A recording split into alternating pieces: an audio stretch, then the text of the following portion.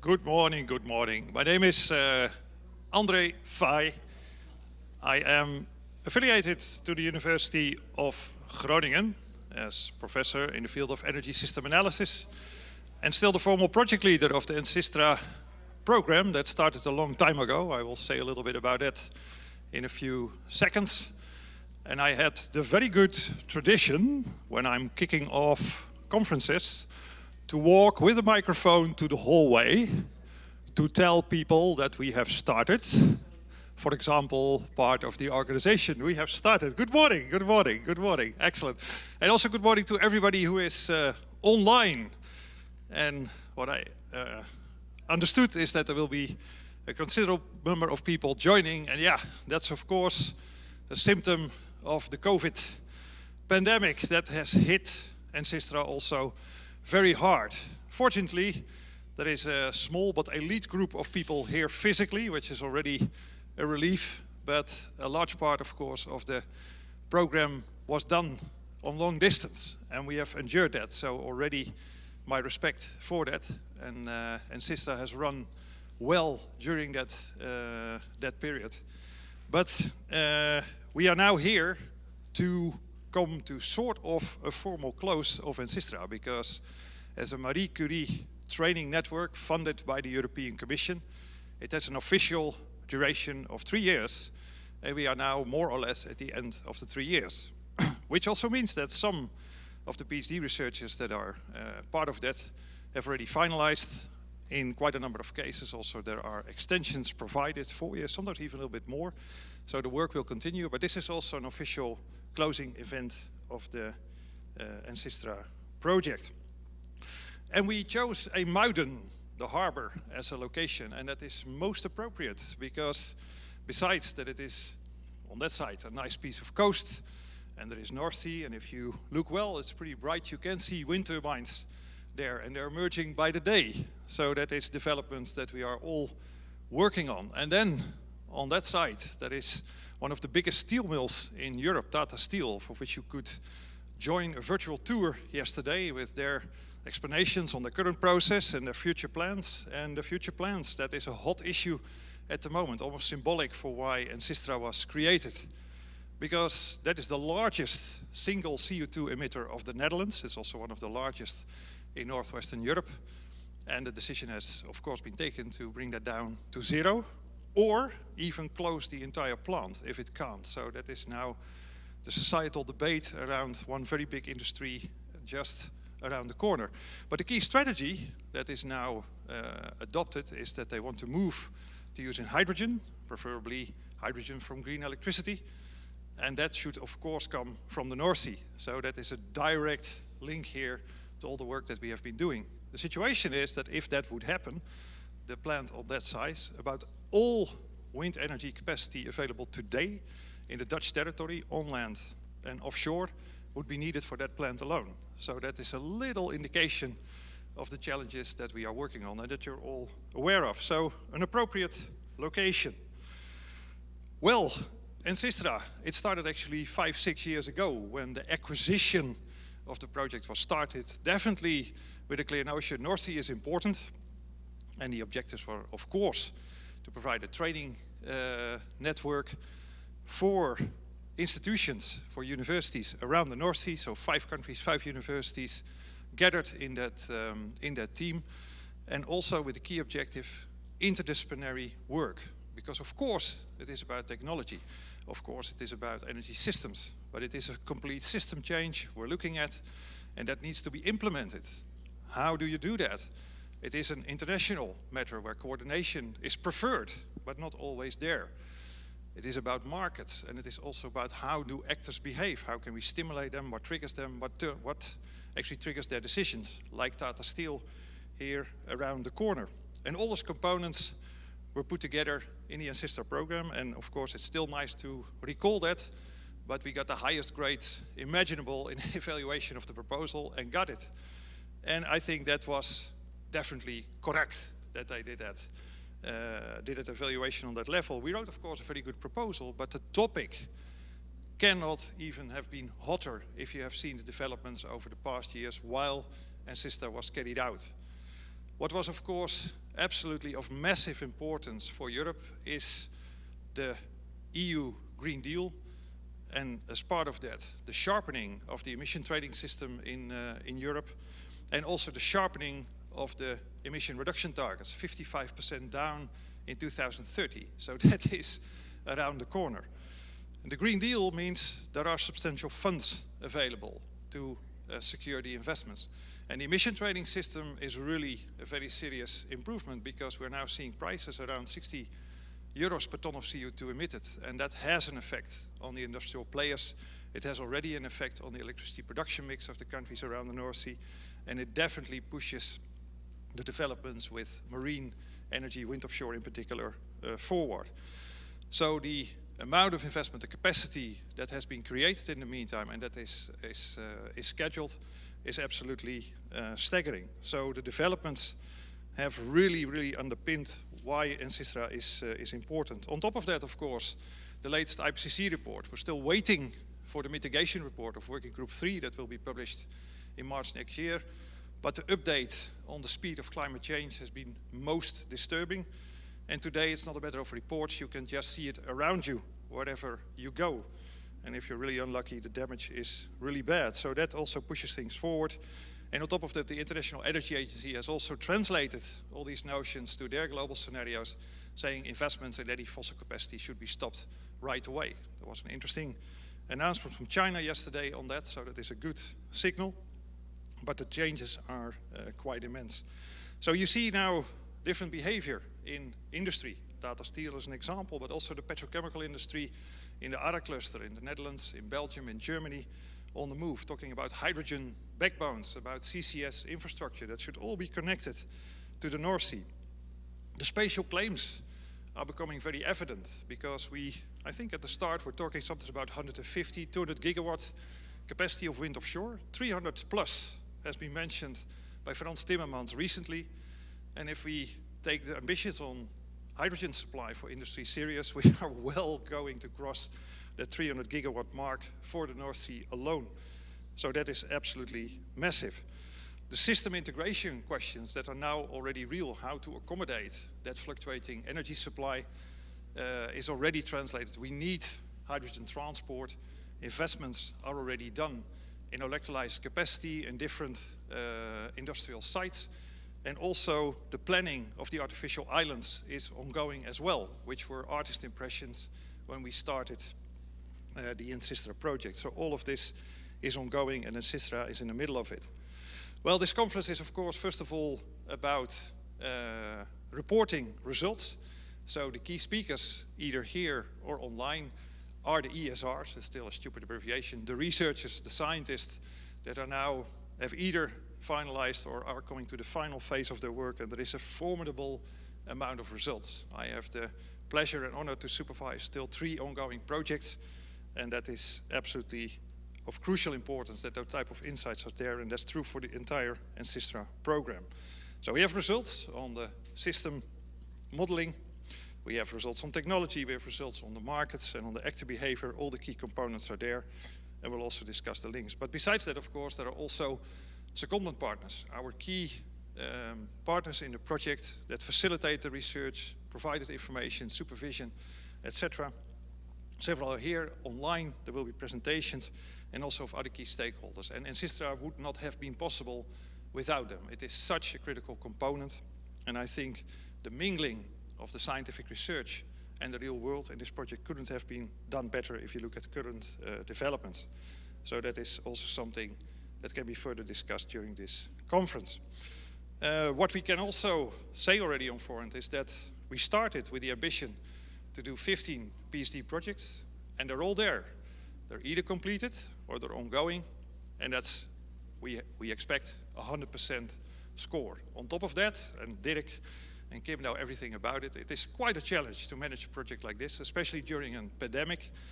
The program also got a lot of compliments along the time for being well managed, for being on track, for delivering, and that is a compliment in itself because it's a complex endeavor, and really credit to my colleagues, Dirk, Kim, and also Deborah supporting that. On top of that, I want to thank also the team for organizing this, because it was also a challenge to come to a hybrid event, do all the logistics. And there, Deborah, I don't know where you are, but right there. Wonderful job, and that's really worth a big compliment. And would like to give the floor to Professor Olaf Hohmeijer from University of Flensburg, one of the people from the first hour of ENSYSTRA, to kick off the first content session. So Olaf, here you go. Thanks a lot. Well, good morning from my side. We are kind of handing over the mic, so that I had to come over and grab it from André. Thank you, André, for the invitation for a great venue. It was a little bit complicated to get here, but once we were here, we all enjoyed it thoroughly to be here. So welcome to the first session. The first session actually is on the energy modeling. Energy modeling of what's going on in the future in the North Sea if all these ambitions are combined and all the targets are supposed to be met. So how does that all fit together? It's highly complex because it has to fit into a European system with not just a little bit of wind or lots of wind in the North Sea. It's a lot of other energy sources around us. It's many countries that are connecting even just around the North Sea, which is just a part of the European network. So how does that all fit together? And at the end of the day, is there, for example, enough space to meet all these ambitions? Now, today, this is almost a given that we're discussing these things. But a few years back, just go back 10 years, a little bit more than 10 years, people would have called you crazy, saying this is the future. People looked at me like I was from the asylum for the people who wear the white jackets with the arms on the back, when I said the future is in the North Sea, and it's in connections between the countries, because in some countries we have a lot of demand, and we may even have some good resources. But one thing that we're lacking is storage. And if we look at the big systems of the future, many people say batteries, batteries, batteries. Look at all the chemistry that will be necessary if we do batteries for everything. And then I watched TV. Actually, my wife told me about something that was sent in the afternoon when she was doing the ironing. And she watched a movie or a report on TV while she was ironing. And somebody appeared in that documentation, a very nice guy who didn't look like much, and he was standing in front of a obviously small lake and was telling a story about Norway. Norway being a very important part of the future energy system. And this person was Lars Audun Fodstad. Lars is with us today, and he was one of the visionaries. When everybody said, you're crazy, Lars already knew how it would work and how important it would be to connect the huge Norwegian hydropower system to the rest of Europe. And he got me hooked on the idea that we will need the North Sea as a connection part between at least Germany, where we were looking into the possible future of 100% renewable Germany, and the lack of storage. And I saw this man on TV, and he said, we have all the storage that you need. We can be the green battery for Europe. And that was the vision that I brought to the Council of Environmental Advisors in Germany, where we did this study. When we introduced this study, still, people said, you're crazy. It's never going to work. It's the Norwegian system, that doesn't work because everything goes right into the fjord, and then you cannot pump back salt water. And of course, I knew from Lars that no, it's not just one lake and it devoters into the fjord. It's cascades of lakes which are connected and which you can connect backwards. But Lars will tell you far more about this. He is one of the visionaries behind this and who helped us find the way to this. So I'm so glad you made it here, and you can tell us a little bit more about that vision. Now, am I supposed to hand over this microphone? No, You have your own. Okay, then I'm most likely, somebody in the back is going to switch this off, is that correct? Yeah.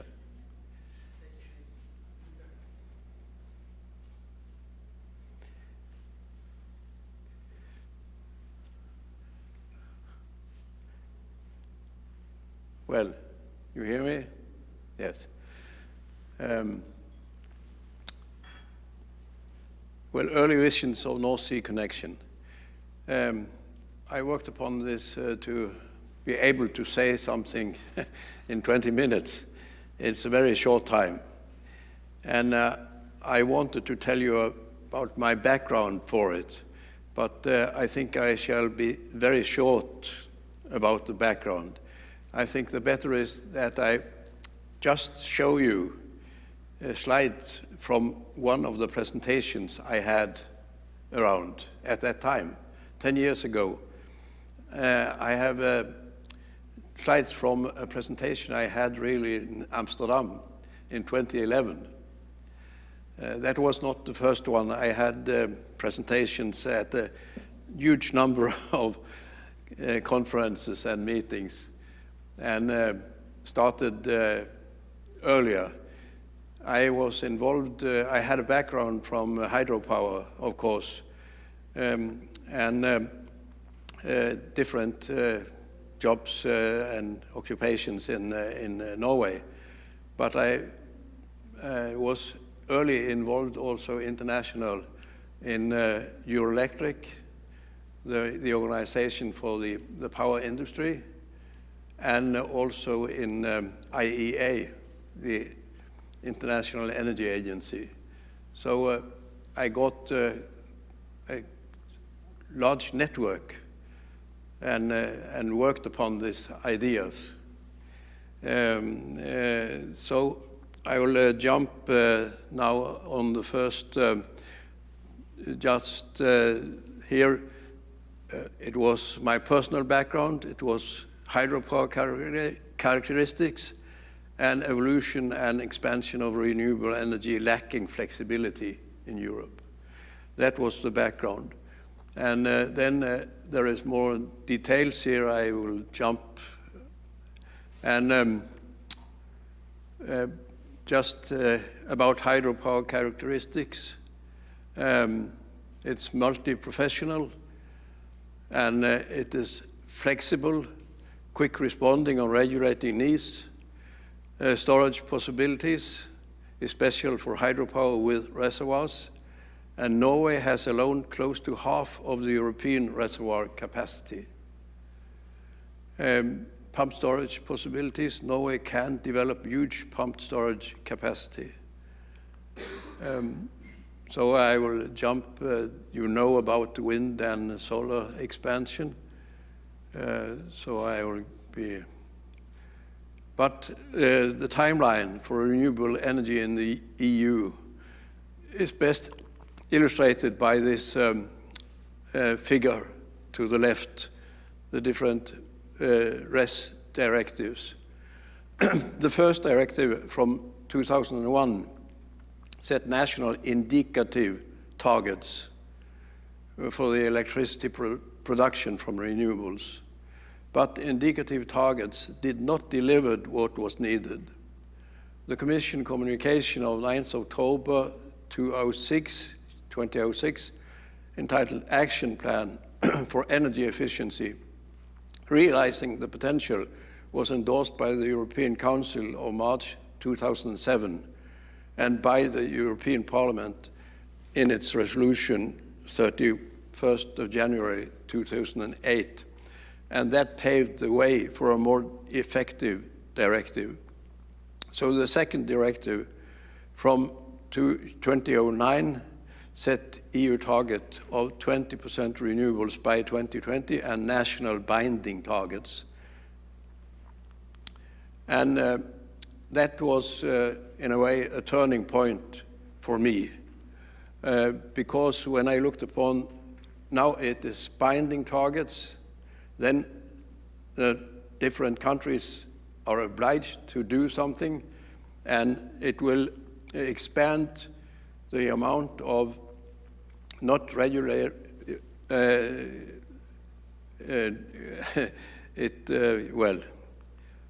it will be a need for more storage and regulating power sources, because wind is not regulated. It is producing when it's blowing, and when it's not blowing, it's non-production.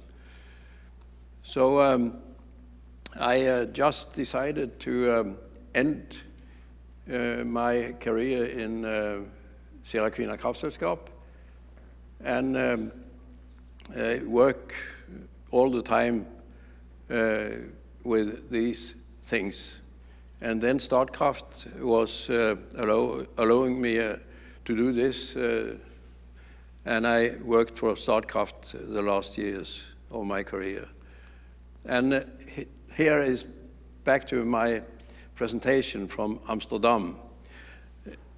It was then the North Sea area wind power development 2020 scenario, offshore 40,000 megawatt, total onshore offshore 100,000 megawatt, and creating a wind belt, as you see on the figure. And the huge challenges then is the infrastructure development, connecting variable renewable sources to load centers, flexibility options, storage facilities, and it is necessary for enabling the market development. And then it's handling the variability, as I said, and it creates a need for huge flexibility in the other parts of the electricity system. So bringing transmission challenges, bringing 40,000 megawatt onshore, and bringing 100,000 megawatt to the load centers. It's difficult, but it has to be done to upgrade the AC overhead lines and perhaps HVDC cable connections also onshore. And of course, in the sea, you have to use high voltage DC. At that time, possible new Norwegian interconnections for 2020 is listed here. Some of them have been realized. It's Skagerrak 4 realized, Norlink is realized, the Southwest Link to a certain degree, that's in Sweden, and Nordnet 2 is not realized. Norger is not realized. Instead, Norlink was realized. And then the connection to UK is now under testing. So it will be realized operating in a few months. And it's interesting also to look upon the EU infrastructure development and the Commission communication of 2010. It focused upon 4 priority corridors, and the first one was offshore grid in the northern seas and connection to northern as well as Central Europe. I don't think I use time for the other. And the offshore grid in the northern seas, connecting to northern as well as Central Europe, to integrate and connect energy production capacities in the northern seas with consumption centers in northern and Central Europe and hydro storage facilities in the Alpine region and in the Nordic country. That's taken from the EU documents. And it's interesting to see this. And I'll go ahead. And then also from the German government's energy concept, Energiewende. I think it was in 2010, if I don't remember wrong. And I visited the top administration in the government in Germany before that, together with a person from Statnett.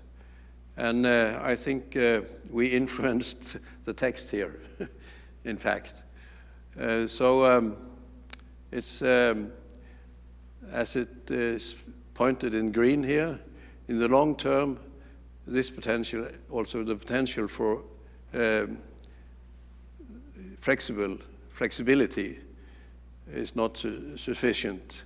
Therefore, the use of foreign pump storage plants to boost Germany's supply is of great significance. Formidable potential for this exists in Norway, but the Alps can also be tapped further.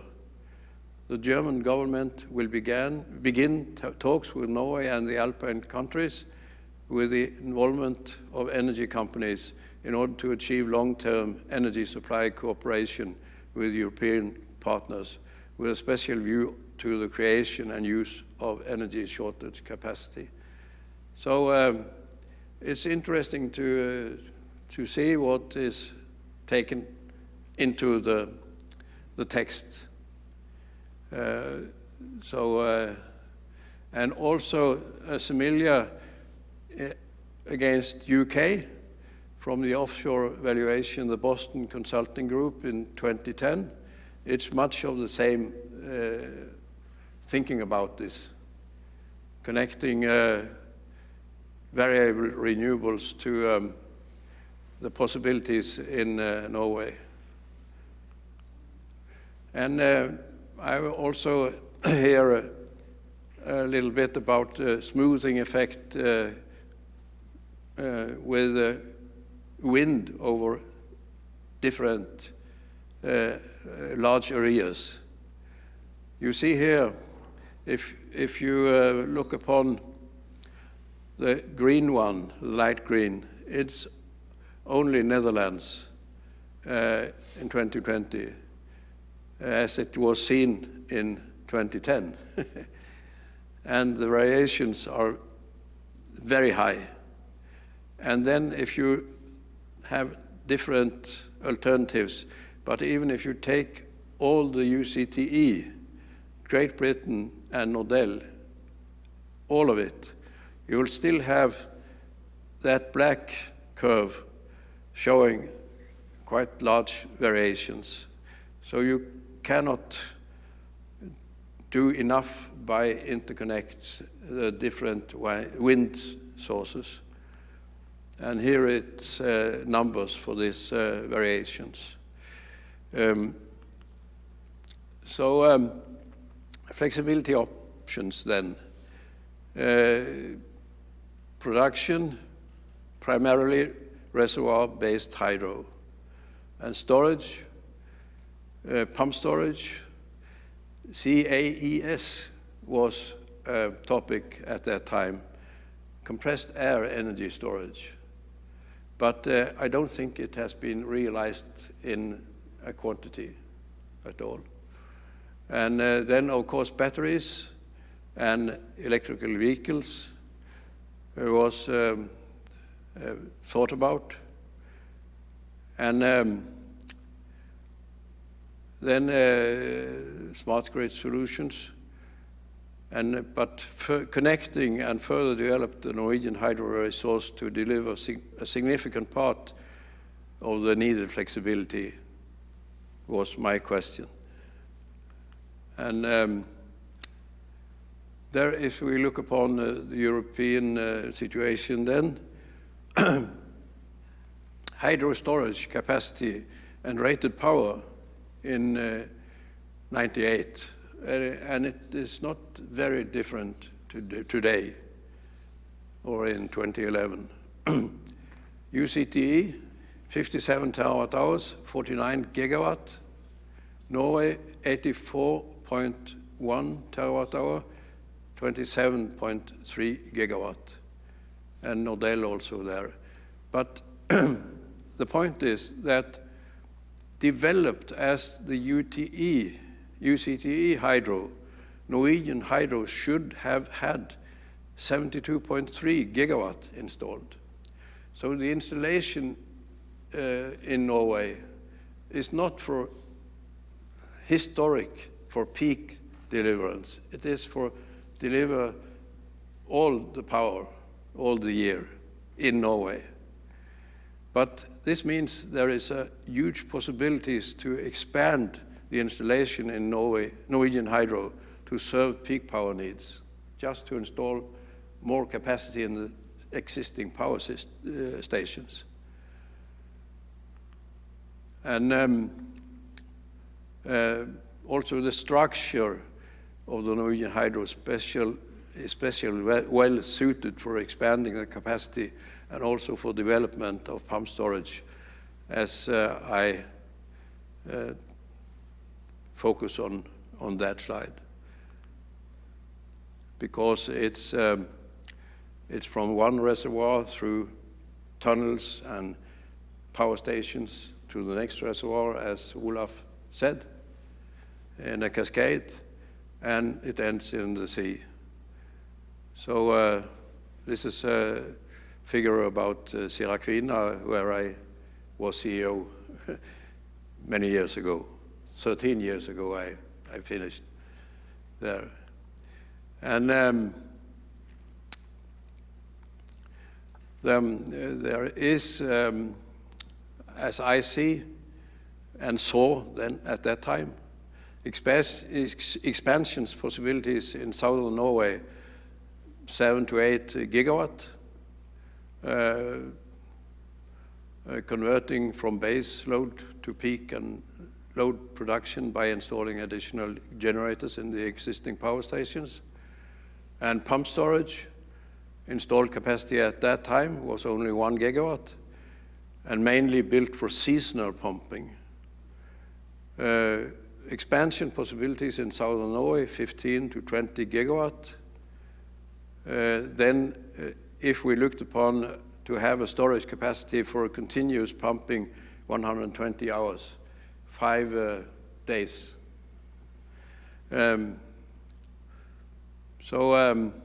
Using only existing reservoirs, but upstream, both upstream and downstream. So I see the time is running out, so I will not speak much longer now. But it's pointed out why this is a nice opportunity. And then I looked upon benefits from it, examples. And the final question, continental UK wind resources and Norwegian hydro, a perfect match. Yes, and then I have some references there. And I think to hold the timetable, I have to end there. But you'll find more in the slides. Thank you. Thank you so much. And well, it's amazing how this has developed within the last 10, 15 years, from just a vision to links that are already existing by now and they're operational. Yes. Thank you so much.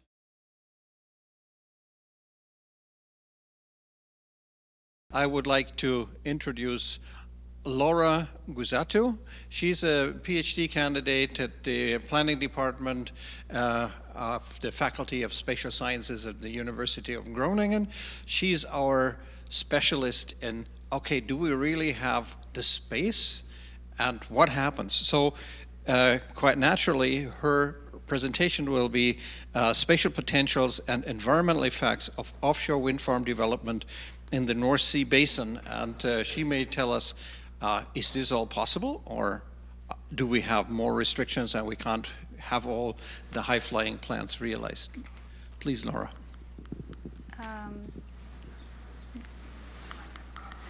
Thank you very much for the presentation, and also thank you for the previous presentation. It was very, very interesting to hear more about from the perspective of from Mr. Lars. So as it was mentioned before, I would present the spatial potentials and environmental impacts of offshore wind farms. I will briefly go through the current and future spatial constraints of the development of offshore wind farms, the future opportunities, but also the environmental impacts of the large-scale deployment. And last, I will present, I would say, a few words about the impact or the insertion of spatial and non-spatial components in the energy models. As it was mentioned before, the North Sea is perceived as a very attractive basin for deploying large-scale wind farms due to the very reliable wind resource, the relatively shallow waters, especially in the south, but also the proximity to the energy markets. However, this is not completely true because the offshore space is divided between a multitude of activities, and we can, just to count for a number of them, we have military activities, we have a large network of protected areas for different marine species, we have oil and gas infrastructure, cables and pipelines, we have the traditional fishing activity, shipping, and in this mix we need to also include the large-scale deployment of offshore wind farms. How will this be realized in a sustainable manner while also safeguarding the marine environment?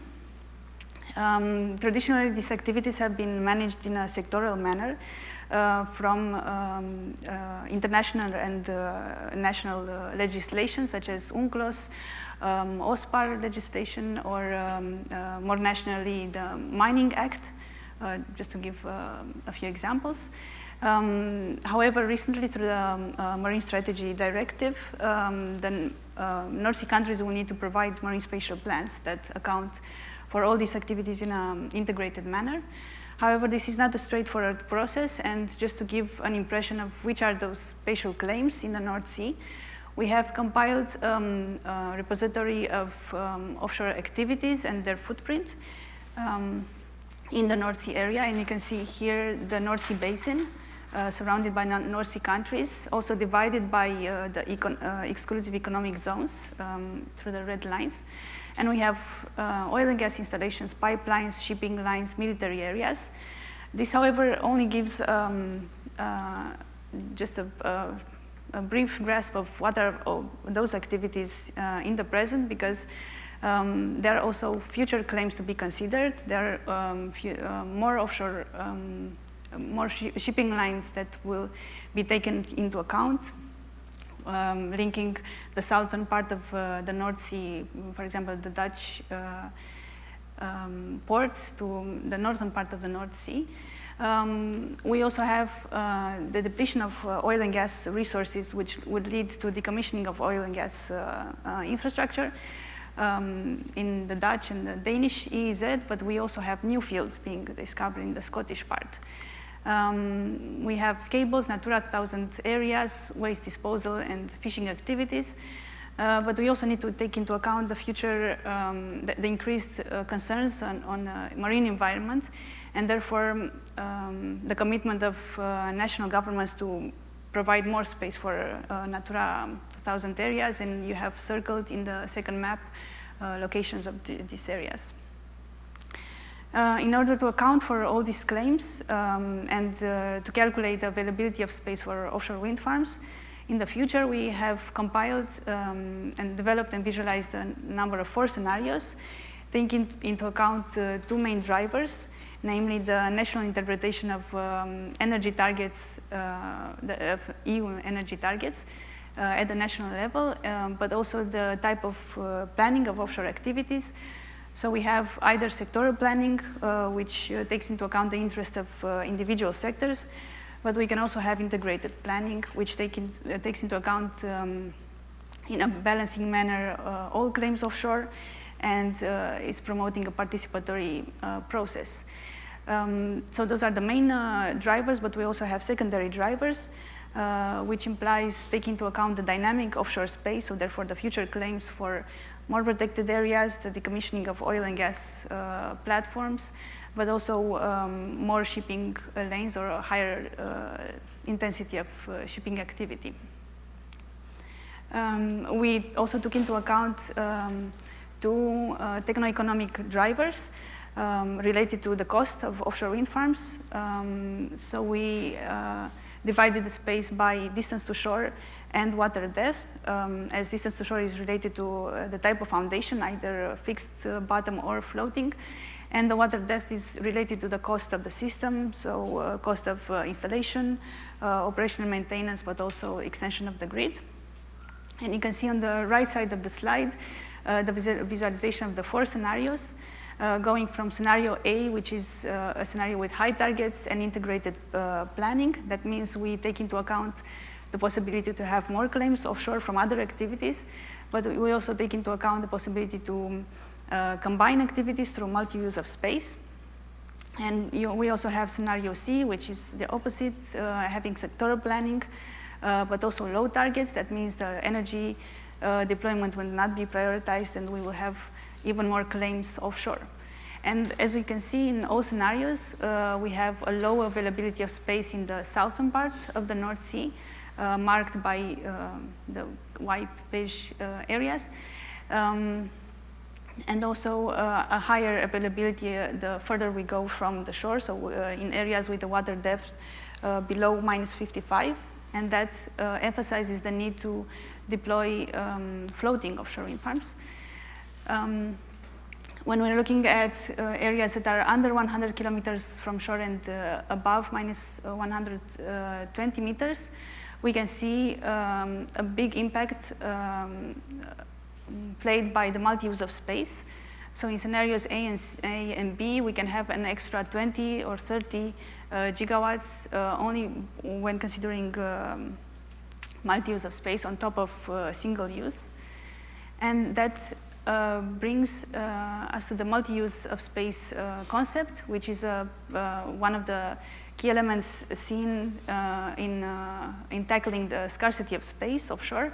And one of the most controversial multi-use of space options is the combination with fisheries. In our scenarios, we can see that this takes place mainly over 100 kilometers from shore and can bring consistent additional gigawatts. We can also have multi-use with marine protected areas or with a natural environment. Also taking place over 100 kilometers from shore. Therefore, in meeting the EU targets in an integrated manner, we can consider multi-use with fisheries or with protected areas. We, however, need to take into account the different trade-offs. And to name a few, we have the design adaptation of offshore wind farms to accommodate these activities. We need to take into account the data, knowledge exchange between those sectors at an early stage in the planning process. We also need to understand the social-cultural impacts of fisheries displacement, for example. And we need to have in place financial instruments for future research in better understanding the impacts that can occur in those interactions. And last but not least, we need to have monitoring programs to better understand the risks and effects on the marine environment.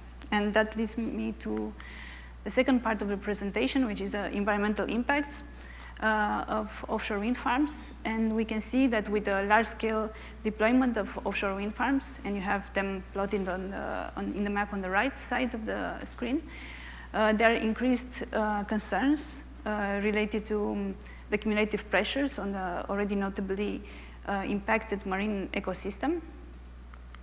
And we know that offshore wind farms, in the authorization process, they need to go through the environmental impact assessment that takes into account the pressures on the environmental components. However, currently there are a number of gaps that can be classified in spatial gaps and temporal gaps. And just briefly, the spatial gaps are related to the mismatch between the scales at which the impacts are assessed and the scale at which ecosystems function. So we know that anthropogenic pressures have transboundaries pressures, so they're not limited on local space. We also have temporal gaps because we need to take into account the different timescales of offshore wind farm pressures. but also we need to monitor those pressures on the long term. In order to account for these environmental impacts, we used a geospatial model called Tools for MSP, developed by Stefano Menegon and Daniel de Pellegrin. This model is taking into account the spatial distribution of pressures, the sensitivities of different environmental components, and calculates, therefore, the impact of different activities, in our case, offshore wind farms. We compiled a repository of offshore wind farms on a temporal scale. Therefore, we are taking into account the construction phase, so the duration of the construction phase, operation phase, and decommissioning phase. And we selected relevant environmental components from seabed habitats to mammals, seabirds, and fish. And you can see on this slide the area occupied by offshore wind farm phases. So we have a peak around 2023 of construction phase related activities, and then a decrease of construction and increase of operation phase activities. However, I need to mention that we took into account the existing and existing and operational offshore wind farms. Therefore, there will be even more impacts to be accounted for after 2027, which is the last year that we have in our analysis. We also made the difference between the countries. So we see UK as having the highest impact, and we also made differences in results between the different phases, and we see the peak in impacts in the construction phase from 2022 to 2026, followed by the plateau of impacts. When looking at the spatial distribution of impacts, we also see different hotspots of impacts. And looking overall for the entire analyzed timeline, we can see areas of high impact, concentrated high impacts, and areas of dispersed impacts in Germany and in UK. And these results can support the decision-making process and can formulate alternatives, options for the location of offshore wind farms in the North Sea space. And to end with, this spatial data can represent an important input in energy models by offering a more realistic representation of the constraints and opportunities offshore. It can show potentials of different renewable technologies, and it can offer an input into the clustering and aggregation of data. Thank you very much. Thank you very much, Laura. Thank you for a very interesting presentation. And we see we don't have all that much space in the North Sea, and it will take some good planning, and it will have impact. Now, connecting to that question is what Christian Fleischer did in modeling. And he will tell us about the use of spatial data to build energy system models. Christian is a PhD at the University of Flensburg, where he's doing energy system modeling and specifically looking at the integration of the whole thing, all of Europe, the sector coupling and everything. So what are the data and how do we use the data? Spatial data, the resolution that we need for the models that we actually see what's going on. So, Christian, it's all yours. Thank you very much. I hope you can all hear me clearly. Thank you for the introduction, Olaf, and for the former presenters, for your insights. I will be talking more about the use of spatial data when we build energy system models. First of all, what do we need to build a model? So I'm focused here, this diagram focuses on the power system optimization model, but a similar graph could be used for one that is sector coupled if you want to add heat. There are different components that you need to add in your model, and these components have a spatial and a temporal aspect, and they need to be represented in your optimization model if you want to have a representation that is capturing the variation of the renewables and also capture some storage and transmission networks that you want to depict in your model and understand them accurately. So you need to have some representation of your demand, and demand is also spatially distributed across Europe. You have your capacity factors, and capacity factors basically describe the amount of energy that you can produce in different areas. When are they available? In what seasons do you maybe have more of renewables available in a specific area? So how can you tap into those areas and minimize maybe the need for storage or transmission? And you also need to have understand what are your constraints. So Laura gave a good introduction of what are the spatial constraints in the North Sea, but spatial constraints are everywhere. They're also on land. We have cities, you have constraints within the cities where you can place your renewables, and PV is a renewable technology that is actually suited for cities, but as opposed to wind, that is, we have restrictions, legal frameworks that specify where you're supposed to place your wind turbines. So all of this needs to be taken into account when you are developing your power system model. And unfortunately, I could not fit these drawings much larger, but I tried to break down sort of the regions that are of interest to me when I develop my energy system models. And even here you can see some resolution of the available data that we have. And data is sort of the key component when you're developing your energy system model. You need to have it at a resolution that gives a good representation of that area, but still the data still has to be accurate. So for example, when you are looking at the available resources, so the first column here, you have what you would call the potential, energy yield potential for solar and wind. And as you can see, areas that are close to the North Sea, sort of Norway and Denmark, because also offshore wind is represented in this graph, you can see that these areas have good resource for energy yield, so production of energy from wind. And as we go into the southern areas, you can see that Spain also with their solar potential, and their actually it's a combination of how much area is available, land area, and also a combination of the amount of solar potential that is in that area. So you can see that in the southern areas like Spain, you have good energy yield. And this also can be seen in the Balkan areas, where you also have some good solar resources and some large land area that might be possible to develop more solar.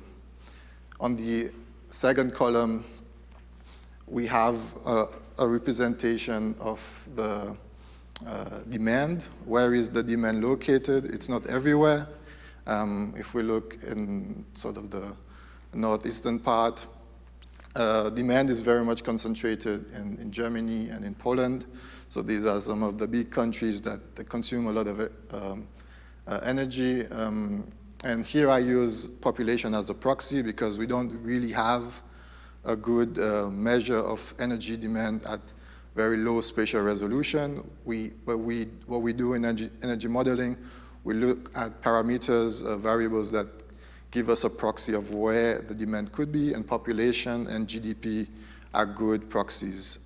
Population has been, there is spatial data for population at very low resolution, and this can be used in energy system models, as opposed to GDP, where we only have it at municipal areas. So you have to use a combination of the two when you are working with developing your representation of demand. And then the final column is pump storage. So we are lucky that now more models that have been developed in the past are providing the data on power plants, where are they located. There's been an accumulation of data in the past. This data has been closed source. It's been really difficult to get access to this data, but now they are making it more readily accessible. And one of the data sets that's come out recently is the distribution, the spatial distribution of pump storage.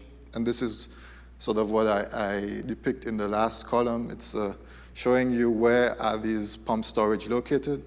And it's important to note here that these colors are not relatable when you switch rows. So it doesn't mean that because this is dark red, it's the same as up here. Actually, in Norway, this is a lot higher in potential than in Spain or in the Balkan regions. But it's just to show you that within those regions, where are the potential for storage? Even in the Balkans, there's quite a bit of potential. In Greece, you have potential in the Alps, in addition to the large storage potentials in Norway.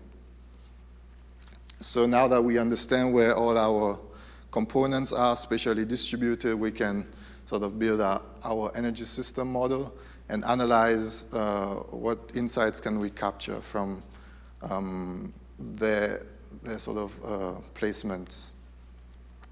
And it's also important when you are developing your model to understand how your scope, for example, affects your results. So if you decide to focus on a region, if you include certain countries.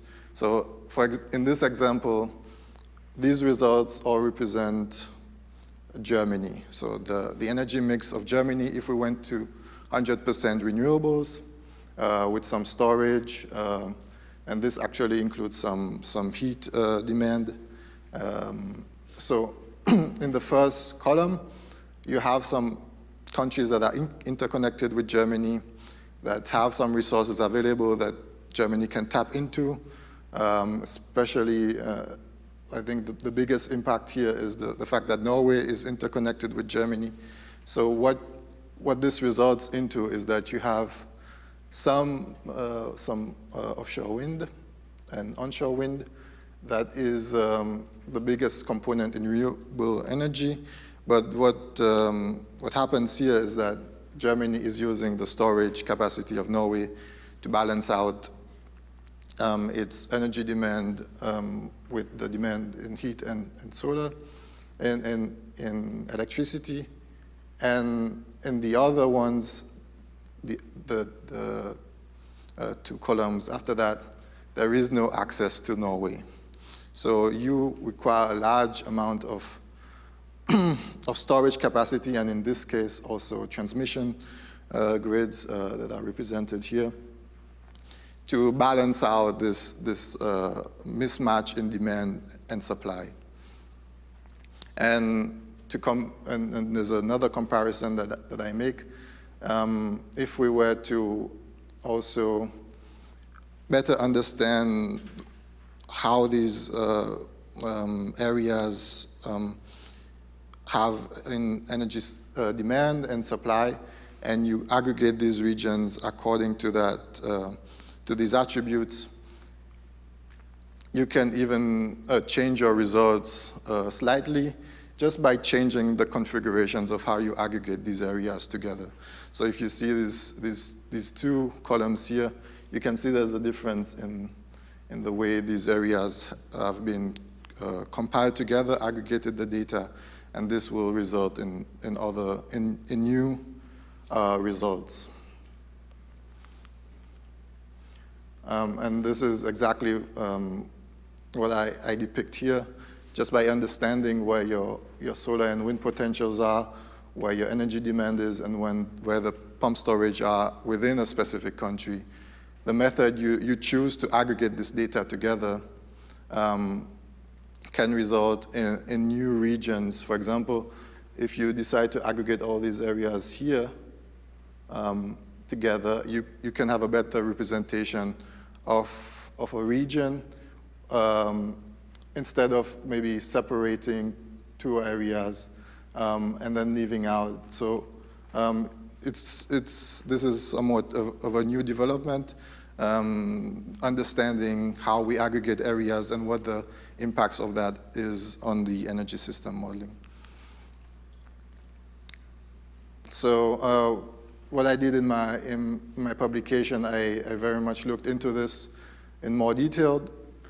I did an analysis of how you can aggregate data, and a method that I developed, and I combine attributes of energy demand, energy supply, and storage together to aggregate areas. And I could see that by doing this, I could better capture the transmission capacity expansion needs, and I could also better capture the representation of solar and wind potential. And this is, the results were significant because I could replicate it for multiple countries, although it was more significant in Germany, because Germany, there is quite a variation, especially in solar demand and wind demand across the country. In the northern areas, you have more wind than in the southern areas, and your demand is also more located in the southern areas than in the northern areas. So working with a lot of data, spatial data, temporal, with high temporal resolution, it's important to structure them in a way that people can access it easily, can change it. So I developed a method to do that, and I focus on data processing. I won't go too much into this, but this is a work that I'm still doing, and I wanted to say a few words about it. And I developed a two-step method. This two-step method has been documented on how to standardize your indices and your data, and how to define regions. Thank you very much for your attention. Now, another aspect of the modeling is dealt with by Xiaoming Khan. Xiaoming is at Chalmers University. He's one of our ESRs there, and he will tell us about assumption of variable renewable energy resources, system boundaries, and demand patterns for energy system models. So other sides of the models which are important to look at and to really get the full picture. Xiaoming, please. Thank you, Olaf. Oh, bit fast. So, morning everyone. I'm ESR 3 Xiaoming. Today I will talk a little bit about the impact of system boundary on modeling results, and following the general topic of package 1 is my first research question. In Sweden, there is an ongoing debate about nuclear power. So in the current Swedish electricity system, there is around 9 gigawatt-hour of nuclear power, which produces roughly 40% of the annual electricity in Sweden. And the current nuclear fleet is getting old. Decommission is planned for the coming decades. And Sweden has a policy to achieve a 100% renewable production for the electricity system by 2040. Therefore, there is a wide debate whether there would be large cost escalation if nuclear power is phased out in Sweden at last. So in this study, we try to find out what is the cost for the future low carbon electricity system in Sweden if nuclear power is not part of the generation option. So this is a general research question for my study. And within this study, we have two technical setups, which is the land deployment factor and also the system boundary. So I will first introduce you the impact of system boundary. So when we try to look at the studies in the literature, we find that a lot of studies investigating the nuclear policy in Sweden, they look at Sweden in isolation or follow historical trade pattern. This is one example.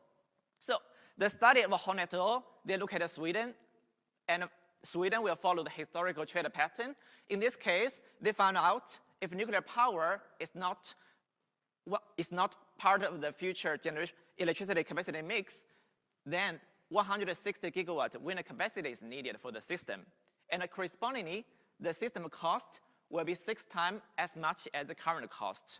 From this, we see that no nuclear, large cost escalation. However, we realize that they have some setup. They have a setup which might underestimate the impact of electricity trade. So in our case, we try to extend the system boundary from Sweden to the whole Europe. And we have several scenarios. In the base scenarios, Sweden has the current transmission capacity connected to all the European countries. And also the transmission capacity can be further expanded optimally. So this is the setup of our study. With this setup, we find a problem. So if you look at Sweden alone, or if you look at Europe in total alone, it's easy to represent the system cost. You have the investment cost. But if we have an interconnected system, we have a problem because, let's say here is the example. Country A has good renewable resources. Country B has high demand. Country A and country B are connected with transmission grids. In this case, if we optimize the system, we find that country A has lots of investment for wind, and country B cost only. Country A will have high investment cost, and country B will have low investment cost.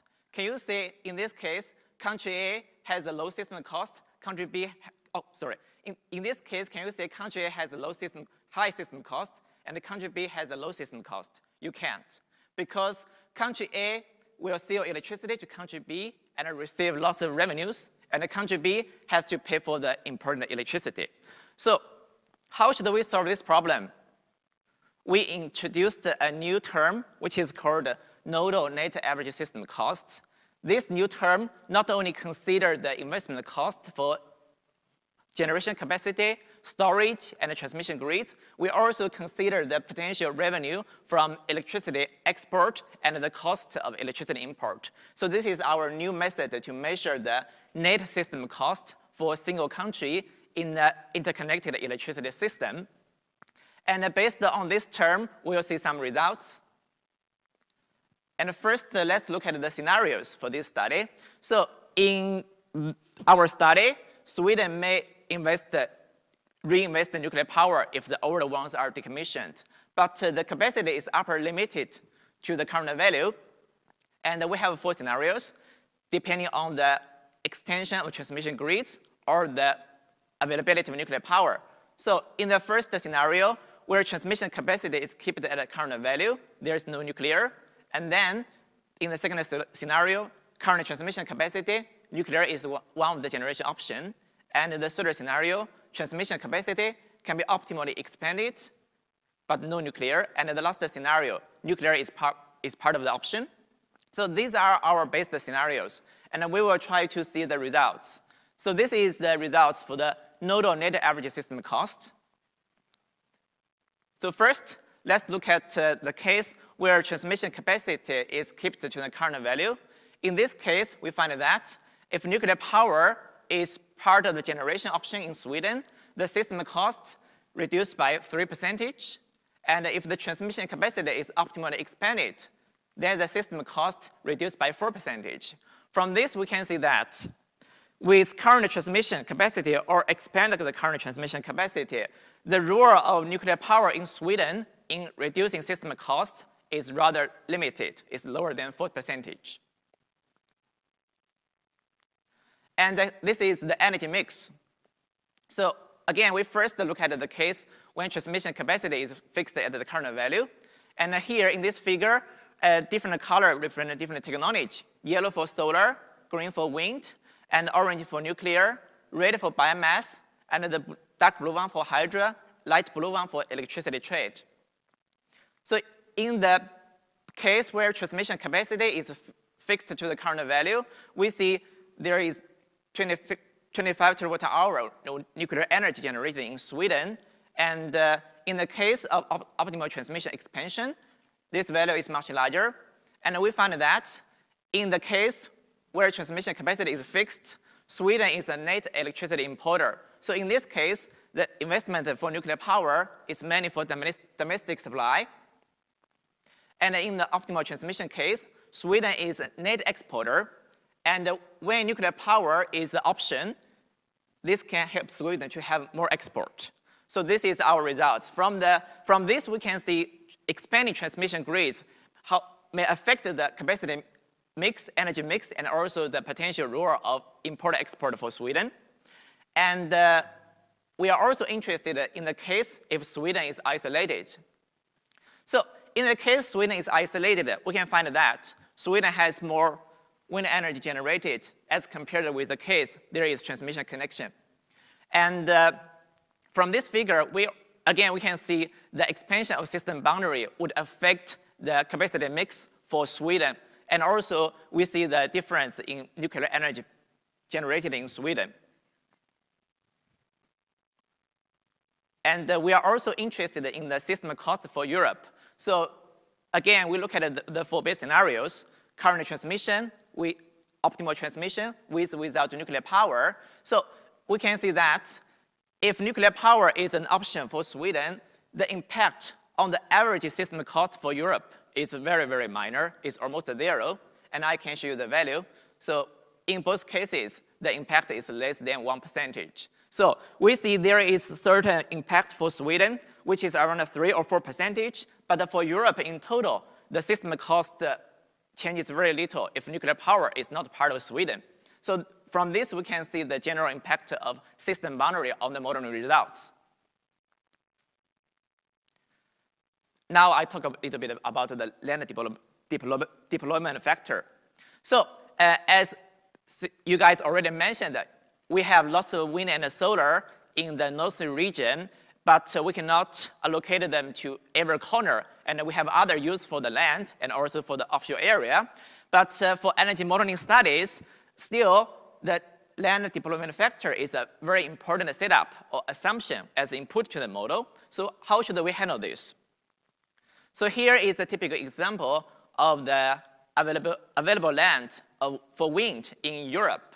So in this map, we can see a different type of land. So there is the bad type of land. You cannot allocate wind turbines. The red color represents the area with high population density, and the purple color represents the area which is protected. Nature reserve, historical places, you cannot locate wind turbines, and the green parts is the faraway areas, which you cannot have the grid access. And the light blue part is a place you can allocate a wind turbine. However, even for this available land, you cannot put a wind turbine in every corner. So one important assumption is the available land, the percentage of available land you can locate a wind turbine, which is called the land deployment factor.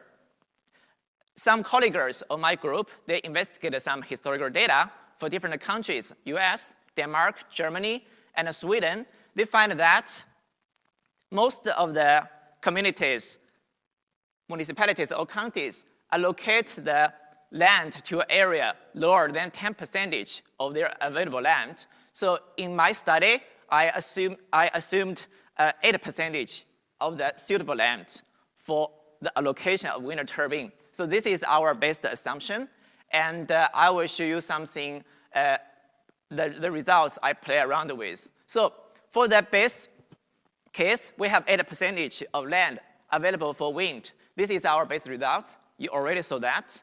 So if nuclear power is allowed for Sweden, it may reduce the system cost by 3 or 4%. However, if we double the available land, so let's say more land for wind and solar, in this case we see that the economic benefits of nuclear power is almost 0.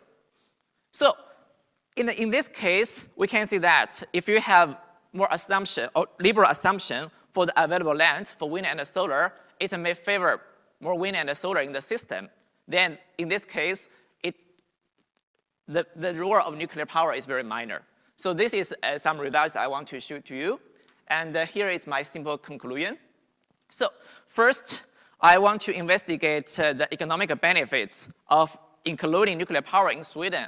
And we found that the economic rationale for Sweden as a country to reinvest in nuclear power after the decommissioning of the old ones is relatively minor, which is lower than 3 or 4%.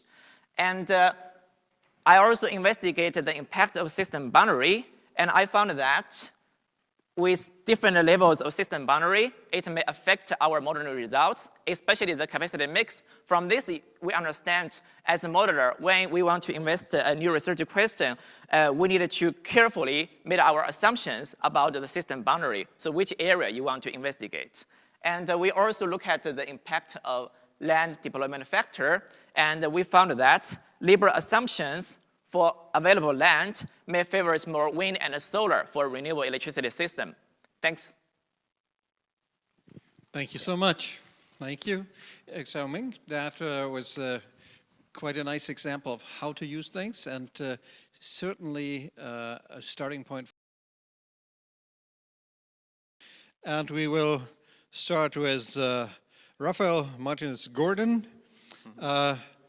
Rafael is actually at the University of Groningen, and he's doing his PhD there on system integration aspects. And again, as we're in the modeling session, he's a modeler, and he will tell us about modeling a highly decarbonized North Sea energy system in 2050. Rafael, please. That is right. Thank you for the presentation, and yeah, also hi to the ones joining online. Is the audio working fine? Can you listen? Yeah? Okay. So yeah, my presentation is modeling the whole North Sea energy system, which is quite a wide topic, so I will try to compress it in 15 minutes. Just first a brief overview of the research that I've been carrying on during these last 3 years. That's basically the overview of the whole thesis. We did also some spatial resolution research in the first year. But on the last 2 years, we focused more on the modeling part. We developed an energy system model for the whole North Sea region, and we did, in this last month, some case studies related to the whole decarbonization of the whole North Sea region and some offshore wind and hydrogen interactions. So due to the time limitations of this session, that's only 15 minutes, I will focus on this part, because my colleagues already did an excellent job of the spatial resolution part. So yeah, I will briefly explain this new energy model that we developed in this last year, and I will give some short results of a case study that we recently finished. So yeah, just to start with this, well, this ESINS is the name of this model that we developed, and yeah, the first question is why another energy model, because as the ones working on the topic know, there's plenty of different energy models, power system models, heat models, energy system models.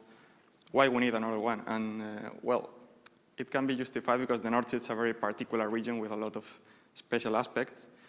First, as we saw before, it has a very busy maritime area with a lot of different activities, a large oil and gas infrastructure deployed, and a lot of active oil and gas extraction. It's highly populated around, and related to that, it's also a very energy-intensive region.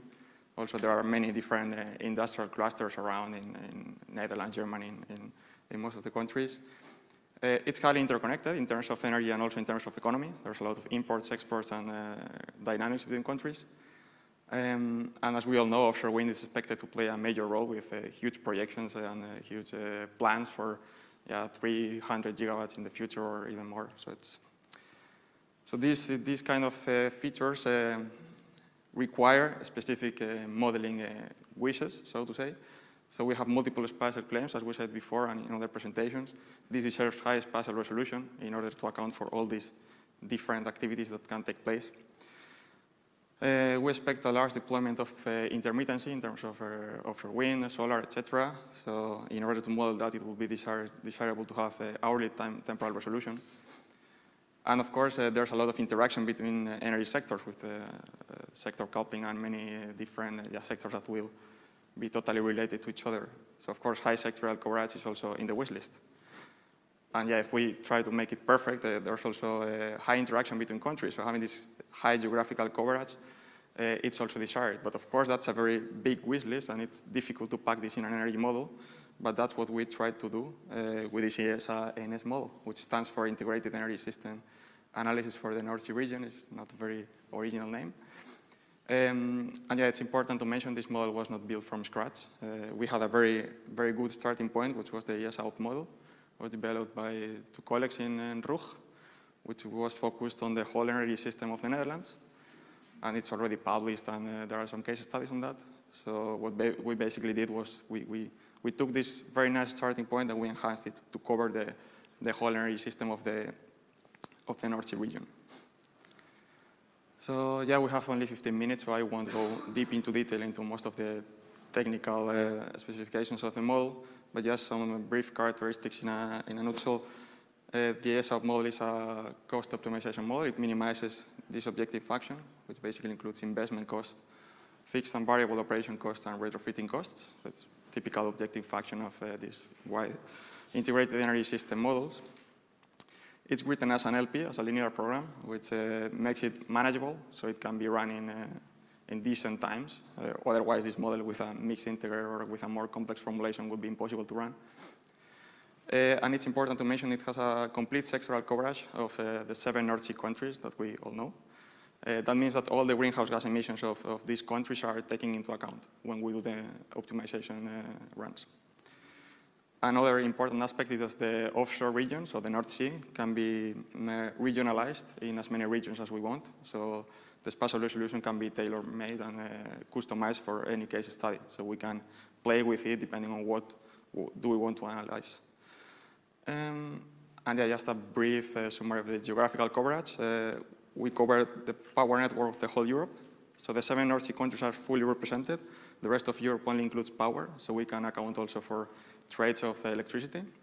We also have a natural gas network, a bit more simplified, with some LNG harbors and export and import gas hubs, mainly from Russia and North Africa.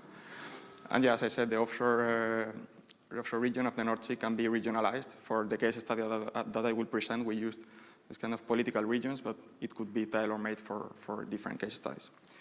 Okay, so that's it. That was the model definition. I will now move to the case study that we just finished, in which we modeled 2050 with high decarbonization targets.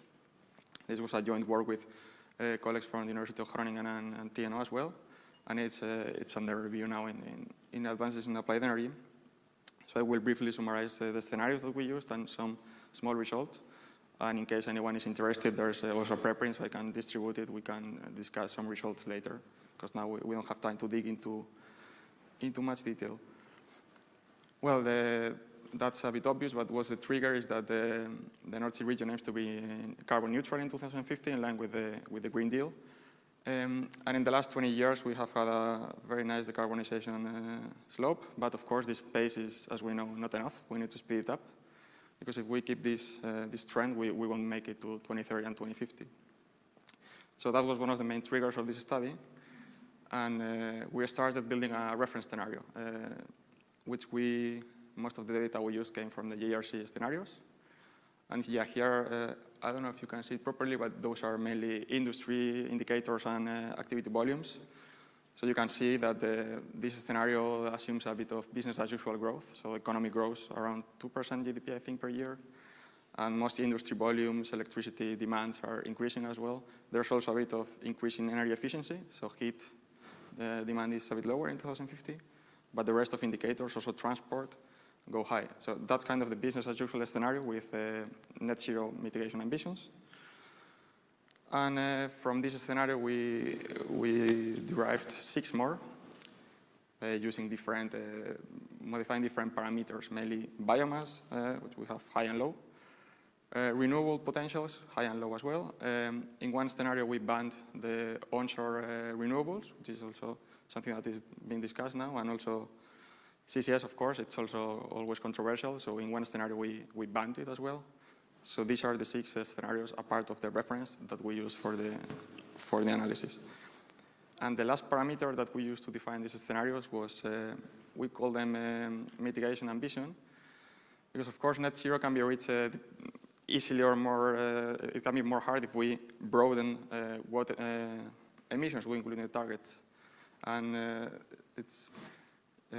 we have here international transport and industry feedstock. Some targets do not include them because it's international transport, aviation, and navigation. It's sometimes somewhere in between, so no one wants to claim the responsibility. So we have, in some scenarios, we include them. We can consider them more ambitious. And for the low biomass and low renewables, we consider a more kind of conservative approach where international transport and feedstock for industry is not considered. So we can see a bit also the difference in the energy mix if we are a bit more ambitious or more conservative. All this said, I will present now some results from the whole North Sea in 2050 under these scenarios, and we can get some conclusions out of them. Those are the results of the primary energy. The dashed line is just dividing on the right side well, we said conservative scenarios and the most progressive ones with all the international transport covered. And yeah, I mean, the first nice conclusion is that you can see the black part is the oil. And one nice thing that we can see is that when the scenarios are more conservative, so to say, the net zero can be reached even using a large amount of oil and gas. On the right axis, you have the share of renewables. So you can see that the net zero is reached with 50% renewables and around 30–40% of fossil fuels. That's a bit unrealistic because, of course, international transport is not covered, and that's a big part. But the moment you move to more progressive targets, oil is completely banished from the energy mix. Natural gas still is a big part, but the share of renewables goes up even to 60–70%. And if CCS is banned, we see almost 93% of renewables in the mix. And yeah, you can see that the mix is mainly dominated by solar, wind, and biomass. I also have put here some supply-demand of different carriers. Here you see the liquids. And there's also here a very nice distinction. In the conservative scenarios, most of the liquids are provided via refineries. So oil is still used in refineries to provide these liquids. But when we move to more progressive scenarios, power to liquids and biorefineries are the only two sources to provide these liquids. And that's also a very big change. And yeah, end sectors are mostly aviation and industry, because those sectors, oil is very difficult to displace. And that's the main reason. We also have here natural gas. And yeah, it's interesting to see that even in very ambitious scenarios, natural gas is always there. Only when CCS is not allowed, gas doesn't enter the mix, meaning that probably even in very ambitious scenarios, natural gas will be part of the system. And it's 6 exajoules, which is a quite considerable amount. And yeah, even in the high ambition scenarios, we see that the natural gas in heat in some countries is very difficult to displace because it's very cheap. And in some countries, heat pumps are dominant, but in other countries where electricity is less easy to get, natural gas still is cost effective according to these scenarios. And there's also a little bit of natural gas reforming, because as I will show you later, hydrogen is widely used. And in some countries, there's not enough green electricity to produce hydrogen, so the system goes for a bit of natural gas reforming. Yeah, this is the electricity mix. On the left side, you have the capacity, and on the right side, the generation. And yeah, the progressive scenarios have way more generation of electricity, mainly because of hydrogen production. We will see this later. And yeah, as you can see, the solar, onshore and offshore wind are most of the mix. There's a little bit of gas in all scenarios. It's used as peak generator for some certain hours. And yeah, as you can see on the conservative scenarios, gas is quite big because the room to emit is bigger. But in the most ambitious ones, gas is almost negligible. It's very small. It's only for certain specific hours. And yeah, you might ask if the system is feasible in real time. We have hourly resolution, so the system is supply and demand are matched every hour. And yeah, the reason is that there's a lot of flexibility in the system, mainly because of hydrogen production. Electrolyzers are providing a lot of flexibility. So even with this huge intermittency that solar, wind are bringing, the system works every hour. And that's the last part, which is the hydrogen. And here is where you can see the most obvious difference between these two types of scenarios. When we have the less ambitious targets, hydrogen is negligible, it's almost not used. But if we move to most ambitious scenarios, especially if we want to decarbonize international transport and industry feedstock, hydrogen is necessary, and we have around more than 6 exajoules, which is quite considerable amount in all scenarios, especially in UK, Germany, and Netherlands. Yeah, and that shows that the importance of hydrogen to decarbonize and to provide these syn fuels and industry feedstock, it's almost compulsory, because the only alternative is biomass to provide these biofuels and biofeedstock. But of course, biomass is limited; it's not infinite. So these two, biomass and hydrogen, need to be complementary. And I don't know how much time we have left, but there are a couple of sensitivity analyses that we did, which I think are interesting enough to pay a bit of attention. In all the scenarios that we ran before, we didn't have any offshore grid concept, so all the offshore deployments were connected radially to shore. But we wanted to check if we allow some offshore interconnectors, how this will affect the offshore wind deployment. Because Netherlands and Germany, we observed that they were using all their offshore potential, but UK, because their area is way bigger, had some areas that offshore wind was not being invested. So our hypothesis was, okay, if we allow these links, maybe UK starts investing in more wind, and this is exported, and this electricity flows to countries like Netherlands or Germany, where the need of electricity is more stringent. And we did this for the two scenarios with more offshore wind, in which the offshore wind install capacity was very high, was around 300 gigawatts. You will see here. On the left side is the results of the, I don't know if you can see them, it's maybe a bit small, but the left side is the base scenario that we used in the previous runs, and the right one is what happens if we allow these additional interconnectors. And yeah, basically UK in the base case invests around 50 gigawatts of offshore wind, which is quite considerable. But if we allow these links, this number jumps to 171, so it's quite considerable addition. And in the low onshore scenario, which is even more stringent, this happens from 191 gigawatts to 388, which is a huge number. We should later check spatial availability, whatever. Those are numbers from ENSYSTRA, so in theory, these potentials are feasible. But yeah, the nice thing is that these offshore to offshore interconnectors are massively adopted by the system, around, I think, more than 100 gigawatts of HVDC.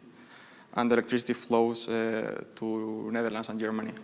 So this shows that allowing these offshore interconnectors and extra connectivity offshore can help to integrate more offshore wind and can be very beneficial for the system cost perspective. And yeah, that's the last sensitivity we did, was hydrogen imports, because we saw that hydrogen was widely used in the system. But in the other cases, we only produce national hydrogen. In this one, we allow for imports of hydrogen. That's the last slide and the last part. And yeah, when hydrogen can be imported under €4 per kilo, the system adopts it massively, especially in Netherlands. So this shows that if at some point this can be done, this can be also very beneficial for the system. But yeah, that opens the door to more questions, but yeah, we can discuss this later. Sorry for the time, and thank you, that was all. Okay, yeah. Thank you.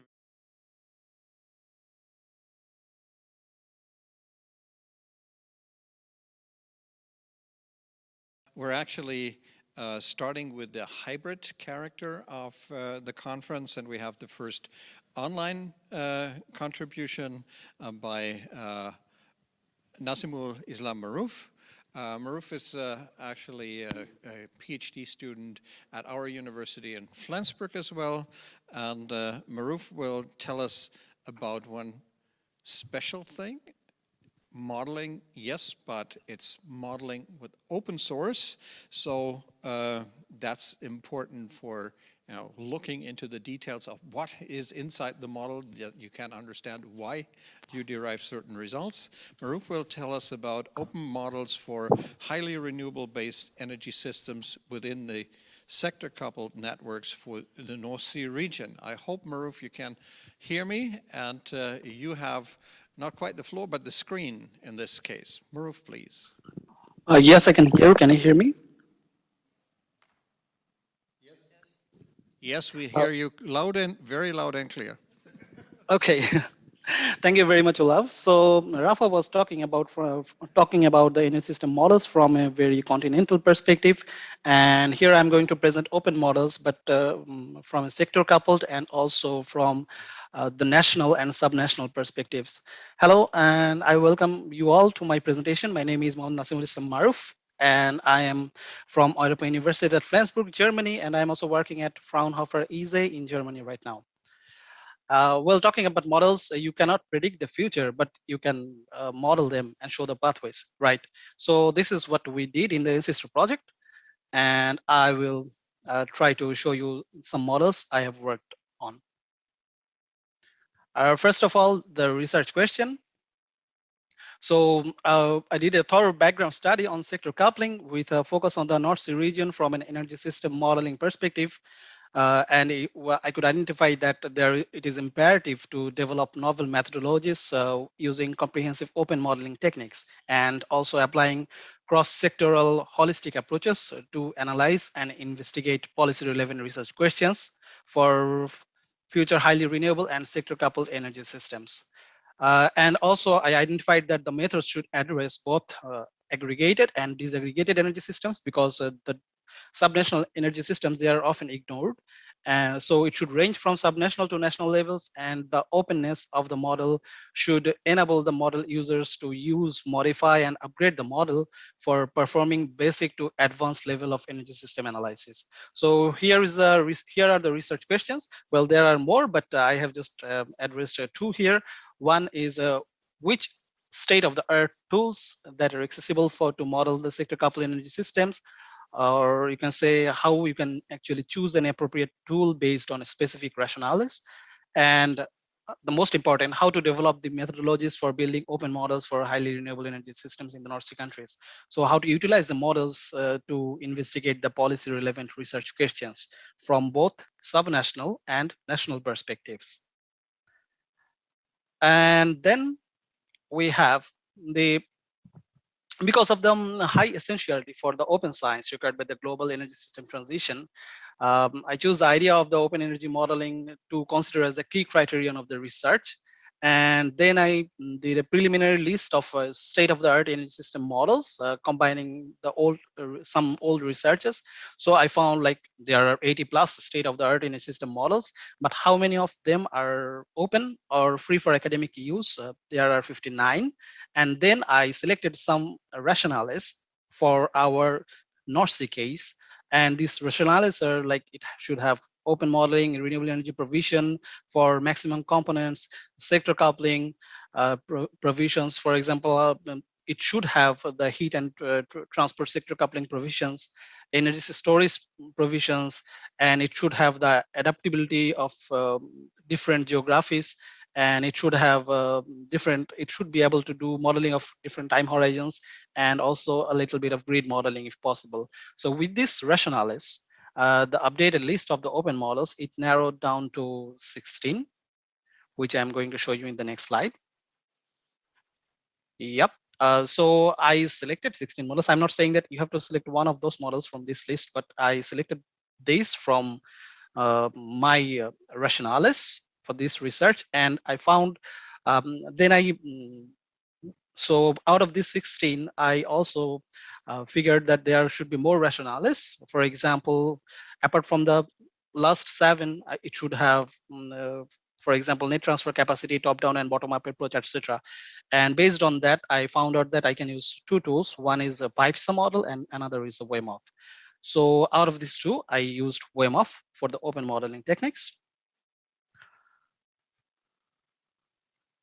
And yeah, WMOF can actually significantly contribute to open science through its free and open software, collaborative development, and modular structural representation. And yeah, an investigation into the details of the WMOF and its application and usage suggests that it can include all the conventional and renewable generations of the North Sea energy system. But I also wanted it to be simpler, like it should have at least 2 levels, like a simple user can use it and model and see what happens in the energy system. So there is one option in WMOF, which is called WMOF Tabular. It is an interface to instantiate energy system models from tabular data sources based on the WMOF soft library. And the simple tabular data structure can be used for large energy system models, leveraging functionalities of the already widely used WMOF solve library. So in the figure left, you can see the concept of the WMOF network. There are sources, there are sinks and resource buses. For example, a source can be a PV or wind, and the sink can be electricity or heat load, and the buses can be electricity, heat, etc. And on the right side, you can see the example of heat pump modeling using WMOF tabular. So you can see that you do not have to go into the details of WMOF, but you can just use it from the tabular version, and you can provide your information, for example, different types of costs and where, from which bus it is coming from, to which bus it is going, etc. This kind of information. So in this way, you can do simplified modeling. And following that, I developed a model which is called Open Sector Coupled Energy Model, or SHEAM. And yeah, the models, you can see that there are different volatile components such as onshore wind, offshore wind, solar PV, hydro run of the reefer plants. And for example, the fuel input of the CHP plant, it comes from the biomass resources. And in addition to CHPs, there are two types of heat pumps, air source and ground source heat pumps. There are storage options such as a pumped hydro storage, lithium-ion battery, vanadium redox flow battery, hydrogen, and adiabatic compressed air energy storage. Also, I explored a heat storage option, thermal energy storage using the hot water tanks. Well, the next part, I want to show you two case studies I did after developing the model. I'm not going into details of the model. It's a cost optimization model. And first, I selected a subnational region, which is Schleswig-Holstein in Germany. And here you can see some of the results. Well, Schleswig-Holstein is special because of its geographical conditions, because it has a lot of wind energy, and in Germany, it can actually provide a lot of wind energy to its neighboring areas. So, and also besides the biomass is one of the most significant shares. It has like 32.5% of share in Schleswig-Holstein, and it has the geological surface is suitable for storing large energy carriers such as hydrogen, synthetic methane, potential energy, thermal energy, etc. And in theory, the porous geological layers and the cavities in the subsurface can be used for storage as well, which is good for the CIES. So the OSHI model, it analyzes the Schleswig-Holstein system for three different scenarios. I call it beam 25, 50, and 100, so depending upon different biomass penetrations. And yeah, the results, if I summarize, I found that onshore wind is invested to the maximum potential in one of the scenarios. However, with increasing biomass penetration into the energy mix, we can see that the investment is not needed. And yeah, no additional offshore wind investment was needed in Schleswig-Holstein because it already had a lot of installed there. So we can easily export from that region to the other regions. Solar PV investment is maximum for the low biomass scenarios and minimum is in the high biomass scenario. Due to the cogeneration in a power heat coupled network, high biomass availability leads to increased investment in biomass-based CHPs. And also about heat pumps, high cost ground source heat pumps investment decreases in the scenario, and the low cost air source heat pump investment increases when the CHPs increases. And electricity storages, if we look at it, they're used up to their maximum potential, except for hydrogen, which is used only in the low biomass scenario. And yeah, the use of hydrogen as an alternative storage is correlated with high cost volatile generator investments. The higher the volatile electricity, the greater the need for additional alternative storage. And yeah, thermal energy storage needs are the highest when the biomass availability is limited, indicating its maximum usage with high power to heat penetration into the system.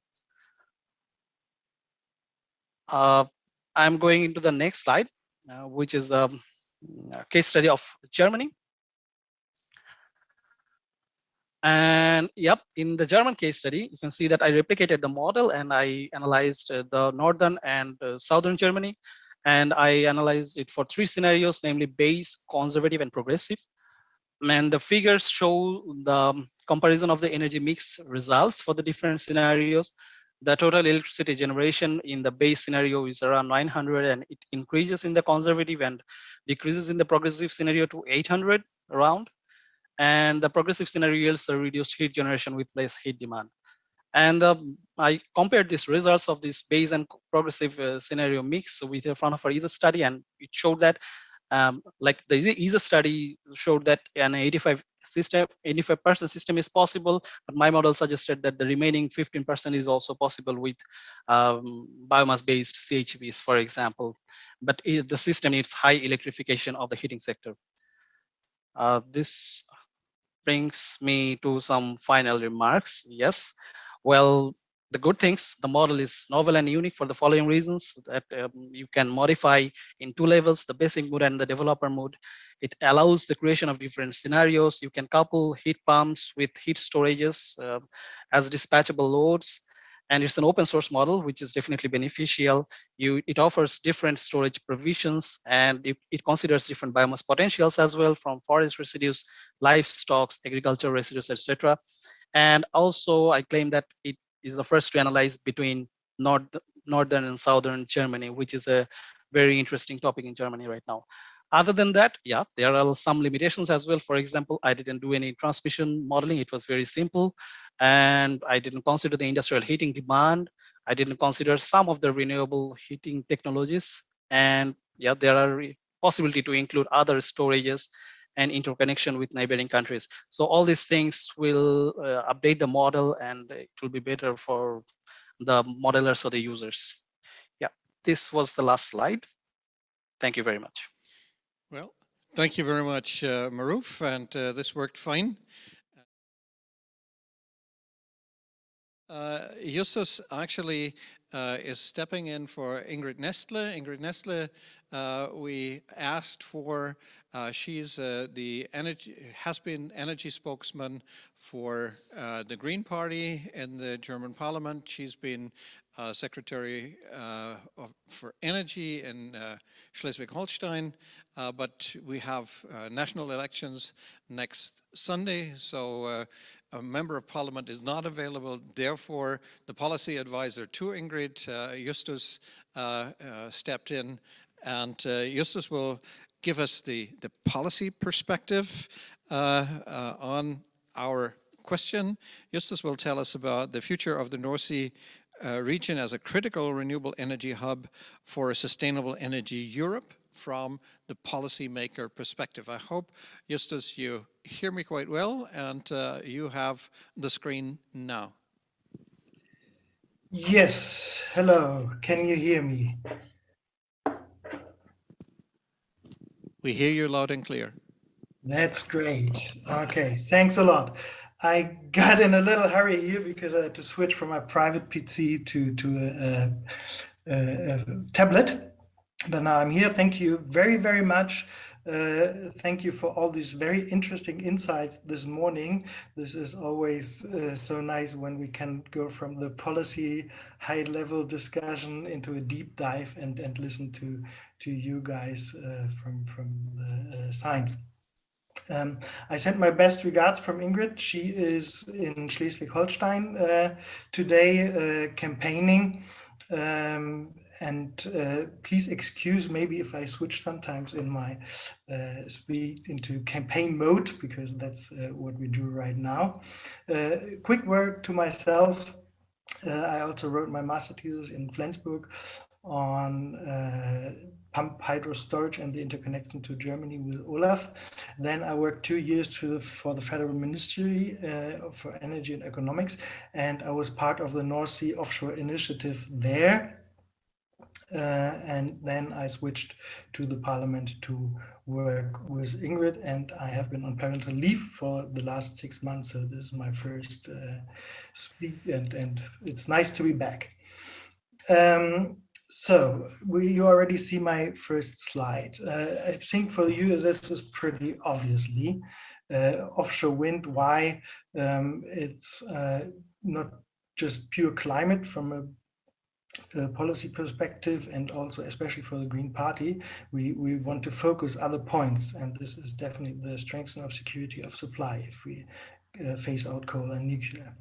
It will lower the costs of our energy vendor drastically, and we have very high socio-economic benefits. Right now, for example, we're discussing in the old lignite and brown coal regions, how we can make a change there. What can we do? And actually, we try to bring workforce into the offshore business. Yeah,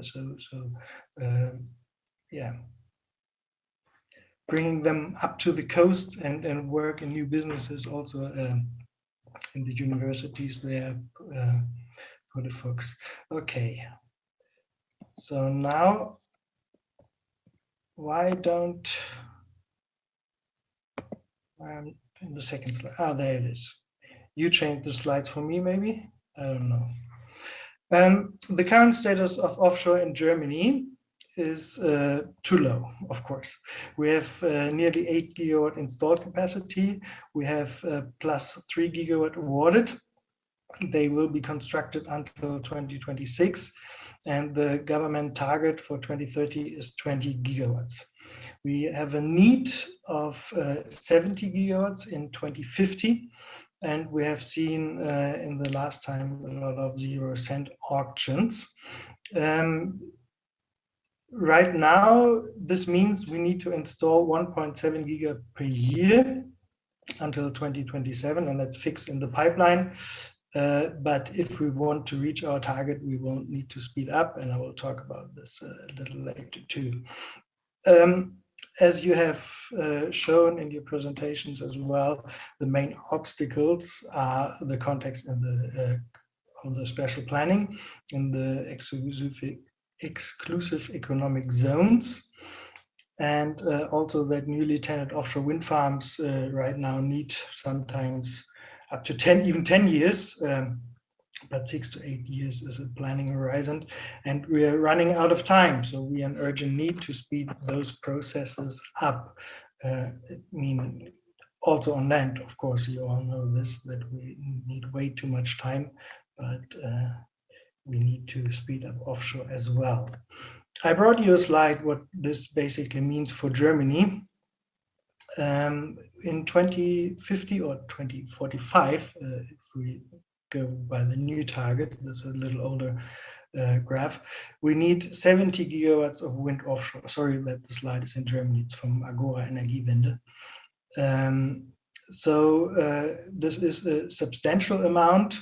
When you look at the produced electricity with 254 terawatt hours, so nearly the same than the offshore production and the photovoltaic production due to the high full load hours.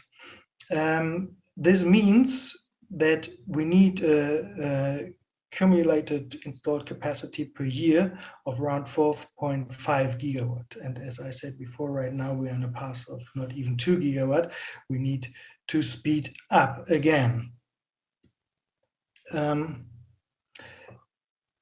During my time at the North Sea Offshore Initiative, I was working in the group was called Support Group 3, and we looked on how to align the tenders and stuff, and we also looked what are the plans for the different countries, and we did this projection by that time, and we ended up with not even 70 gigawatts for all Europe. And as you also can see, this is the old German number of 15 gigawatts. We're now at 20 gigawatts in Germany. So everyone grows their targets a little, but still it's not sufficient on the one hand. On the other hand, it's very important to align all these tenders to make sure that there is enough competition in the tenders and also enough building capacity to do this. As I said, we need to speed up. And what I mean by that in numbers is that we need, after the election, set new targets. We need to, if it's even possible, because of the building capacities, we need to go up to 25 gigawatts in 2030, 35 gigawatts in 2035, which is actually our goal from the Green Party, and then even up to 60 gigawatts in 2040 and 70 gigawatts in 2045, because we have to be 5 years faster by now. How do we do this? We have to create sufficient space for offshore wind farms. So we have to look into the spatial planning. We have to strengthen the workforce in the Bundesamt for Hydrography. And we need an ongoing update of the spatial planning. And for that, we need to solve conflicts with other parties like military, shipping, fisheries. And I know from Flensburg, for example, that there was a guy I was living with in his master thesis who was looking into collusion from shipping vessels with offshore wind farms. So people working on this, and the shipping industry found that they actually can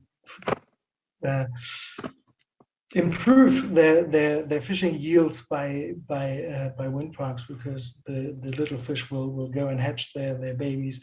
So I don't know who's talking to the military, but there's a lot of work to do, and this is one of the first steps how to accelerate all this. This is on the spatial planning, and the second point, especially in Germany, is the grid expansion. We need to speed up this.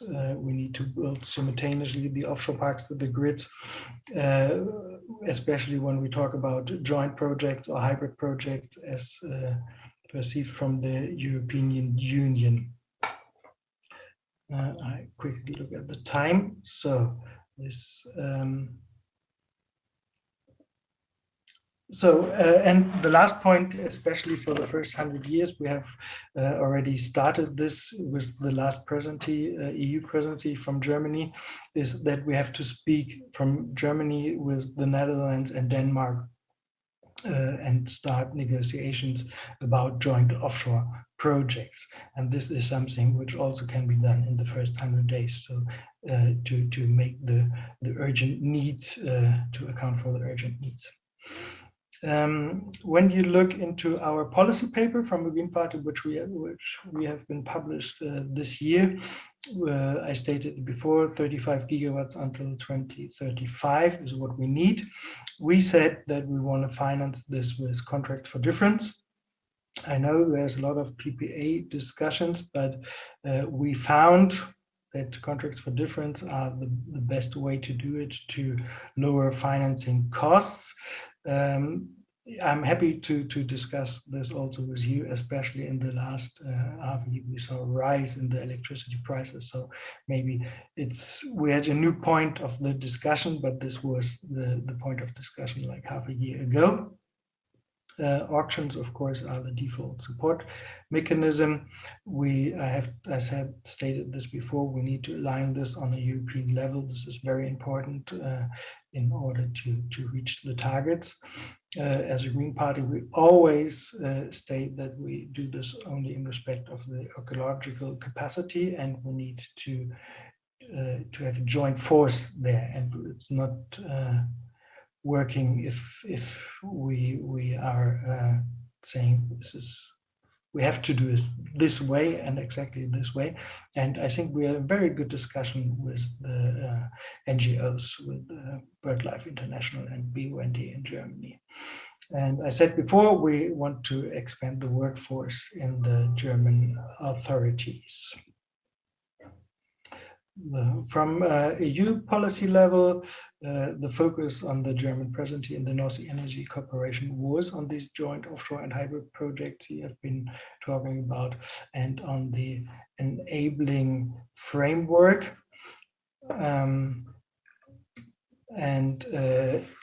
This means the grid connection line, the electricity trading, the all-over cost, the land or the sea consumption, nature conservation, all those things. And one word to the electricity trading.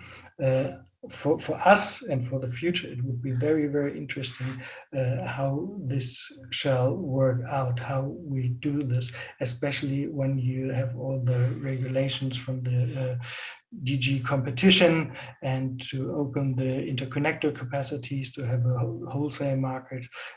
This is a discussion which probably also from your side needs to be more brought to the politicians, that we can find ways to do and to deal with this, especially for the hybrid projects. It was a quick ride through it. I leave a little more time probably for discussion and picked up some time from before. In summary, we have a huge, enormous potential. The EU stated 450 gigawatts offshore wind, and this is not including the hydrogen production. I read about the 1,000 gigawatt, which brings me to another point. For me as a policymaker, it's not completely clear what the role of offshore hydrogen will be, what part will it play. I know for Germany that we need the electricity. We say wherever we can go for pure electricity, let's go for electricity and don't produce hydrogen because of the efficiency rate. And we need the high number of full load hours, especially from offshore wind, for the time where there's no onshore wind, where there's no sun. So producing offshore hydrogen is a controversial discussion. I'm sure there are places where this is good to do and helping, but where there's a potential for an electricity line, we from the Green Party would prefer that. Yes, we leave it by that. Thanks a lot. Thanks for inviting me. Thank you very much, Justus, and thank you for cutting a little bit your time to allow more time for discussion. And it's interesting to see how fast things have been developing, what the political ambitions now have to be to reach the targets that we need to reach due to climate change and the restrictions that we are under. So different from, you know, the ideas that the incumbent industries had just 10 years ago when Lars Audun had to fight against, you know, a lot of resistance, and others had were faced with the resistance, and everything that you put on the table right now would be looked at as sheer insanity, but it's necessity by now. I'm sure we do have a number of questions, but I would like to start with one question to Laura for the discussion round. We've seen all these demands. Everybody needs lots and lots and lots of offshore wind energy. If you look at this from your perspective, and if I recall all your maps, there's hardly any room anymore, and there were small figures on your estimates. So how does this all relate? There is a microphone coming, right there, right on time. How do you see this huge demand that may need to be realized? How can this be done, and how can we kind of reconcile things? Thank you for the question. So first of all, from the marine planning perspective, there is a consistent drive now to implement the marine spatial plans. And those plans are integrated plans that take into account all the activities offshore, balancing interests.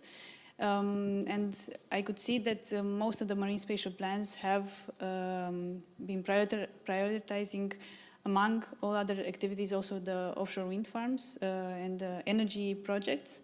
So there's quite a consistent drive to include this new activity and also balance its spatial interests with the other spatial activities.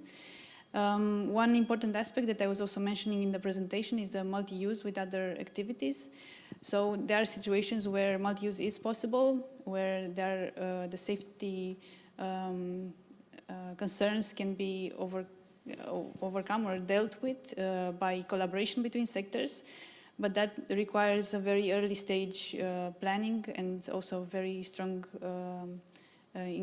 participation from all sectors, so inclusion of all actors involved. And there are good examples in the North Sea in terms of combining fisheries. But for now, they're at the lower scale or local scale, and this needs to be scaled up for also the future projects. So that could be one option. Yeah, thank you very much. I would like to invite questions from the floor right now, and we would use the microphone that Laura has. Please feel free to ask to our presenters. We have a question over there. I have a question to Christian. Thanks for the very interesting presentation. I have a question about the modeling method. And in one of your slides, you showed that if we aggregate the region differently, the result can be different. And I was just wondering, what do you think if this is a model artifact, or it's something else? And and how do we deal with this kind of issue? Yeah, thanks.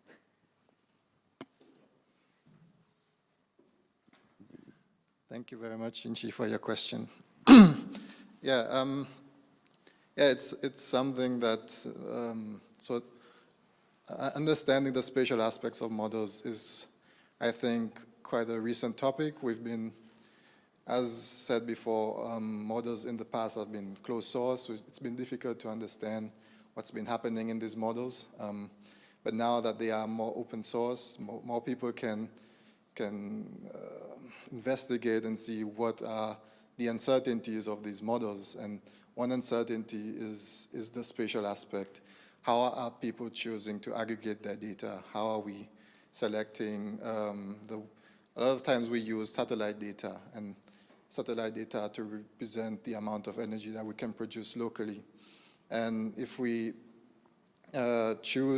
aggregate places that have low yield with places that have high yield, you will get an average of the two. And depending on how if you then choose to separate these two, you could have a better understanding of areas that maybe you don't need the whole area, you just need the area with the very high yield potential.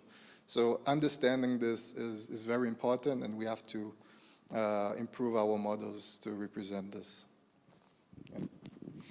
Yeah, thank you, Christian. Do we have other questions from the floor? Andrew, you were first. It was just pointed out you were first.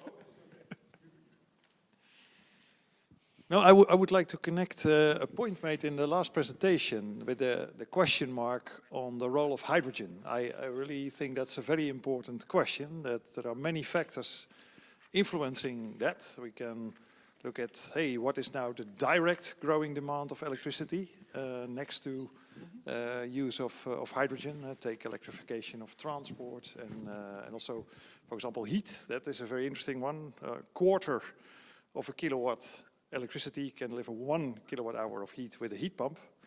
But if you do it via hydrogen, you may need 2 kilowatt hours of electricity to ultimately get the heat via hydrogen into a house. So that is a factor of 8 difference in efficiency. That's an extreme example. And then biomass has been mentioned as an uncertain factor.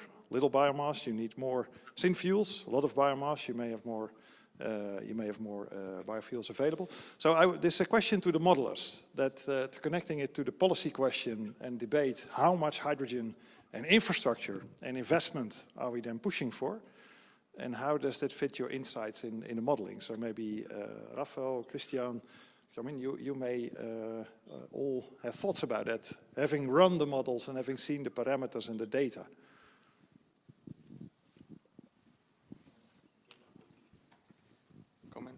Yeah, because also one thing I couldn't show, and that's a very good point, and I think it was mentioned before, whether we should use cables to transport electricity or having offshore hydrogen, these type of questions. And yeah, I think one of the nice outputs of this model, at least the case studies that we did, is that there's a huge need of HVDC infrastructure, and that of course is very expensive. In some runs there were 120 HVDC connection for, I don't know if Germany or Netherlands. That's a considerable investment. And there's also an infrastructure of gas that could be used for that. So maybe producing hydrogen offshore might be a bit more expensive than onshore. It requires extra investments in infrastructure, etc.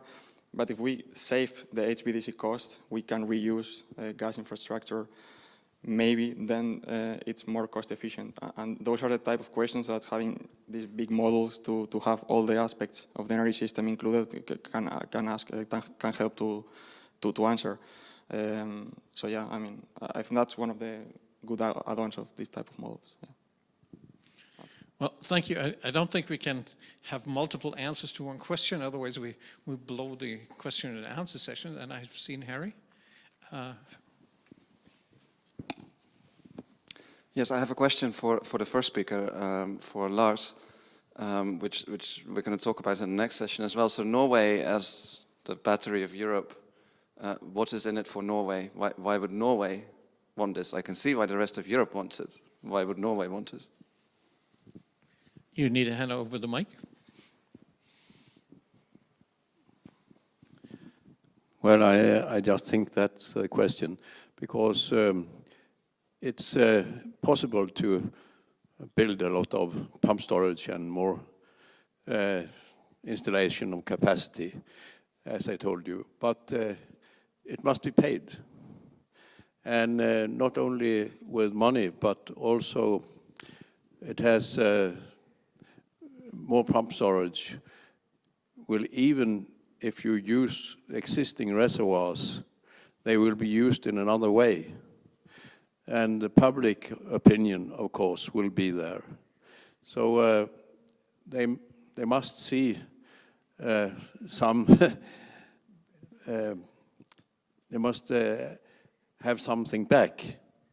And I think it's not only building connections and building storage and capacity. It is also establishing an international market system that pays for regulating facilities. I think that's a must.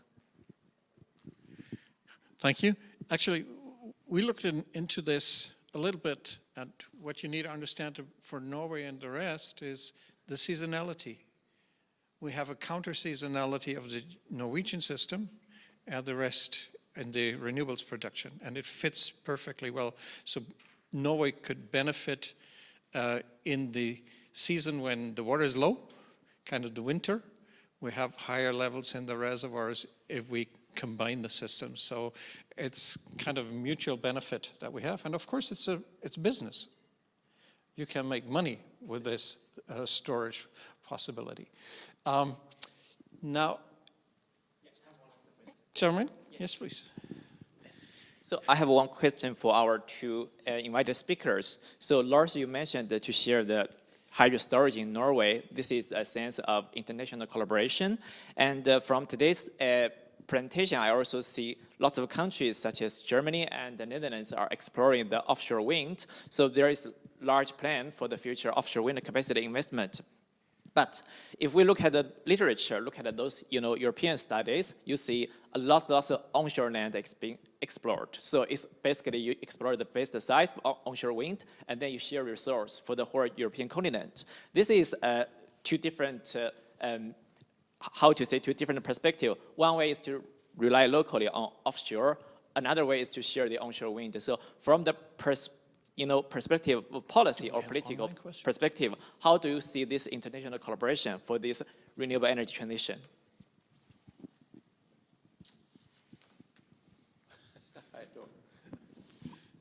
I don't know. Justus? Yes, maybe when I get the question right. The German exclusive economic zone is very small, so relying on these joint projects and international corporations. And they come with a task, and there are some questions we have to deal with. But if we focus on the physics and not on the market rules, I think this can be fruitful. Right. Well, I think the connection possibilities, we've seen some in Rafa's presentation, are huge. If you have seen in his sensitivity analysis, if you connect the UK resource with just Germany and the Netherlands, you see how it shoots up and supplies lots and lots of energy from that large resource to two countries which have large demand but very limited offshore resources. So these connections through the North Sea are just very relevant. And on the other side, you know, if I look at Germany alone at home, it's all batteries and compressed air storage. And we just ignore the beautiful possibilities that we have in Norway, right? And utilizing the Norwegian resource in converting an existing system into a pumping system is so much cheaper than all the other options. And it's so much longer term, it's less environmental impact than anything else that you can do. So the connection gives us very, very good possibilities to benefit from each other. Lars, please. May I? Well, I can tell you, the last period I was CEO of Statkraft Kraftselskap. We made a study about installing pump capacity, and we had a project, but it was analyzed by Statkraft, in fact, and it was not. It doesn't paid itself because of the market is not ripe for such solutions. So in a way, there must be a benefit for those who are building regulating capacities. So, and I think with all these new variable renewables, you really need regulating resources. As you saw on one of my slides from the TradeWind project, research project, the smoothing is not enough between different areas, even in whole Western Europe. There will remain need for more regulating capacity in a way. Perhaps some can be achieved by producing hydrogen, but it's not so effective. So I don't know. Well, I think that's one of the things that studies show very early, that hydrogen is always the inferior alternative due to the physics behind it and due to the cost. So whenever we are allowed to connect to your system, it's cheaper.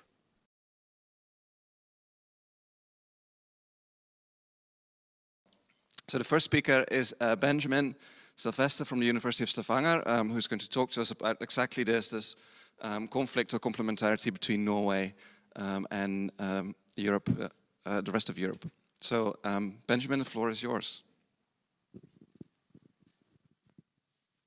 Okay. Hello, can everyone hear me and see me? Yeah, perfect. Excellent. Okay. Just start recording my my talk. I don't have permission to record at the moment, so okay. Okay. So everyone can hear me and see me? Okay. My name is Benjamin Silvester. I'm ESR number 14. I'm based at the University of Stavanger in Norway. And the title of my project is Policy Framework Interactions for Cross-Border Cooperation and Energy System Transitions, although it's changed a little bit as I've conducted my research. Oh, yeah, okay.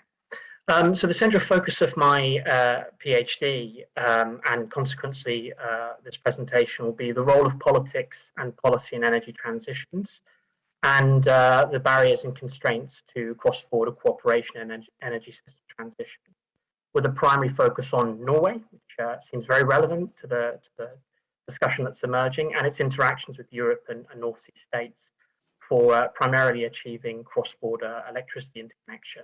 The presentation theme I've been given is Norway versus the EU, but it's both one with conflict and also collaboration, so it could rather be Norway and the EU. Presentation content is first on the importance of the political landscape, the second on why political feasibility is important, the third on why a relational approach is key to understanding the Norwegian state, and the fourth is on what I perceive to be the disconnect between Norway, North Sea states, and the EU. The two latter parts of the presentation are a lot shorter than the first two.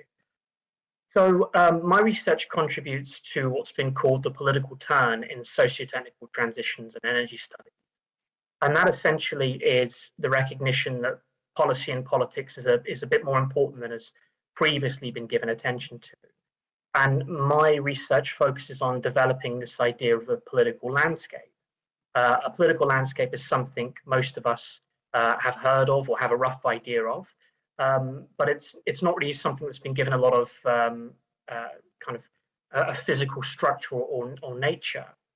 And so the political landscape is a site of negotiation and conflict where formal and informal apparatus of politics meet to interpret events and what they mean for regimes, niches, and to a large extent, other landscape actors. So the reason that it's important is because it's not really the role of scientists to tell society what should be done. And this was something that was said by the first chairman of the International Panel on Climate Change, Bert Bolin. He said that's the role of politicians and society. So it's the political landscape that plays a very significant role in interpreting what I refer to as major landscape developments like climate change, economic shocks, and pandemics, and what they mean for society, the economy, regimes, energy companies, and niches, the nascent technology, and importantly, help to decide what should be done. So one way of viewing this is to think of socio-technical systems as occurring along three levels. Now, this image is from Frank Gill's work on the multi-level perspective. At the bottom, you have niche innovations, which are small networks of actors, new technologies that are still developing.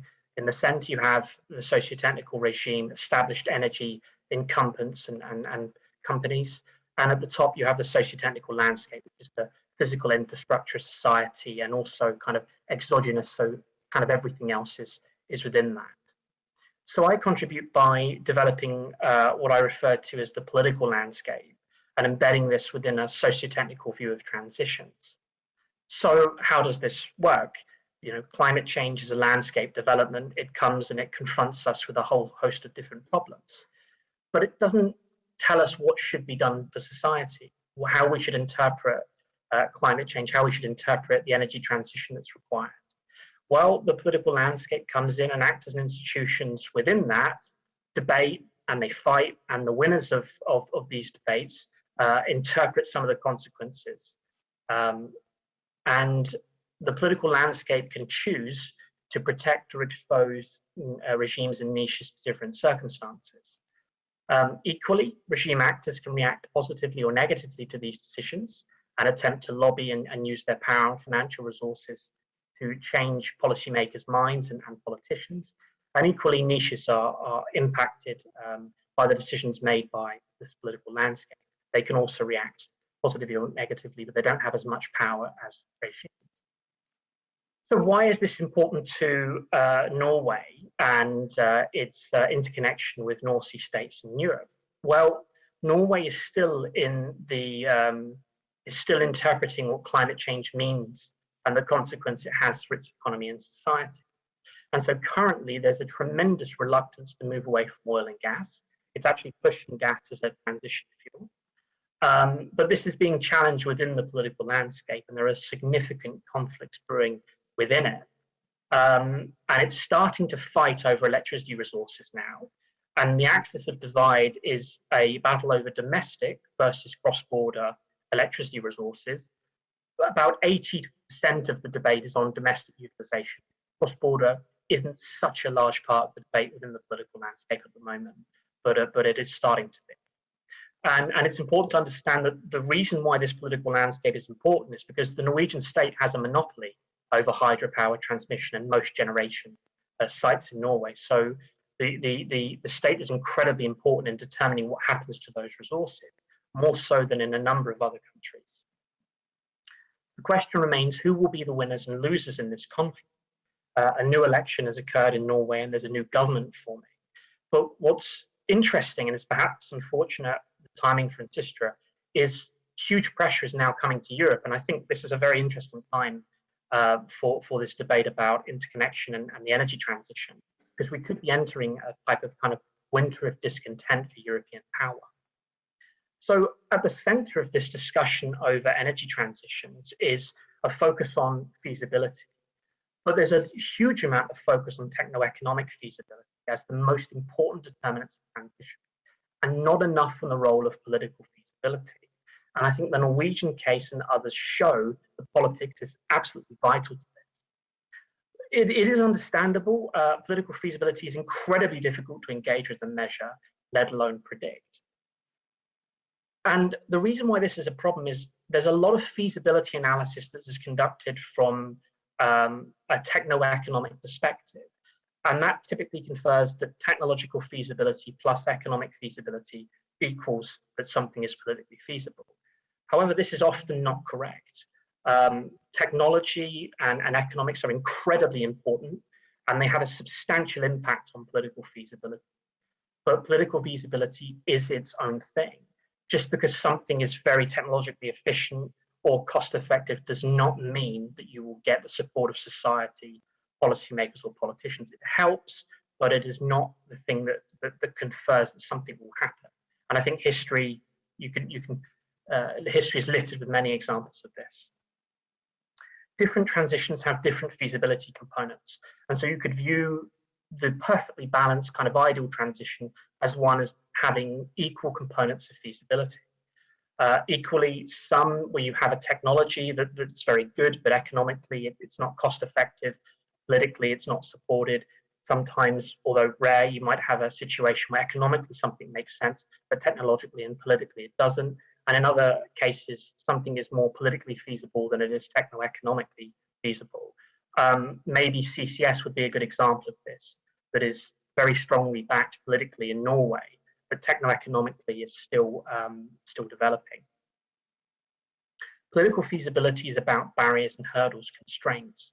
And so to overcome these constraints, you need to satisfy multiple barriers and hurdles and get over these along different societal political lines.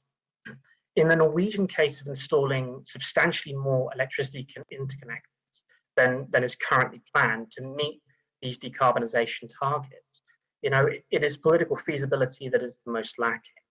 And it's very difficult to see how, in the short term, these can be overcome, because they concern price concerns and the utilisation of electricity to meet domestic targets. So in the interconnector debate, the technology is already there. It can be developed further, but it's pretty well established with regards to interconnectors. Grids can develop more, can handle bigger loads, etc. But it's already pretty there. Economically, it makes sense to produce this in the macroeconomic situation in Norway, but there are significant concerns over price increases for consumers and industry. And this leads to a situation where politically unions, which are extremely powerful in Norway, and other actors are quite against a more interconnected Norway. So why is interconnection experiencing such a low level of political feasibility in Norway? Well, in order to answer this, you need to understand the Norwegian state, its model, and how the state reflects the societal economic factors within Norway and the relationships that exist within it. So a relational approach seems to be the best way to understand this. And this assumes that the state is a reflection of society, economics, and politics. In essence, it's not autonomous from society and economics that other state theories would argue. So using the following approach, I won't speak too much on this. I've identified a number of important state actors and institutions and interviewed many of them. So far, the important actors concerning electricity interconnection are various ministries, agencies, state-owned organizations and companies in Norway. What's interesting is three ministries are important in particular: the Ministry of Petroleum and Energy, and the Ministry of Trade and Industry, and the Ministry of Climate and Environment. What's interesting is these ministries appear to have very different views on interconnection and are contesting renewable energy resources for different industry interests. They represent different aspects of society.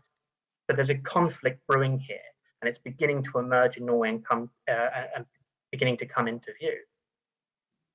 Statnett, Statkraft, NVE, unions and major Norwegian power companies are also engaged in this, and they're very important. I don't have enough time to speak about them individually, but the divergence between these actors, these ministries, and these industry interests and unions is a fight over the utilization of domestic electricity resources first and foremost.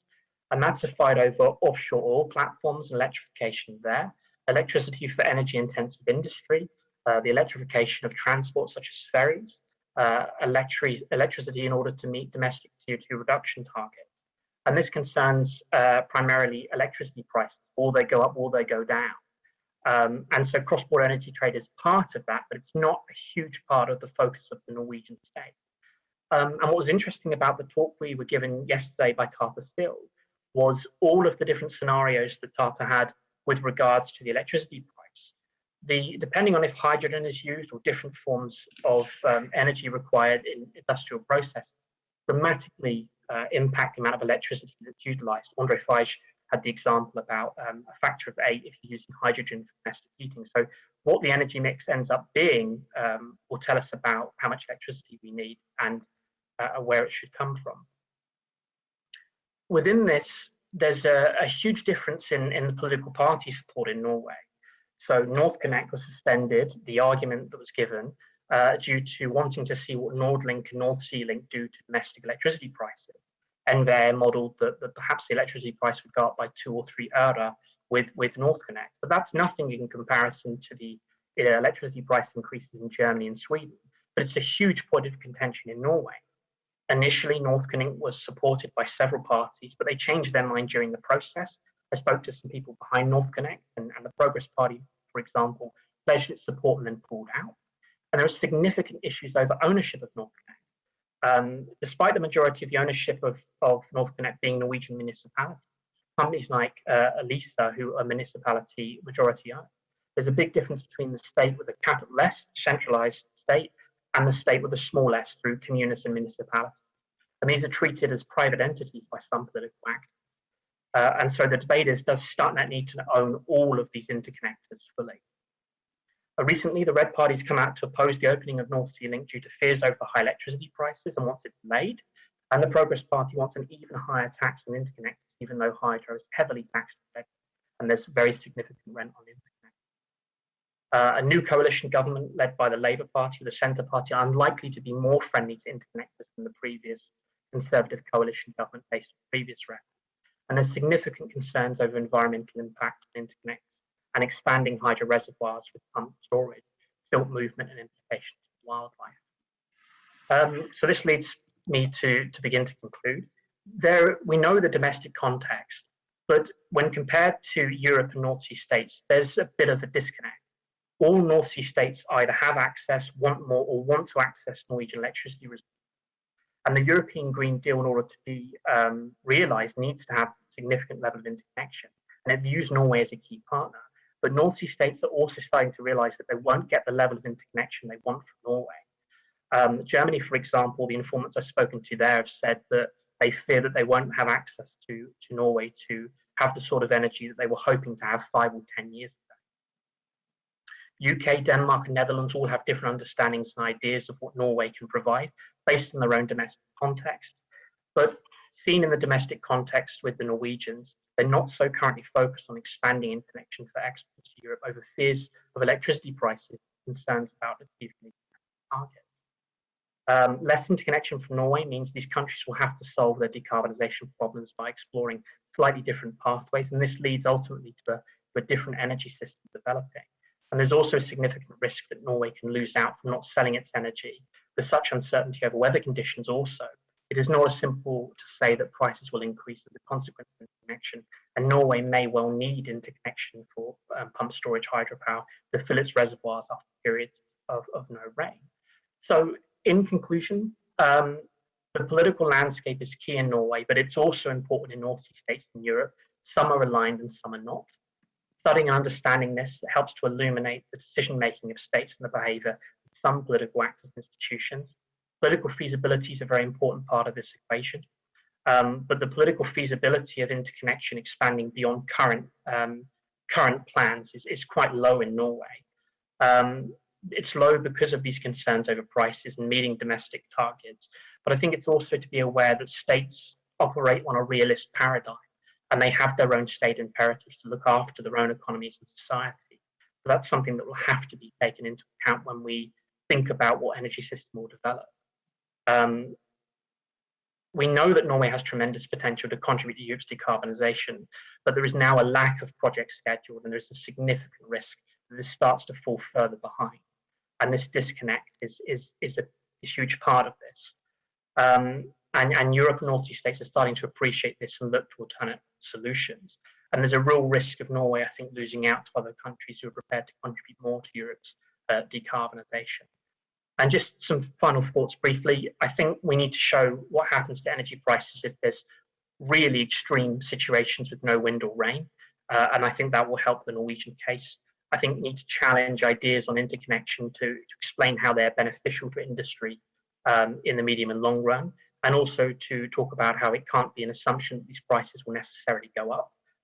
They may well go up, but prove to lower over time. And we need a balanced approach that acknowledges concerns that's not rooted in dismissing these imperatives. And we also need to explore how to better financially compensate Norwegian operators and society for contributing to Europe. Currently, there's not enough incentives, and there's high taxes on hydropower for operators and huge rents on lines. So I hope I didn't speak so fast, but that concludes my presentation. Thank you. Thank you very much. And we have a brief reaction on the same theme from Arne Amot at Lisa. Yeah, I hope you can hear me in the Netherlands and other places. Perfect. Okay. Interconnectors from Europe to Norway's well-regulated hydropower system plays today an important role in Northern Europe and can also play an important role in the years and decades to come. And we have to know that Norway's hydro storages is close to 50% of the total hydro storage in Europe. A significant increase in transmissions capacity between Norway and Europe is, of course, possible. Maybe a double, maybe a triple of current interconnector capacity. It's technically feasible, but there are different barriers that we have to deal with. First of all, we have to understand that the Norwegian energy system is more or less totally based on electricity for heating, for cooking, for hot water in our homes. Electricity prices in Norway is very important to more or less everyone, due to the fact that we use more electricity in our homes than anyone else on the planet. And there are also this political aspect that Benjamin talked about. There seems to be more and more people that are skeptic to more interconnectors. What will Norway actually gain having an increased interconnector capacity? What will be the environmental aspect of constructing new hydropower stations for pump or for higher installed capacity? What will be the impact on our metallurgic sector? Will new interconnectors increase the energy price in Norway significantly, making the metallurgic sector unprofitable? Different reports saying that the price effect is quite limited, but what we have seen the last year is a significant increase in energy prices. What are the environmental impacts on rapid changes in our hydro reservoirs, increased erosion in the lakes, influence on secure ice in wintertime, biodiversity, etc. And of course, we have to focus on what is the investment risk for the power companies that want to maybe make new hydro projects. But I think also that there are not only barriers, there could be possibilities. Could we have a process in Norway that is well planned and coordinated, making sure that we realize the best new hydro project first, all considerations taken into account, with a given and fixed profitability. This could reduce political risk and investment risk and giving good society for all parts involved. And this is more or less the way that the Norwegian gas field in the Northern Sea was developed and made its way to market some decades ago. Another solution is giving Norway sufficient economic profit to gain from providing new large-scale capacity services to Norway. Maybe we should have a different pricing on the interconnectors, maybe what we had some years ago at the SK4 interconnectors. So maybe there are ways forward. Thank you.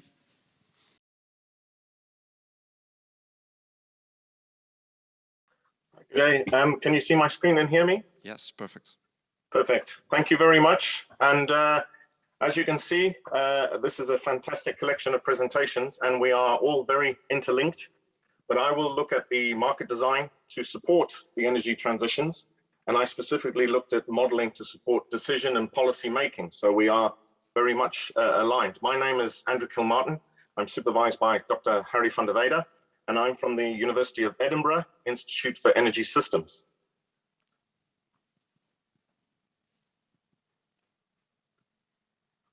And sorry. Okay, sorry, presentation overview. The ENSYSTRA project is broken into 4 work packages, and I just wanted to highlight that. I belong to work package 4, policy and market design, but we've heard from the energy system modeling work package, but we will also hear later from technologies and also from actor behavior. And you can see that's the strength of this project, is we have 15 PhD students researching all these different areas that we're all exposed to. But I focus on modeling to make good investment decisions and good policy. And my journey it's been fantastic over the last 3 years. I've looked at the Energy Union, Green Deal, looking into energy systems and how we model those, what reforms were anticipated and how we can model that. And then to look for a framework so that we can assess how are these decisions made? How do we incorporate risk and uncertainty into this decision process? But we also need to look at the policy process, as we've alluded to earlier, and how our research approach can impact this. So one of the results for me was to look at how do we start a decision dialogue and how do we implement the policy? And most importantly, at the end, I'll look at how can we work with the investment plan, the Green Deal. What are we trying to do? We are trying to provide research to support the energy transition of the future. And this schematic from Arup is an energy system of 2035, but we can see there is a drive to electrify. There's a drive for other energy carriers to introduce hydrogen at huge scales, to import energy, to export energy, which we do, but to have better control of that, to have more interconnection, but also to introduce more storage. And another area that we've also addressed in the modeling session is the sector coupling. And this will affect the demand. So we've got to look at the supply and demand of this energy system and how we interconnect across regions and other countries.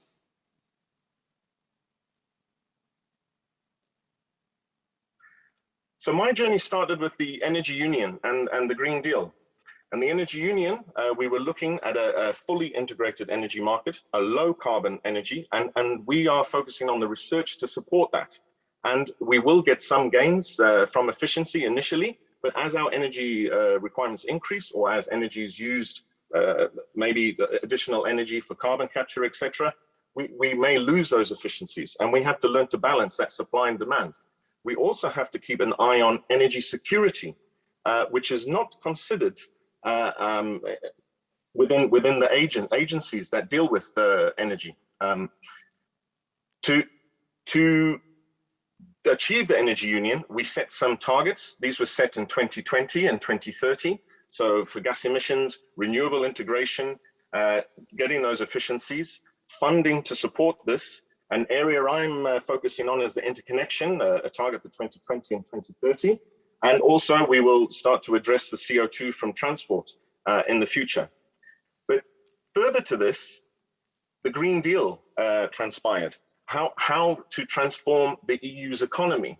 And what was interesting for me, this is very much based on the Sustainable Development Goals, but for me, this was how we would finance the transition, and it would be a just transition. So we need to consider all options and opportunities on the table. And we have overachieved in some areas, or we've had to increase those targets, a stretch target. So for 2030, say for gas emissions, we've increased to 55% reduction. Fit for 55 is the campaign.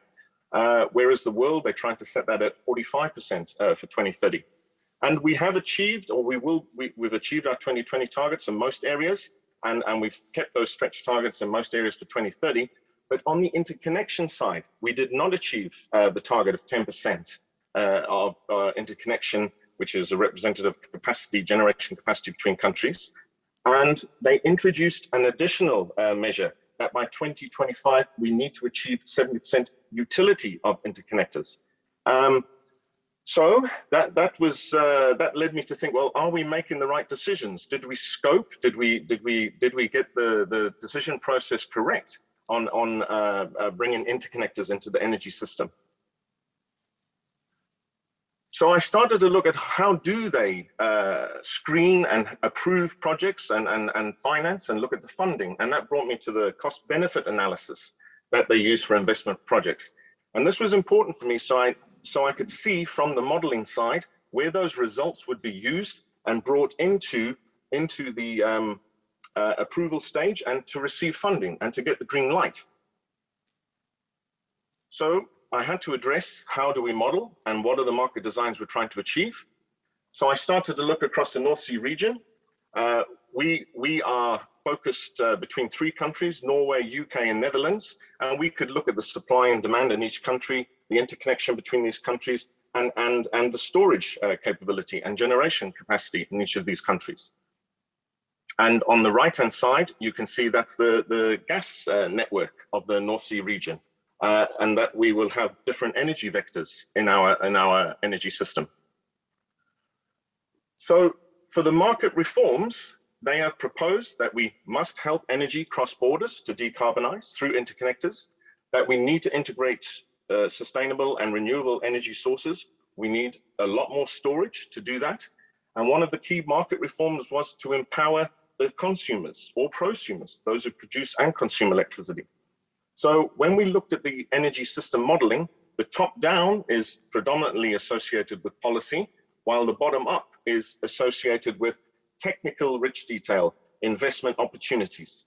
And this is the area where I focused my research, looking at equilibrium models, but I also compared to other PhD students, their modeling approaches to see which modeling approach was most suitable. So the market modeling, we've set up some simplistic models to get some insight. We wanted to see what were the effects of interconnection and storage. What was the interaction between interconnection and storage? Did interconnectors reduce market power? Does market power exist when we introduce storage? And what investment opportunities, if we have a investment level in our modeling, what investment opportunities exist. But from a decision point of view, how is this decided? How are they screened and how are they selected? So where are our results used? So on the right-hand side from Ventosa, these are different market modeling, energy market modeling, and these are the different models that we are comparing. But I needed a framework to bring all of this together. And at first I looked at decision-making from a risk perspective, how we have informed decision makers. And then I moved into the engineering economic aspects, decision methodology of how we structure, how we set up the model and how we analyze that model. But we also can look further into opportunities for flexibility and uncertainty beyond deterministic analysis. What if we approve a project, but we do it later? We do nothing now. What's the impact of doing nothing now? And we also look at how do we reduce uncertainty? How do we pay for that extra information or to get confidence in our decision process?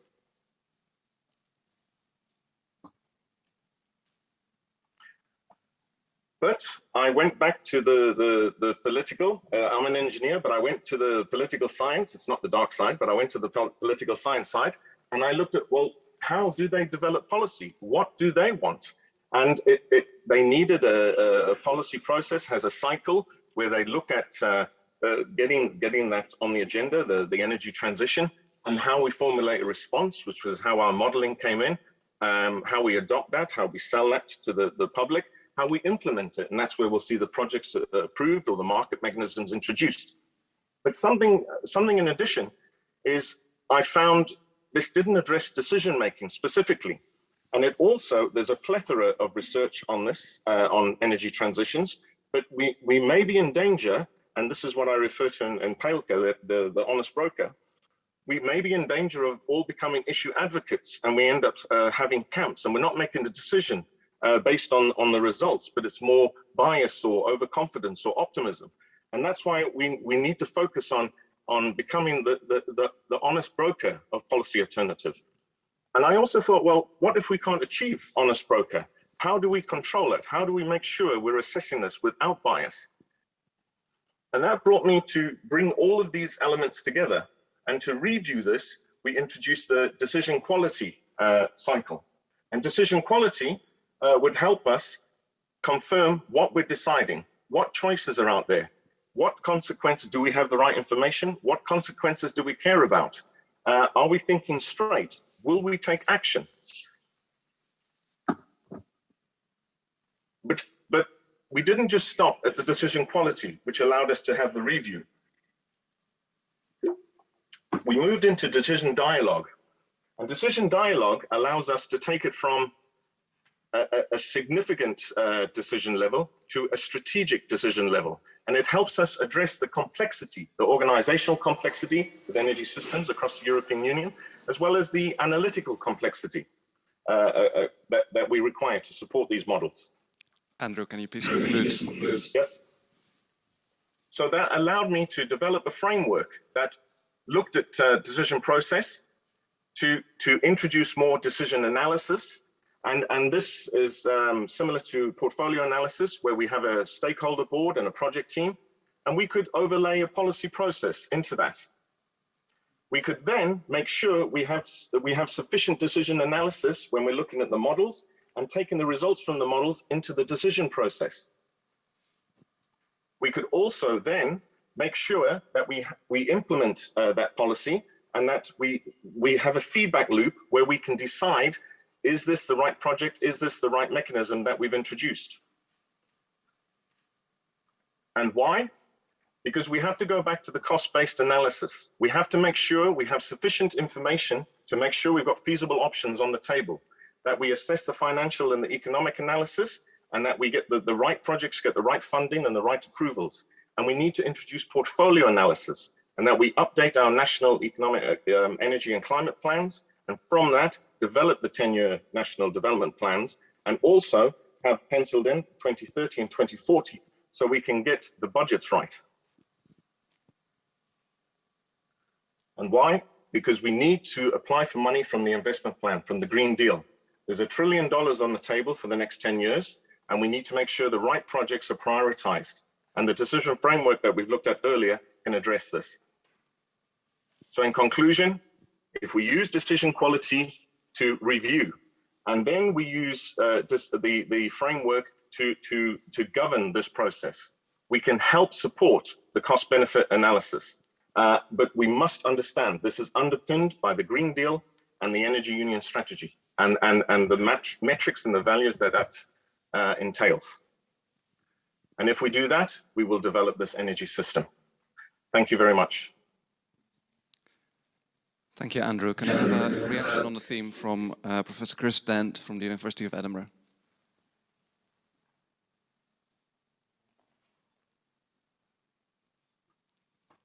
Who doesn't appear to be on Zoom. So Chris, if you're on the platform, you do need to join the Zoom link that you've been sent this morning. In the meantime, we will continue with Professor Reide Bradvold from the University of Stavanger. Thank you. So I'm not going to talk about Andrew's work specifically. I'm going to focus on a couple of important questions related to his study and to his work. So Matthew talked about decision making, and decision making is the core of his work. So it's natural then to ask why this focus on decision making, and it's quite trivial, isn't it? Because it's only through our decisions that we can actually impact anything. Whatever we want to achieve, we can only achieve it through our decisions. So that's the only way we can impact ourselves, our own situation, our family, our corporation, our world, anything. So making good decisions seems to be a pretty vital skill. One element in decision making is uncertainty. So why is uncertainty important? Well, decisions by definition are about the future, aren't they? And the one thing we know for sure about the future is that we don't know how the future will evolve. We are uncertain about it. So a crucial element, not the only element by any means, but a crucial element of good decision making is to include uncertainty and to have a good understanding of the uncertainty involved. So the deterministic analysis part that Andrew was referring to is not really a very interesting aspect of decision making. And he did emphasize the probabilistic or uncertain nature of it. Andrew also talked a bit about good decisions. He had the phrase good decisions in his talk. And that sounds nice, doesn't it? But if I were to ask you, how can you know whether a decision is good or not? How can we judge the quality of a decision? What would your response be? In general, the society, be that in general the society evaluate the decision maker, be that a corporate or a public policy decision maker, we tend to judge people on their results. So it's natural to assume that the good decision maker is one who makes good decisions. And that good decisions are those that produce good results. This is a dangerous assumption. When we evaluate decisions by their outcome, we often underestimate this role of uncertainty, the role of chance. So why did things really turn out the way they did? An outcome is determined in part by our choice and in part by luck. So it's a mix of skill and luck.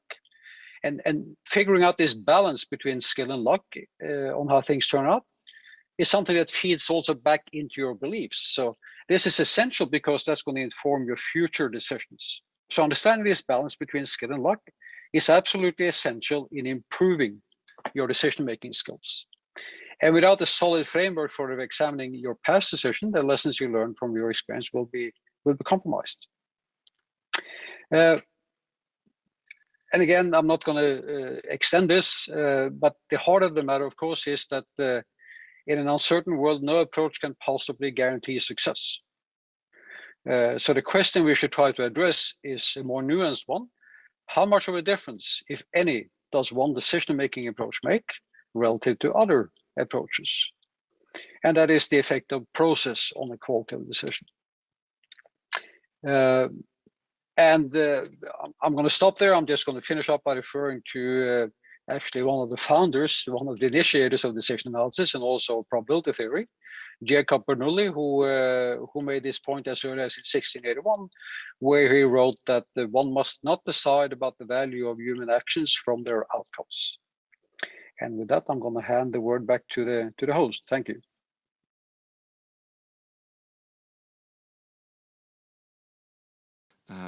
The researcher speaking here is Harry Moncrief from the University of Edinburgh. Harry, go ahead. And please try to keep to your 15 minutes. I'm trying not to interrupt people because we're videoing this, but I will if I have to. Yeah, I could probably try it. Get it a bit. See how much should be. Sorry, just need to.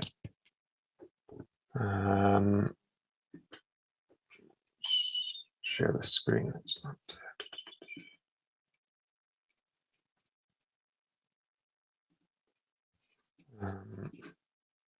Yeah. Okay. Okay, so you can all see the screen now and hear me fine.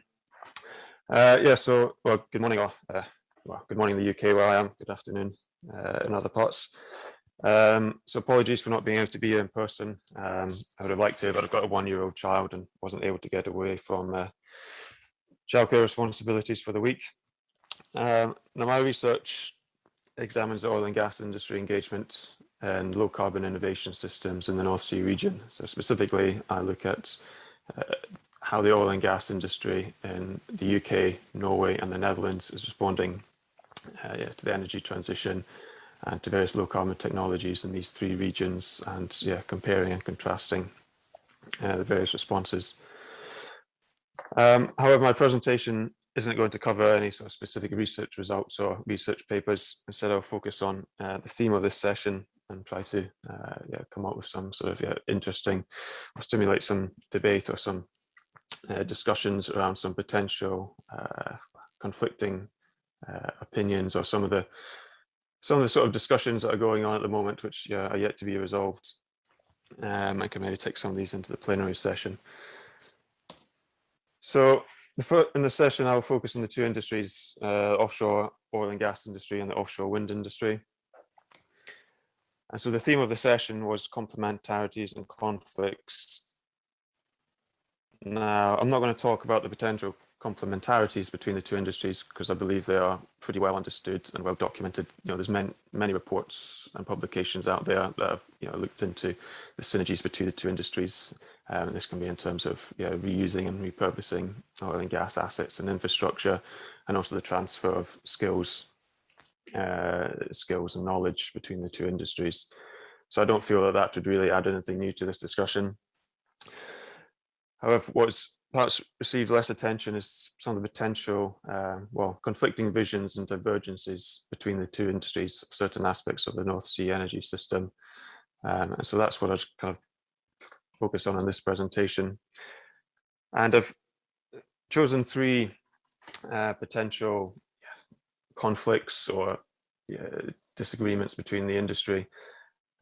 These have been selected from my wider PhD thesis, which involved 45 interviews with industry experts in the 3 regions. These included policymakers, government regulators, oil and gas companies, renewable energy companies, research organizations, technology developers, etc. So I've basically gone into this interview data sets and sort of looked at 3 of the sort of tried to come up with some of the currently the conflicts that are happening, or the disagreements that are happening kind of between these 2 industries that are maybe kind of relevant for this theme, that have kind of emerged, which perhaps aren't kind of promoted as much in the public at the moment.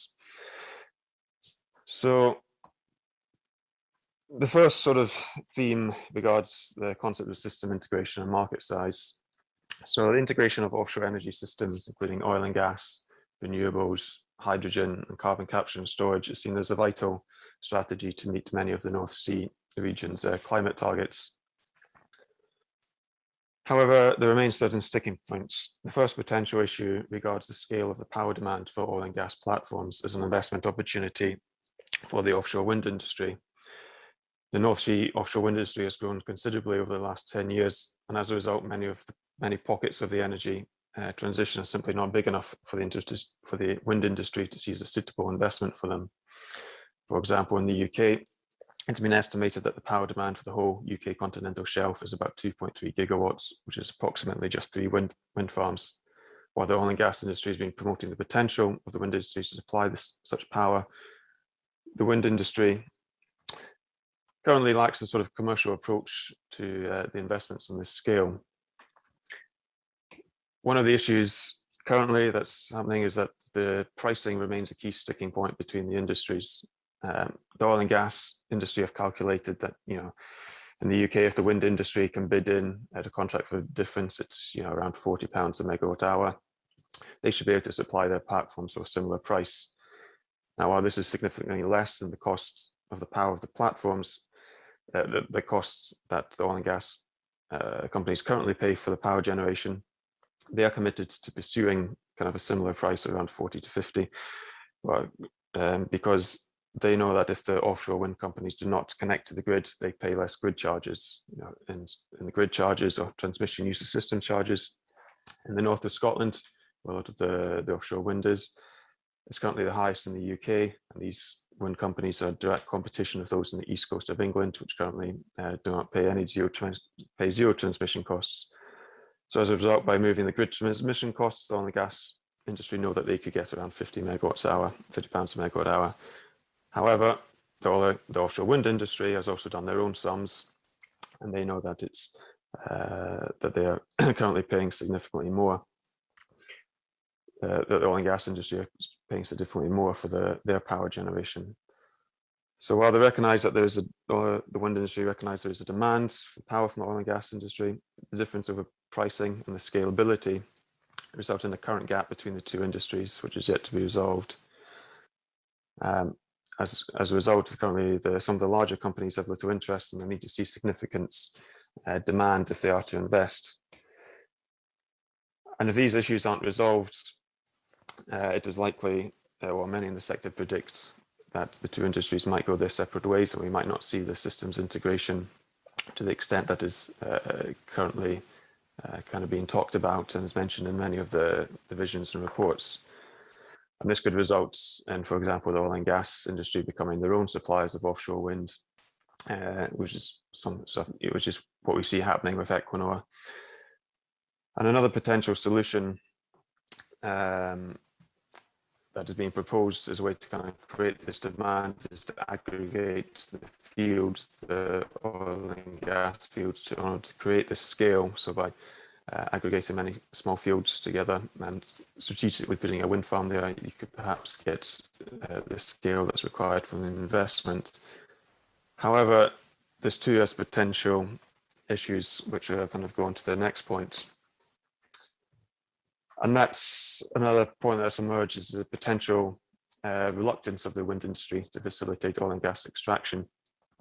Now, the use of offshore wind to power the oil and gas platforms is a concept that has been increasingly promoted by the oil and gas industry as a way to reduce its carbon emissions.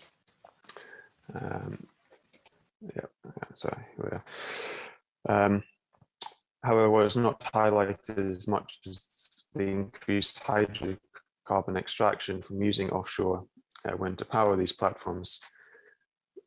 So, so electrification from wind farms can increase hydrogen production and revenues in three main ways.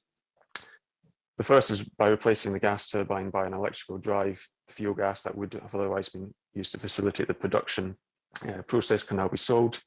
This increase in the total revenues of gas and taxes from electrified platforms. The increased revenues from the sale of the fuel gas are expected to outweigh the price that needs to be paid for the electricity to power the drive. Secondly, the OPEX, or operational expenditure reductions due to electrification, means that the hydrogen production can carry on from external for an extended period of time. This increased economic lifetime of the platforms could possibly lead to a higher volume that can be recovered from the fields, which will also increase total production and revenues for the North Sea countries. And then finally, because of electrification will lead to reduced carbon dioxide certificates that need to be purchased. And this will again have an overall cost reduction effect on the OPEX of the platform. Now, as a result, the oil and gas industry in the North Sea has been increasingly looking into the potential of bundling these marginal fields, also called small pools, as an opportunity to develop previously uneconomical fields by conventional methodology. Sorry about this. However, this can pose a dilemma for the wind industry, as it could increase their carbon footprint through the facilitation of greater hydrocarbon extraction. The outcome of such, and this obviously has ramifications both from the potential societal pressure on for the offshore wind companies, but also the financial pressure from green investment markets and European utilities with regards to kind of shareholder objections. Now, the outcome of such potential concerns still remains to be seen, but obviously it could have a wider impact for future energy system integrations in the North Sea. So it kind of goes on to this kind of final question is, and I think this is a question that's not really being asked at the moment, but I think it will be sort of, be increasingly asked, is that, does the increased hydrocarbon extraction from electrification outweigh potential carbon reductions from using renewable power? I think this would be a question that many will be asking themselves over the coming years. And so the third one, that is a concept that is being talked a lot about, especially in the UK and in the Netherlands, is the potential of blue hydrogen as a transition fuel. Now, the role of blue hydrogen as a transition fuel is, just 2 seconds, just why that.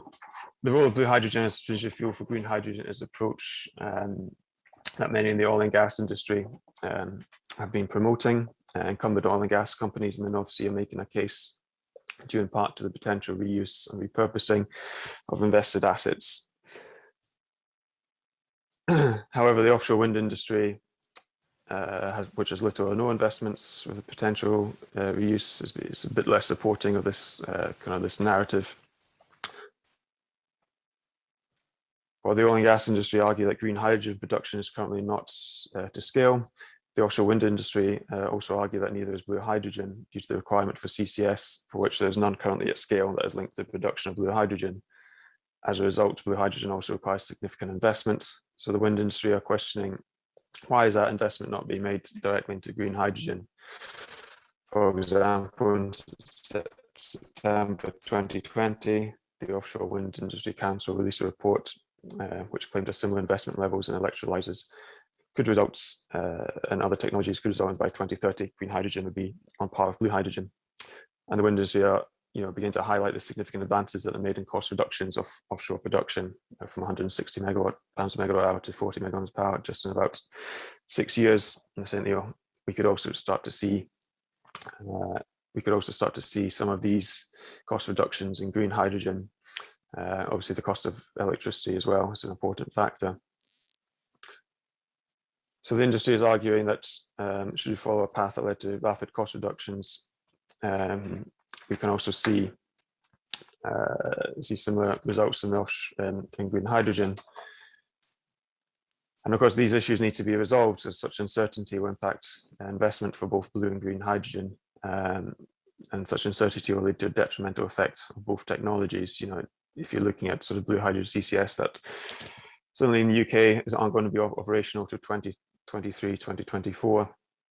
If you're then looking at 2030 in terms of a transition, you're not going to see the returns of the investment. So there's still, while there are a lot of publications and talking about these shared visions on the role of blue hydrogen, I think there's still a lot that needs to be resolved between this and also between some of the other points that I mentioned that will all relate to and have future ramifications over sort of the systems integration in the offshore North Sea region. And so with that, I will just end it. So there's also a number of research papers which I hope will be published on the ENSYSTRA website and database if you want to kind of look more into some of this research. And with that, I'll hand over. Stop sharing. Thank you very much. Thank you very much. We did have a final reaction planned by Sjur Bradland from Norwegian Energy Partners. I don't see. He is here. So thank you very much for joining us, and you have the floor. Thank you very much. We have had the pleasure of having Harry with us for a small year and have a lot of dialogues around these issues. My background is actually more than 20 years within the entire energy space. That means that I've been working in oil and gas, hydrogen, offshore wind, onshore wind, wave power. So I've seen a lot of these dilemmas that we have. And of course, my main task now is to show how the possibilities going forward for the entire supply industry within the energy space. That means that the traditional oil and gas suppliers, we use the terms, we will not deny anyone to be Kodak. And for those who remember Kodak that didn't recognize the new technology coming, they went bankrupt. But if they want to be a Kodak player in going forward, because they want to harvest from the technology so far, but we always need to show them the opportunity and the possibilities. That is our main task. And then the suppliers themselves have to decide where to go or not to go. First of all, I think I will warn about making a lot of conflicts. If you have a task, you should focus on that. That means that you should focus on your task and not disregard anyone else or talk anything bad about anyone else. We're talking about this discussion between green and blue hydrogen. If you are working with green hydrogen, I would focus on that and see to the cost being reduced. And then hopefully you can outbeat the blue hydrogen going forward. But today, we need the blue hydrogen to create a market so the green hydrogen can take their relevant place and the deserved place. I think that the issue that we actually have in front of us regarding the environmental side is so immense and so huge and need all the positive elements that we can use. And that's why I will be very concerned about making these conflicts larger than they are. Then it's up to the policymakers to be honest about their goals and the means they're going to use and give the industry a chance to transform if that is what's going on. I've been working with a politician for so many years, and a lot of times they have said things which not have been executed or done. And that means that we as an industry have jumped into some markets, areas where the policymakers then are retracting from afterwards when they see the consequence of what they are doing. So believing in silver bullets or picking winners in the long term, that is actually a very tricky task to do.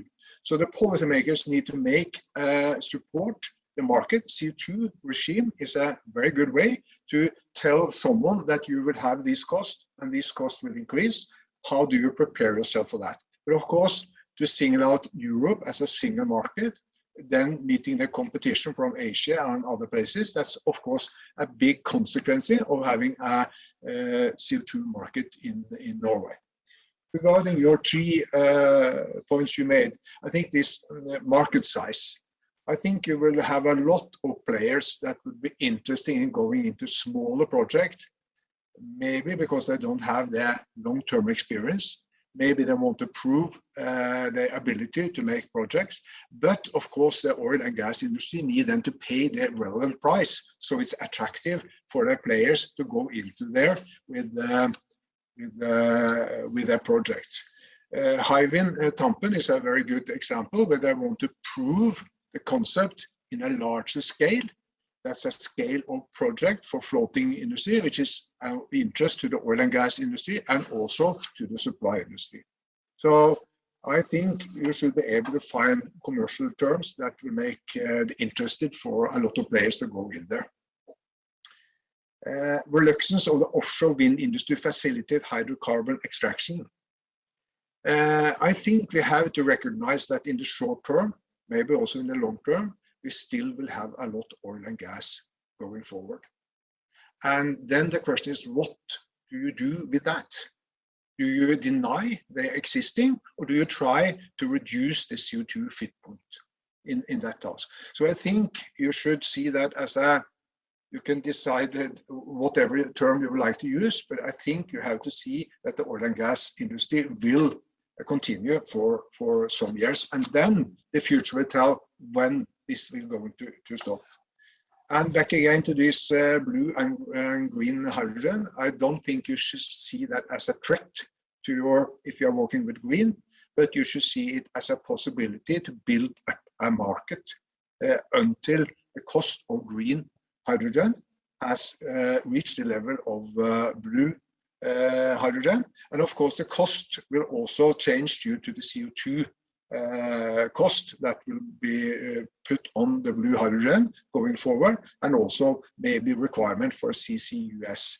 And then you will find a different cost level going forward. But I think to increase the market and build out the market is very important also for the green hydrogen. So I will see it's no opposition between green and blue, but the timing is maybe different, and your belief on going forward, that's what you need to focus on, and we'll see. I think that was some few comments from me, and congratulations to you, Harry, for this task. And I think it's very important that we see how we can show the possibilities going forward for the supply chain within the oil and gas, which I think is extremely important for the offshore wind also going forward, because the lack of competence, the lack of supply chain will maybe be one of the big challenges going forward. Thank you.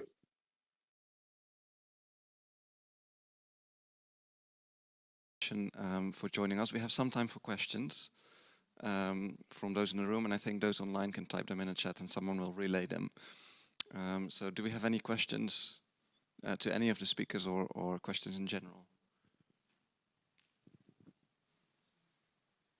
There's a second microphone coming.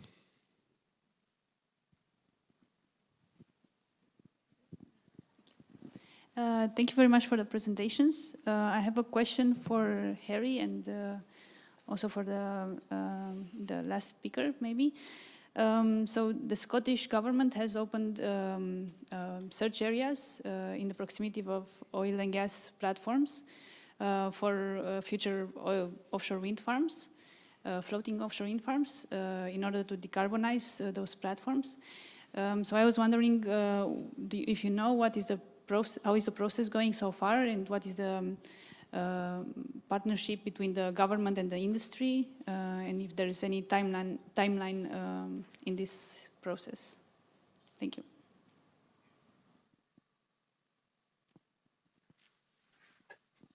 Yeah, I'm not sure the current timeline. I think you're referring to perhaps ScotWind, which was announced, which I think is it was announced earlier this year. And I certainly know they are really looking, as you were saying, into floating wind. Certainly Scotland is, I think over the last few years, certainly the government has recognised increasingly the role of floating wind. And I think that's sort of where it's seeing a lot of its future with, and also with these concepts of, as I was saying, of systems integration. And this is also, I think, consistent as well with some of the UK government's ambitions as well. So I'm not sure about. I'm not focused too closely about when the results have been announced, but yeah, I do know that the Scottish government is very keen on pursuing floating wind. Also, has the potential for powering these platforms as well.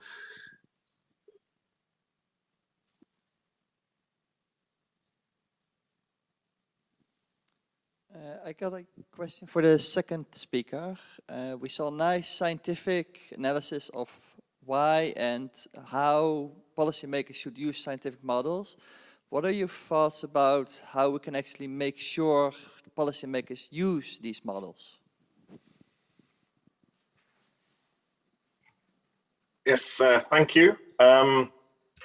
I think it's in communication, but it's twofold. One, it's for the modelers to understand where their results will be used and how they communicate that. But we have to look at the problems they are facing and how our models can help solve the issues or put the options on the table. We have to remember we're not the decision makers. They ultimately have the decision about the policy, but these are your options. And I also feel we need to almost separate the system modeling from the decision process by moving the results over to a decision process. So we're not bogged down by the models, but we say, here are the results, these are your options, this is what it will entail, and it's communication and explanation. And I don't feel we got to that level. And that's why we tried to look at this framework that we could move between policy and project level and have that discussion, that dialogue, so communication. But understanding their needs and expectations, that would be a good start.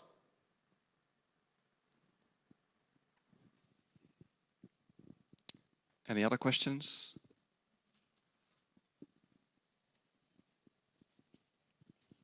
Can I have a follow-up question to Andrew? I think you mentioned that there should be a feedback between policy and the model and like help each other. I just wondering, have you seen any example that this feedback has been implemented? Oh, thanks. So I haven't seen an example as such.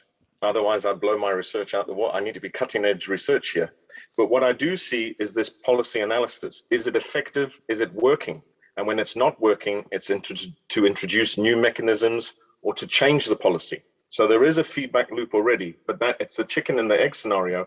That policy analysis and change is affecting the projects that we're pulling through. And also the decisions on which projects we will park or which mechanisms we will not use or which mechanisms we will use. So that we do see that dynamics. It's just not structured. And that was the main aim of this frame, is to get that discussion, to feedback, to see the impact of the change and to see if we are achieving our targets. But there is policy analysis. But again, as in the scientific modeling community, we need to get better at explaining how the models work and to show the impact of the policy changes on the modeling, to changing those constraints and the parameters, and communication. Thank you. Do we have any questions on the online portal? No? Any final question from the room?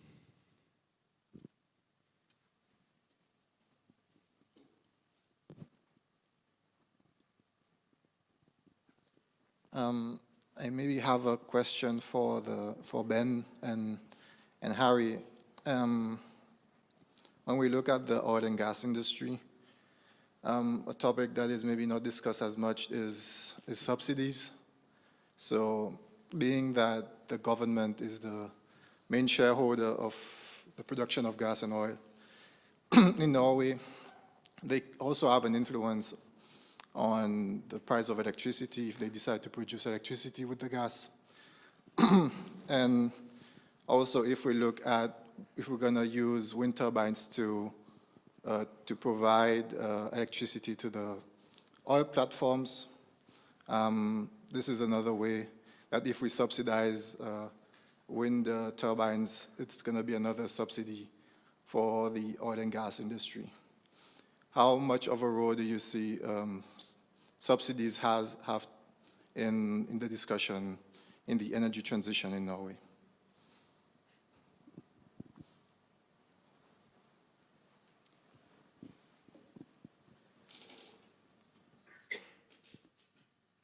I can let Ben answer if he's not. I've already answered the question. No, I was going to say it's an interesting question. I mean, it's more kind of Harry's field, I think. But I think you're right, Christian. I think it's going to play quite a significant role, particularly when it comes to electrifying offshore oil platforms in Norway. So the state has a massive role to play. There was the Carbon Majors report in 2017 spoke about the 100 companies that contribute the most to global emissions. And the vast majority of them are state-owned. So the state has a huge role to play. And I think the view that these are private entities that are removed from the state, I think is quite false. But I think particularly when it comes to offshore wind development, floating offshore as well, and these oil platforms, there is a debate emerging in Norway about the role of subsidies. And when it comes to electrifying offshore oil platforms, it's going to be extremely expensive, but the cost is kind of strangely a second consideration because it's about meeting domestic CO2 targets. And in countries like Norway, you have already quite a low level of emissions. About 25% of the total emissions in Norway come from oil and gas production. So targeting that comes at an absolute priority. So subsidies will play a massive role, I think. Yeah, just also added that, yeah, definition of subsidies is also, up for debate a bit as well. It depends what you define as a subsidy. But obviously the oil and gas industry, that they argue that, they are, eager to, diversify and go into low carbon technologies, but, there has to be a business case for them as well. So that's sort of, well, at the moment, certainly in the UK, that's sort of the discussions are going on is, how to create the business case, what's going to be the model for, looking at stuff like hydrogen and CCS. So on one case, there's, if you are really looking to encourage and accelerate diversification, then you are going to need to there's going to have to be a business case for them I think realistically. So, but these are sort of, I know some of the current debates that are going on at the moment is, how do you create the business models and the subsidy schemes for, hydrogen and CCS. So we'll see what the outcome of that is. Okay, thank you very much. If I may comment on that, I think the subsidy is a word that we normally don't like. It's about technology development. Is how can you develop these technologies to be a cost-efficient solution going forward, and then it could be wise to use doing this job, especially for floating, since that's some years still ahead to getting cost competitive there. And the same going for hydrogen and CCUS. I think for bottom fix, I think the subsidy will be very difficult to get through in Norway, but for, as I said, for floating, it's about how contribute to develop the technology.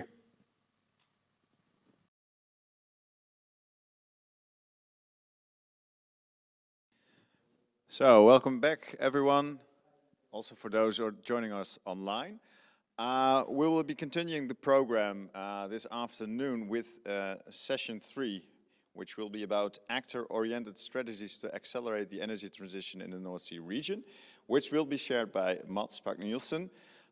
Mats, can you hear us? Are you? Yes, yes. Loud and clear. Then I'll give the word to you. You'll be sharing this session, so good luck. Yes. Thank you very much, and it's a pleasure to be here. It has been a very interesting conference, I think, looking into this very interdisciplinary field. Today I will give a small talk on renewable fuels in the transition to a 100% renewable society, and look into some very concrete Danish cases. You can here see a picture of our department, and you're of course very welcome to visit us if you go to Denmark, some of you. You can also take a virtual tour in our labs if you would like to. This is from our P2X and renewable energy conversion lab, where we have fuel cells and electrolyzers. But you can do that online. If we look at the Danish energy system, I have here a Sankey diagram showing the energy mix in Denmark. So in the upper left corner, you can see our supply of our own production, our primary energy sources. And below you can see what we import. And then the right side of the figure, you can see where the energy is used and consumed, and how much is exported. In between, you can see the conversion process. And the green lines we can see here is the share of renewable energy currently in the Danish energy mix. So all the other lines are fossil fuel resources. It's natural gas, coal, oil products, either raw oil or refined oil. And you can see the conversion to power, the red lines in the right part of the picture, and the district heating here. And you can also see the interconnections. So what we can tell from this figure is that we are currently only covering about 10% of our overall energy with renewable energy sources coming from wind, solar, and biogas. And the remaining part of our renewable energy come from biomass and a very small amount of geothermal energy, which is 132 petajoules out of our total final consumption of 637 petajoules. So basically, we need to make this entire figure green to meet the Danish energy targets. By 2030, we need to have 70% renewable energy in the total energy mix. And by 2050, the goal is that we need to have 100% renewable energy. So this is, of course, a very ambitious transition that requires a lot of sector coupling. Sectors that currently produce fuel need to suddenly integrate with also the heat and the power supply, the energy supply system. We can also see that transportation is a quite significant part of the energy we use in Denmark. It's 223 petajoule approximately currently. And out of that, only a very small share is actually electric transportation. We're talking about electrifying our transport system, obviously with electrical vehicles, as this is a very efficient way to convert our energy into traction. But there's still quite a long way, and we also need infrastructure to facilitate this. So a question we often receive is why not just make fuels directly from biomass instead of power to X? And the reason for this is that the chemical composition of our conventional fuels we use for aviation, for ships, and for vehicles have a very different composition than what we would gain directly from biomass. We need to hydrogenate our fuels by adding hydrogen we can get from electrolysis, and this also increases the useful yield by a factor of 3 if we have renewable electricity available. Then we can, by power to X, combine either carbon dioxide sources or take nitrogen from the air, combine this with hydrogen, and we can produce renewable fuels and chemicals. Furthermore, if we do not combust our biomass, our sources of carbon in particular, we can also recycle important minerals like phosphorus, which is also a mineral that can be shortage of in the future. We have estimated the maximum annual biomass potential in Denmark to 123 petajoules approximately. This is, of course, a very crude estimate, so my accuracy here is maybe a bit exaggerated. But this biomass also have to cover all the non-energy usage applications. And the requirement for liquid fuels is expected to be 100 petajoules by 2050. If we assume that the remaining transport modes can be electrified. So obviously, we could easily have a shortage of biomass. Furthermore, when we have intermittent energy sources in the energy system, we need to have a way of balancing our grid. So here we also need to either produce hydrogen, store this in some way, and convert this back to electricity when we need it in order to have a grid balancing services. So these are the main reasons for this. We cannot electrify our entire transportation system. If we look at some examples, our heavy transport trucks, normally if we have a truck, we expect a range of about 1,500 kilometers with a 60-ton payload. And if we use the current state-of-the-art battery technologies, this means that we would have 30 tons of batteries on board the truck. So the payload would be greatly diminished. So we would have to accept lower ranges, and we have to consider still high density energy fuels such as methanol or maybe even biodiesels. If we look at ships, the problem is even worse. If we need a 10,000 kilometer range for a big container ship having a 60,000 tons payload, we need 55,000 tons of batteries. So here methanol, ammonia, and hydrogen are the main fuels considered. Liquefied hydrogen, that is, there are projects on that in Denmark. And for planes, of course, it's completely out of range. Jet fuels must have a very high energy density, at least higher than 40 megajoules per kilo, because the batteries would simply weigh more than the payload we need in the system. I'll just give an example of one kind of power-to-X system. We have a pilot plant here at our department where we can produce 300,000 liters of methanol based on CO2 from biogas, and we have an alkaline electrolysis plant of 350 kilowatts in this system. Of course, this plant is not operated continuously. We cannot afford that at the university. But if we take a typical Danish biogas plant and integrate a plant like this, we would produce roughly 1.5 tons of very pure carbon dioxide that we can quite easily purify and use for methanol synthesis. That would require a 10 megawatt renewable power in an electrolysis conversion for the hydrogen. And then we get a mixture of methanol and water we need to distill. So actually here from one plant, we would be able to make 14 to 15,000 cars CO2 neutral, and it would be out without changing much in the existing infrastructure. We can easily modify our filling stations and our infrastructure transporting methanol instead of gasoline.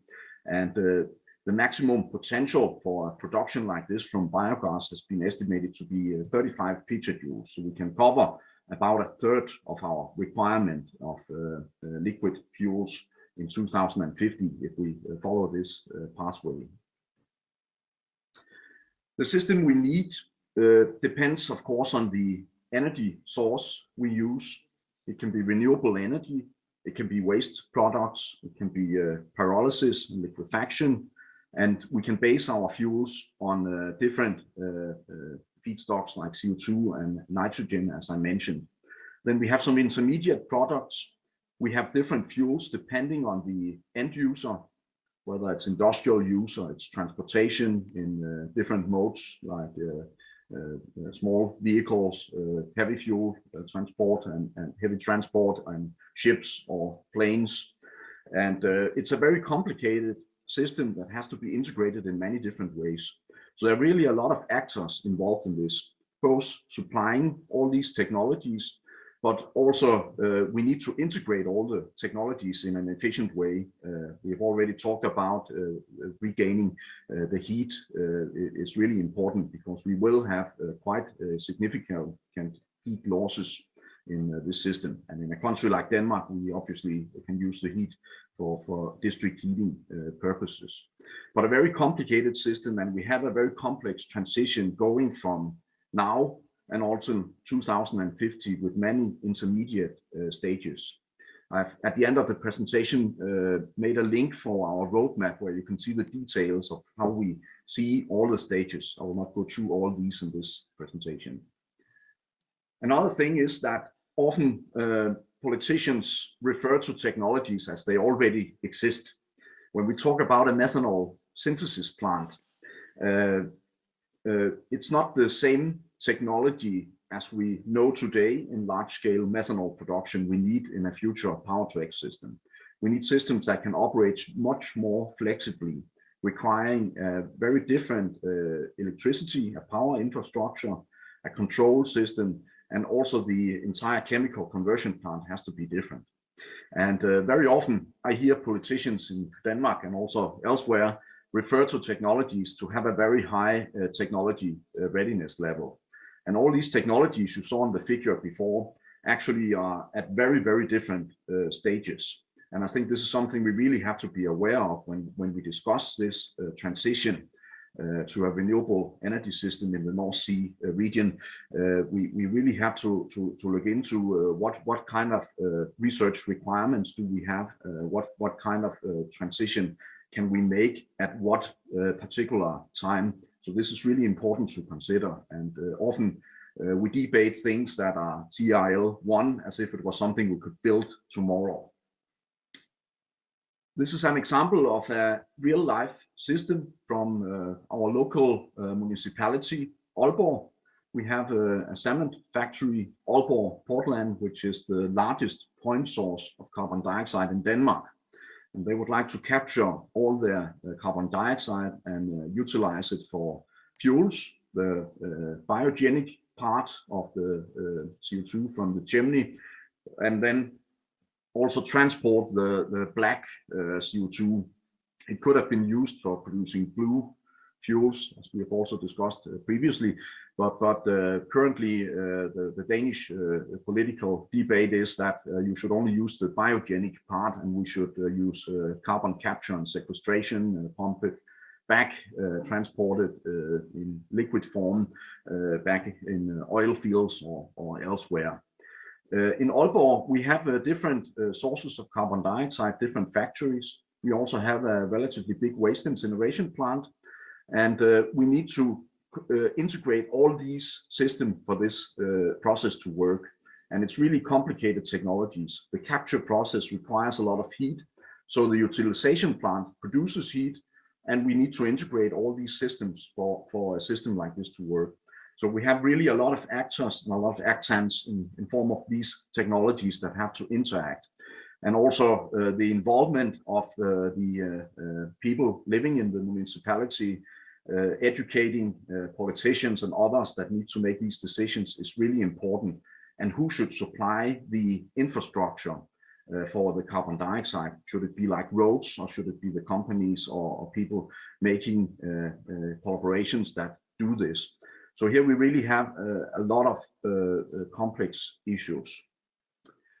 Yes, this is what I would like to present for you today, but I've provided a few links for some of the projects I've mentioned here, so you can get more information, and a link for our roadmap for green fuels and transportation in Denmark. And you're of course also very welcome to write me if you have questions to this.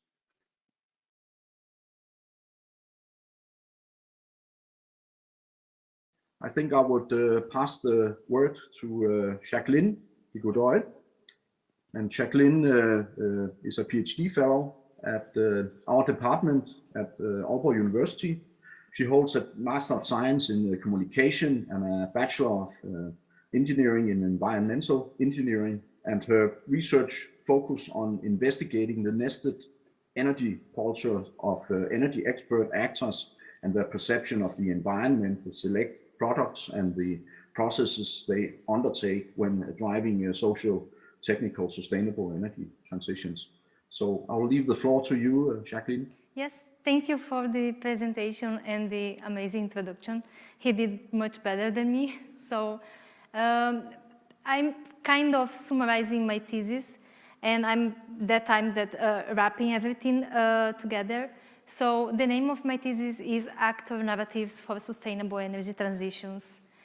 So when we think about actors, then we need to see that in sustainable energy transitions there are some dichotomies. Some people think, oh, actors is all about institutions, so the institutions, the actors are embedded in the institutions, and so the actors doesn't have any decision-making power. And then there's other group of people that think that, yes, the actors have agency at a micro level.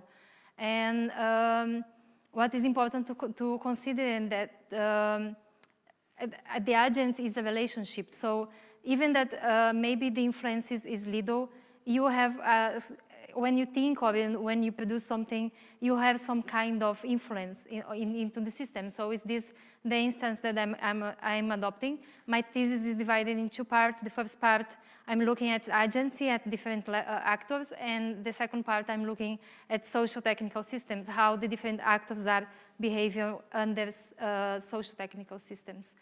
So using the middle-out perspective, there's like different categories of actors.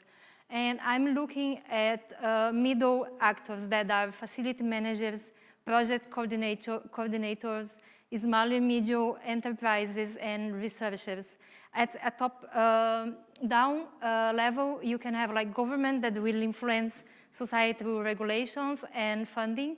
At bottom-up, you can have like a civil society and energy consumers that generally in those kind of sustainable energy transitions, they look at participation. How can they accept the system that we are proposing? So I think that the middle actors, they are enablers of the transition, and they have a strategic position in the network. They can enable action in action, and they can also change and stagnate the system. So they play a really important role when it comes to energy transitions. My research questions, I'm focused on the role of the perceptions that these actors have in relation to the environment, to the products, and to the process. And on it, I'm looking at the new theoretical narratives that are necessary to make the transition. And the new methods that are emerging, or the new technologies that are coming out of these interactions that the actors are proposing. And of course, some ethical perspectives, like for instance, questions of fairness, trust, moral, and power relation. In regard to new theoretical perspectives, I'm using this post-humanism perspective that is decentering the focus on the humans and open a little bit, considering that nature, for instance, is also an actor that enjoys its own agency. These scholars like Bruno Latour that I did a book review, and what's interesting to think about it is that it changed the way that we see climate change. Because if you think that the nature is responding to our influence on the Earth, then they also have a role on it as a huge role. And so the nature is able to react to society rather than being the mere background where societal development happens. And this allows us to go beyond the dichotomies between local, global, globalize and localize, ecologize, and left and right. And this facilitates the communication because people, at the moment that we understand that we are in the same level and the same standpoint, and all of us need to solve the climate change in order to move on and need nature in order to survive, then we can really talk and be on the same page. So it changed a little bit the way that we think and that the way that we are going to approach collaboration, interdisciplinary work, and those kinds of things in energy transition. So I see that energy transition is an opportunity to do not perpetuate the inequalities of the current system. So if we change the way that we are thinking, we can not just maintain the status quo where you have like a lot of powerful actors taking the decisions and just society as a society. So in relation to the perceptions of the environment, those are two articles that are coming out. The first one is where I stayed 3 months in a Norwegian company, and I checked how the company is dealing with making innovation for the community that they are serving. So I'm also looking at what kind of influence they take out from the external, and also that they implement in their daily life and in the process that they are undertaking. So it's complicated to understand how the behavior shapes people behavior, because the environment is a relative term that changes depending on the people and changes over time. So in order to see what's necessary to be done in the energy transition, we need to detach from human beings' style of living. Then you can take a zoom-out perspective and really start to propose some things that will accelerate the transition and have a more common ground for it. The second the second article that's coming out is related to the artifacts. So the artifacts, they are transformation of the raw material. And so when you are transforming or proposing something, making some innovation, you are materializing your thoughts. And those objects have some moral agency. So depending on your ethics and the way that you see society, you will be able to propose something that is aligned with those thoughts, those ideas that we have for society. So it's important to check, and I checked with 3 different companies what are their moral values. Then this is related to the second part of the thesis, that is institutions. So when it comes to institutions, we'll look at together with my colleague that she will explain this article in more details. How is the institutional configurations related to district heating in Sweden and Denmark? And then there is a really important point in relation to the Scandinavian culture that is trust. And people really will engage with socio-technical systems if they feel that their rights are respected. So it's important to think at a North Sea level perspective. It's important to consider that every country, every community will have different priorities and different things that is necessary to be looked at from a cultural perspective. So in the context of Scandinavian, it's trust. So in order to have fair institutional conditions and have a good district heating, you need to have fairness, transparency, and open dialogue. And this is important because district heatings are natural monopolies. So once you are connected to the district heating, you are susceptible to the prices that can increase quite a lot, like is happening now in UK, that the gas price is going up. So people will be maybe in full poverty. And this is a serious thing that's happening. And also recently there is some declining political trust. So it's been starting to talk about a post-trust era. So what's going to happen now that those societies doesn't believe more in the politicians?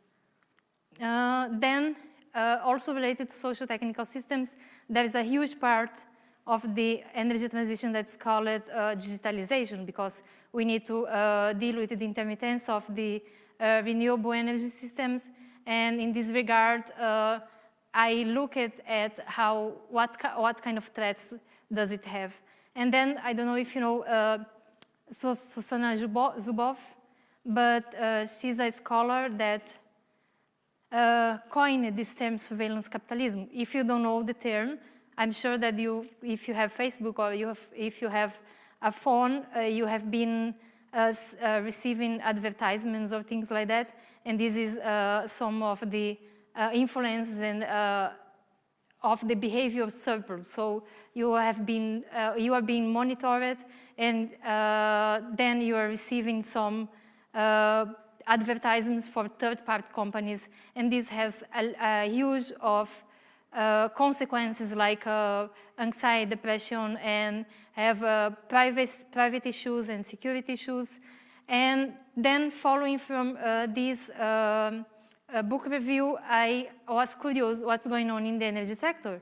So it's possible that now that we have smart meters installed in our house, that we are going to have some products being offered to us just because we wake up at a certain hour and we drink coffee. Then we can trace our electricity consumption and takes out some conclusions, and then the companies will start to go into this bubble of Google bubble, that everything is about advertisements and selling products back to the consumers. And then I check it in this article if this is possible to happen. And from a technical perspective, it's possible to happen. So we need a lot of regulations that are based in justice, political justice like John law, or things like that, that combined with the GDPR can give to the actors some perspectives of what can be done in relation to the digitalization and the many problems related to that. Just some preliminary thesis conclusions. So the narratives that consider moral values, ethical principles, and go beyond the dichotomies are really relevant and important, that we start to think a little bit more in a flat perspective. Also, I will say that this is of responsibility of the middle out actors that I was looking at, to act in an ethical way, preserving the values and norms of the community in which the system is inserted, to be open to community innovations. It's called technological possibilism instead of technological determinism. So look at what the society is asking for and just see what can be done. And implementing a new business model like ownership models that the community can be more participant on the decisions. And distribute power of the decisions concerning the future of energy systems. And related to the data, the actors who hold citizen data and create behavior models must act in accordance with the GDPR. Also, it's necessary to have a framework more adequate for the digitalization of the energy sector that prevents the practice of surveillance capitalism. Yeah, thank you.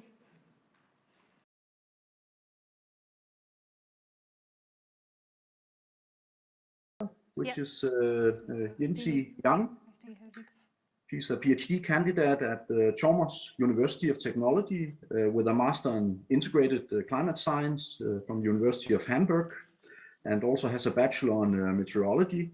Her expertise and research interests include agent-based modeling, electricity system transition, and energy system modeling. And previously, she was also a research assistant at the National Center for Climate Change Strategy and International Cooperation in China. So the floor is yours, Gigi. Thank you very much, Matt, for the introduction.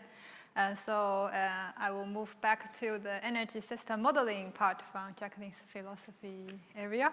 So today I will give a brief presentation about my work together with my supervisors during the last 3 years during the ENSYSTRA project. And today my presentation is about transition to a low carbon technology system, an agent-based model approach of modeling investment decisions.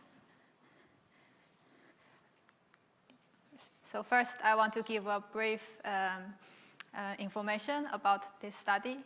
The overall aim of this study is to look at the transition of the energy, of the electricity system. And the tool we use for this study is similar to the ESRs present in the morning in work package 1. That is a computational model. But the differences here is that instead of use optimization model, we use the agent-based model approach, where we focus more on the heterogeneity and the limited foresight of the agents, as well as the uncertainties that agents have when they make decisions. And the model we have developed and used is called, we call it HAPPY. It's heterogeneous agent-based power plant investment model. And with this model, we focused on simulating the investment decisions from power companies. And during the last 2-3 years of our work, I think the overall and the direction of this work has been more focused on model development. So we focus on how we can build up an agent-based model to simulate our company's investment decision, rather than directly tackle the question that how to achieve a particular mitigation scenarios. So today's presentation will also be more focused on model development aspect.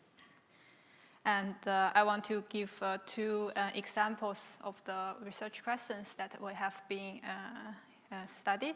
The first example is we look at how different hurdle rates that company use and how their different expectations for future carbon price have impact of their investment decisions, and how their decisions will in turn impact the transition of the energy system.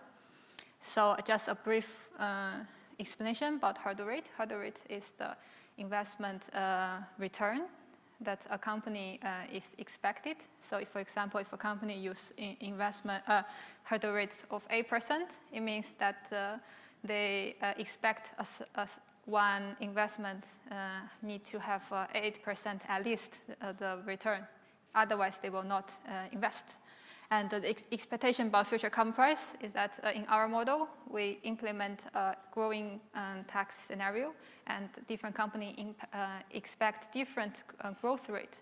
And this means some company will overestimate, some company will underestimate, and some company will relatively have a good estimation about the future carbon price. Yes, so one example of the results we have here is about the development of the installed capacity over 80 years. So here we show 3 different cases. On the left side, the first case, where we have homogeneous agents, which means a company here and they all use same hurdle rate, 8%, and they have the same expectations about future carbon price. And in the second case, in the middle one, company have the same expectations about future carbon price, but they use very different hurdle rate values. And in the third case, company use the same hurdle rate value, but they expect different carbon price in the future. And if we compare these 3 cases, one difference we can see is that in the later 2 cases with homogeneous agents, we see that the light blue and dark blue, which are wind and nuclear, they start to expand earlier. And the differences between those later 2 cases is that we can see that in the end, we have more wind, less wind, less gas, but more nuclear compared to this case. The brief explanation is because how low hurdle rate in this case have different impact on the levelized cost of different technology, so they impact them differently. Yes. Okay. So a second example of the research question we have investigated is about the financing of the investment. So why we want to study the financing part is because in many energy models, financing is never an issue, because as long as it's optimized to invest, they just assume that the investment will be made. But however, in reality, financing can be an issue because the power plant is capital intense and the payback time is relatively long. Therefore, we have an explicit financial module in our model, where we keep track of each company's financial status. And with this financial module, we investigate, for example, how do different levels of financial constraint and access to capital impact a company's investment decision, and how do they perform differently in terms of their economic outcome, and how does agents' decision and their performances in turn impact the pace of the transition. One example is shown by this graph, where we investigate the bankruptcy of different companies when we assume different parameter. The parameter we test here is the fraction that has to be paid by a company when they want to make a new investment. So for example, if a wind plant costs 1 million, and we assume F equals to 30%. This means that 30% of this 1 million has to be financed by the company itself, so from their own capitals. And what we can see from the graph here, and the x-axis is the F value from 0% to 50%, and the y-axis is the bankruptcy frequency. And left figure, we grouped different companies by the hurdle rate value they use. And the observation is that in general, we see that company use a lower hurdle rate value, more likely to go bankrupt. And then if we look at the right side figure, it's a same group of agents or company, but we group them by how their expectation about future carbon price. And the conclusion here is, or observation here is that if a company expects too low or too high carbon price, which is represented by the B value equal to 0 and to 2 here in this study, they are more likely to go bankrupt. And another figure I want to show here is that if we look at the system level, when we look at how emission reduction trajectory looks like when we assume different F value, and just remind you again, F value represents the fraction of investment that has to be paid by a company's own capital. And here we observe that when F value is low, the transition is the reduction you see is faster, which we can say that the emission is mitigated more rapidly when the company is less financial constrained and have more access to capital. Yes, so I want to summarize by some key contributions that I think this study so far has been made. I think this contribution can be twofold. The first is a contribution to a development of model method. As I briefly described, we developed this agent-based model focused on simulating companies' investment decision. And we explicitly have a financial module that keeps track of companies' performances. And we also test different parameter assumptions, for example, the hurdle rate value and the carbon expectation and financial parameters, which are not always fully tested when we run a model. And the second contribution can be categorized as the better understanding of the transition pathway, and where we explored the transition and we focused on the heterogeneity, uncertainty, and financial feedbacks of the agents, and we look at how the decision could be hamper or enhance the transition. And we also illustrate some possible way accelerate the transition. For example, we see that low hurdle rate and high expectation of carbon price in the model have a fast emission reduction, and this means low risk and a clear carbon, high carbon price signal could be helpful. And we also illustrate that the financial accessibility is a key factor here that can help speed up the transition. Yes, so that's almost my presentation. I just want to point out that in our study, we also did a lot of other investigations, such as some system dynamics studies, which I don't have enough time to explain in detail. We also investigated how on the agent level, how do different agents invest differently, and how we compare their economic performances as well. And if you are interested, okay, it doesn't show here, but the code and the full description of the model is available online on github.com/happyappium. And also you can find it on Chalmers website. And okay, this should be my email, but it doesn't show here. But if you have any question, you're welcome to contact me. Yes, thank you.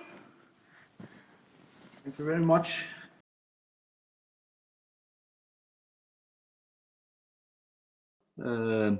In this session, this is Leia Gorroño, who is lecturer and researcher at the Mondragon University. She obtained her PhD in energy planning at Aalborg University. And before that, she obtained a master in sustainable energy planning and management. And her expertise is and research interests are governance solutions for the energy transition.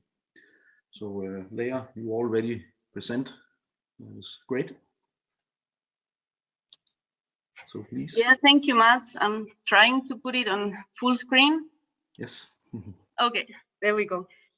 So for today, I'm presenting a study that I conducted together with Jacqueline, one of the previous speakers in this session as well. And this is about getting fair institutional conditions for district heating consumers, and it brings some insights from Denmark and Sweden. So the reason why we work with district heating is because it is expected to have a lot of benefits for the decarbonization of the energy system, both when it comes to integrating renewable energies, also using heat sources that would otherwise be difficult to use, increasing efficiency, and also when implemented in targeted locations, it could lead to lower socioeconomic costs of future energy systems. It can also have several benefits for consumers, like improved indoor environments, lower risk of accidents, and less noise, and so on. So it's a technology that has a lot of potential benefits. But what we see is that even if Nordic and Baltic countries have reached some high levels of implementation of district heating, there are still large untapped installation potentials in the EU. We also see that there are several examples of poor practices by some district heating companies in different countries. And this can be things like unreasonably high prices, too high or low indoor temperatures, it can be poor customer service, and so on. So there is a risk that this will have a negative influence on consumer adoption of district heating. So if we want to really promote district heating adoption, we think that it would be very important or even essential that we develop and implement institutional conditions that safeguard district heating consumers' interests and rights. But there is quite some confusion still on how we can do this and how we can develop institutional conditions that are suitable for the particularities of district heating systems, which, as we know, are local, vertically integrated natural monopolies. Basically, what this means is that district heating consumers that are not satisfied with their district heating supplier cannot choose a different supplier. They can only choose to invest in a different heating solution. And that means that the customer lock-in effect is bigger with this technology than with other heating solutions. So what we did for our study is to review the institutional conditions implemented in Denmark and Sweden from the start of district heating until the present. And we also analyzed why different institutional configurations have managed or failed to promote fair conditions for district heating consumers. And it's this second part which is new compared to what we can already find in the literature. So why Denmark and Sweden? Well, we know that these two countries have quite big shares of district heating implemented already. These are countries that very often are used as benchmark or examples of good practice. And at the same time, they are Nordic countries that are at the most different between them, because Denmark has the highest share of locally and owned district heating owned by consumers, whereas Sweden has the highest share of commercially owned amongst the Nordic countries. And then Denmark has the one with the strictest district heating regulation with non-profit price regulation, connection requirements, and so on, whereas Sweden has a soft district heating regulation with no price regulation. So this made these two countries very interesting for us for a first step into this type of analysis. So what we did was to collect data from a structural literature review, some expert interviews, and other data sources like legal documents or archival records and so on. And we did a thematic analysis of the data following the code book that was based on two analytical frameworks. The first one is the consumer power on natural monopolies that states that consumer power has 4 dimensions: ownership power, state regulative power, buying power, and communicative power. And the other analytical framework is based on parameters to evaluate the fairness of conditions for district heating consumers with regards to product quality, customer relation quality, and heat prices. But for today, I will only present the results related to heat prices as they are the most relevant for the findings we got. So for our analysis, we figured out that we could divide the institutional conditions for Denmark in 3 different periods. An initial one where there is no district heating regulation, then the one after late 70s where there is district heating regulation and very strict regulation actually, and then a last period where the regulation is a little softer. We can also see how commercial companies enter the game. And maybe something else to highlight from this period is that there is an increase in the communicative power that comes also from changes and improvements in the district heating regulation. So for the same periods, we tried to identify the different issues that happened in relation to district heating prices. And what we see here is that there are some policy-induced high district heating prices in the last 2 periods.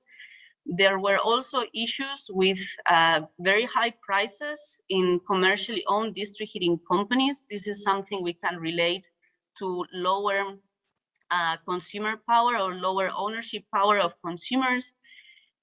It's also difficult for regulatory authorities to identify all possible cases of law infringements. And then we find quite a hot discussion in the last years about the district heating regulation and if that's enough to actually promote cost efficiency in district heating companies with different understandings of the issue and also different understanding of what good solutions could be. And also things related to the tariff structures and if these are discouraging energy conservations in buildings. So what we found for Sweden is that Sweden started with district heating being regulated when this was owned by the local municipal companies. Then there was a period of liberalization and reorganization, which is related to the liberalization of the electricity market or the electricity sector, where there was no price regulation any longer for the district heating companies that were owned by the municipalities. There were also many systems that were sold to private companies. And finally, we have again a period where there is some regulation, a soft regulation, that has focused a lot in increasing the buying power of consumers and increasing the communicative power. So again, we see some similar issues with significant increases in district heating prices in some district heating companies in this liberalization and reorganization period. There is still some debate going on whether district heating should be allowed to make profit or not, but that was, of course, more important debate some time ago for the second period. We have also seen that commercially and state-owned district heating companies tend to have higher district heating prices than locally owned municipal district heating companies. And again, some issues with how the district heating bills are, their complexity and tariff structures and so on. So how we can summarize our results is that despite there are quite some differences in regulations between Denmark and Sweden, both countries have high levels of local and inclusive ownership, and this can be organized as local municipal companies, or in the case of Denmark, also as local consumer cooperatives. There is quite a lot of district heating companies that apply the cost-based pricing principle. In Denmark, this is mandatory, but in Sweden, 63% of municipal companies do this on a voluntary basis. And there is also high levels of consumer communication power in both countries, not only because of the publication of district heating prices and other data that allow for comparative evaluations, but also because it's common to make use of media to report issues related to district heating and have a debate there and so on. So what we could conclude is that neither the free market approach that has been used in Sweden, neither the strict regulation are effective on their own. There is a need for high levels of ownership and high levels of communication, which are both facilitated when we have some local and inclusive ownership models. So, of course, we understand that the institutional conditions and other factors, which could even be the maturity of the sector, are different in other countries. So we do not expect that our results are directly transferable to other countries. And there will be a need for further studies, but we also think that it shows something very interesting that could be analyzed in other countries as well, with these things related to consumers' communicative power and ownership power.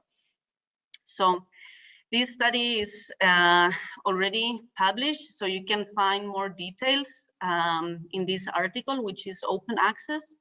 And you are, of course, also welcome to contact either Jacqueline or me if you would like to discuss it further.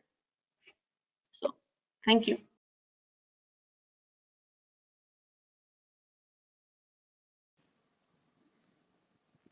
Hello, my name is Sandra, and I have a question for the second speaker. I have a question about the agent-based model and the results that you showed here. Are they model outcomes? And did you also have a chance to validate them against real life investments? Or can you elaborate a bit on like real world versus model output?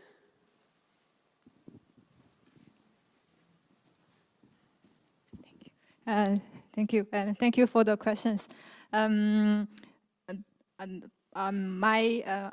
result, they're more like explorative model results. So I don't think it, at least I haven't tried or did such a comparative with real world data. But for example, the hurdle rate value we choose are based on some real data. But I don't think the results I showed here can really compare like to the what is happening, because also this model is like a simplification of what how company make investment decisions. So I think so far we are trying to figure out how to use an agent-based model to simulate companies' investment decisions. And I think we are not there yet to, because I think in reality, company make decisions based on a lot of criteria, and it's more complex and compared to how we model it. But I hope our model can, in the future, be more reflect on what is happening in the real world, which we hopefully will be more helpful to have a more real world implementation. And I think so far our work maybe is more in the field of modelers like, yeah, how to develop model. Yes, thanks.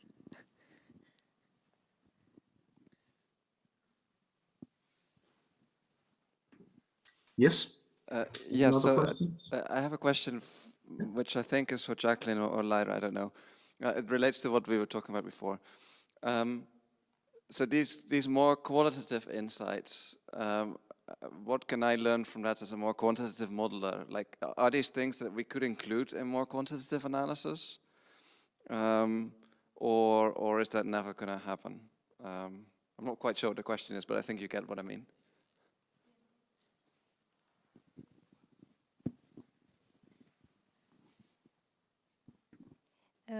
Thank you for the question. Yeah, I get what you mean. If you think like in 1 and zeros, then you can say that 1 is trust and 0 is not trust. And then you can model looking at how what's happened with the system, if it's trusting or not trusting. Then my perspective is that it's a little bit different from what's happened in practice. Sometimes the way that's done decisions, maybe you look at possibility of the model, and then is also sometimes several actors that are taking a specific decision of a regulation or whatever parameters that you are trying to model. So I think that it can be complementary. So it's necessary to take the quantitative and the qualitative aspects in order to, but depends in what you are trying to model. Yeah. Okay. Yes. Just a brief question from me too. That probably goes to Leia. I'm wondering, in Denmark, we recently got a new legislation that we can now use low temperature heat sources without having any taxation. Could you comment on how that would affect the trusts in district heating? So how would no taxation on low temperature district heating affect trust in district heating, you mean?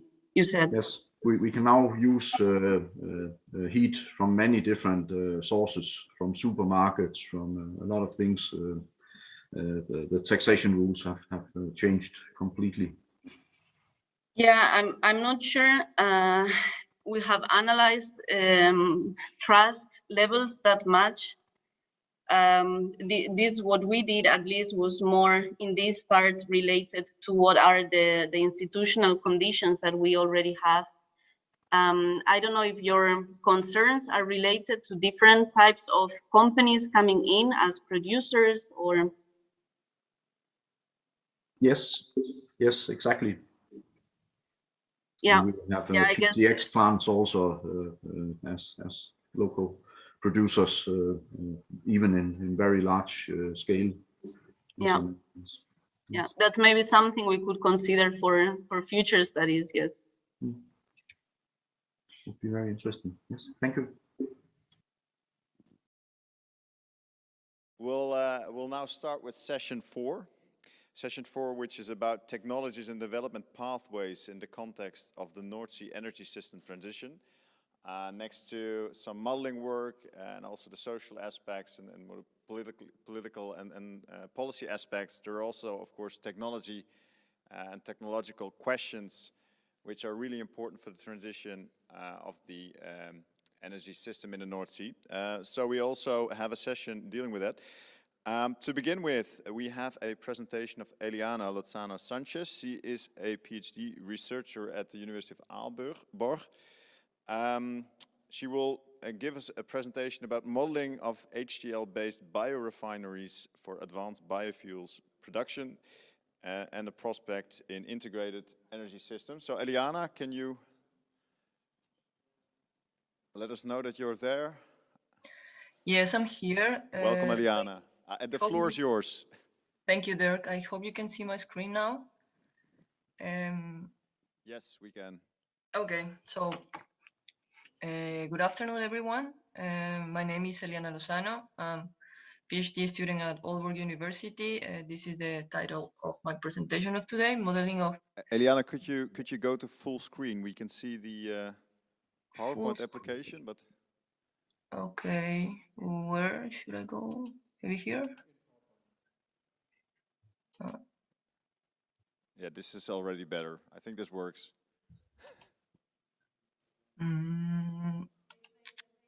Yeah, no. Is this fine? I don't know if... Display settings. I'm getting some feedback from the from the audience. The top one. Okay. Hooray! That works. Thank you. Okay, perfect. Yes. So this is the title of my presentation: modeling of HTL-based biorefineries for advanced biofuels production. So today I'm going to talk about technology for the production of advanced biofuels. This is hydrothermal liquefaction technology, now HTL, which I'm going to explain further on. So advanced biofuels are one type of the different renewable transport fuels that are currently under study at EU level and are expected to play a role for the energy transition in the transport sector, particularly for heavy transport. So aviation and maritime.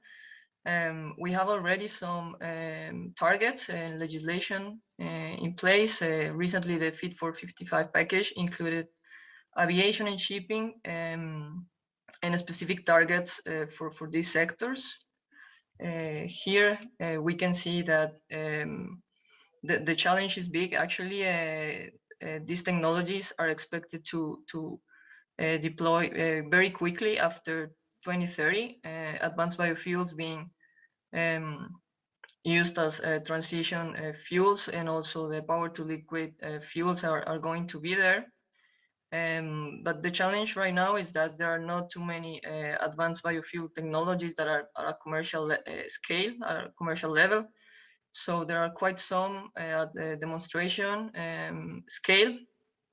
And the challenge is then to bring these technologies up to commercialization. So I'm going to talk about the HTL technology. This is hydrothermal liquefaction. Very briefly, it comprises two main steps. So we start with the biomass, and for my PhD, I work mainly with forestry residues and sewage sludge. In HTL, we have the presence of water, and we use it at very high temperatures and pressures to produce a biocrude. And therefore, we need hydrogen to increase the quality of this biocrude and to make it suitable for to be used as transport fuel. So going to commercialization, of course, we're interested in how this technology can be integrated into the system. It's not only about the biofuels, but also other products that we can integrate, such as excess heat, CO2, of also other materials that can be of use.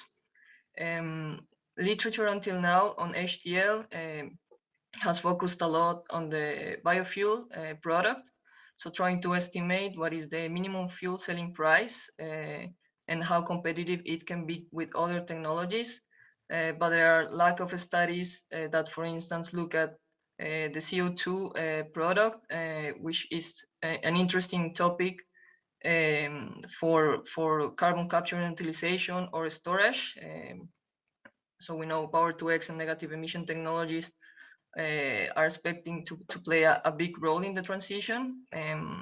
Also, excess heat from the process can be used for sector coupling. And during my PhD, I'm working on these aspects to see how these other products can have an influence on the minimum fuel selling price. So I'm doing a techno-economic analysis. Also environmental assessments. Here I show more or less the methods that I'm using or that I used. Literature study, a lot of experimental data already published or produced in-house at the research group. My modeling tools are mainly process modeling, but also coupled with economic evaluation and some environmental analysis. So as a result of my PhD, I have four journal publications, 3 of them already published. And today I'm going to tell you more about the last 2 due to time limitations. But these last 2 publications integrate also the results of the first 2 papers.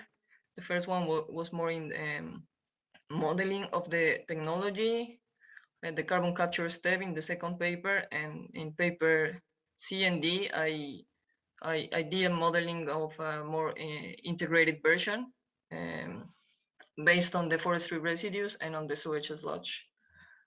So I will start with paper C. In this case, I looked at a centralized biorefinery with carbon capture. So in this simplified diagram, you can see we have an input, which in this case is forestry residues that we have. We have the 2 steps that I previously described. So the HTL and the upgrading step where we need hydrogen, and the box in the bottom which says select salt is the technology we use here to evaluate the carbon capture from the HTL gas, which is in a relatively high concentration between 60 and 80% for the lignocellulosic material. So as main products here, we have the CO2, and we also use the technology, the select salt technology for cleaning hydrogen, which is needed in excess in the process.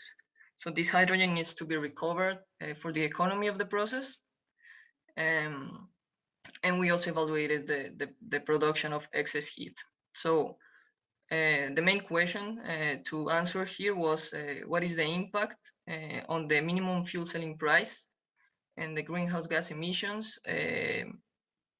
for coupling the carbon capture step in the process.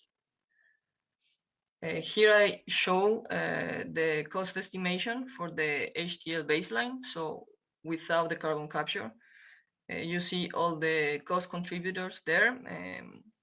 Hydrogen is a big part, the cost is taken for green hydrogen.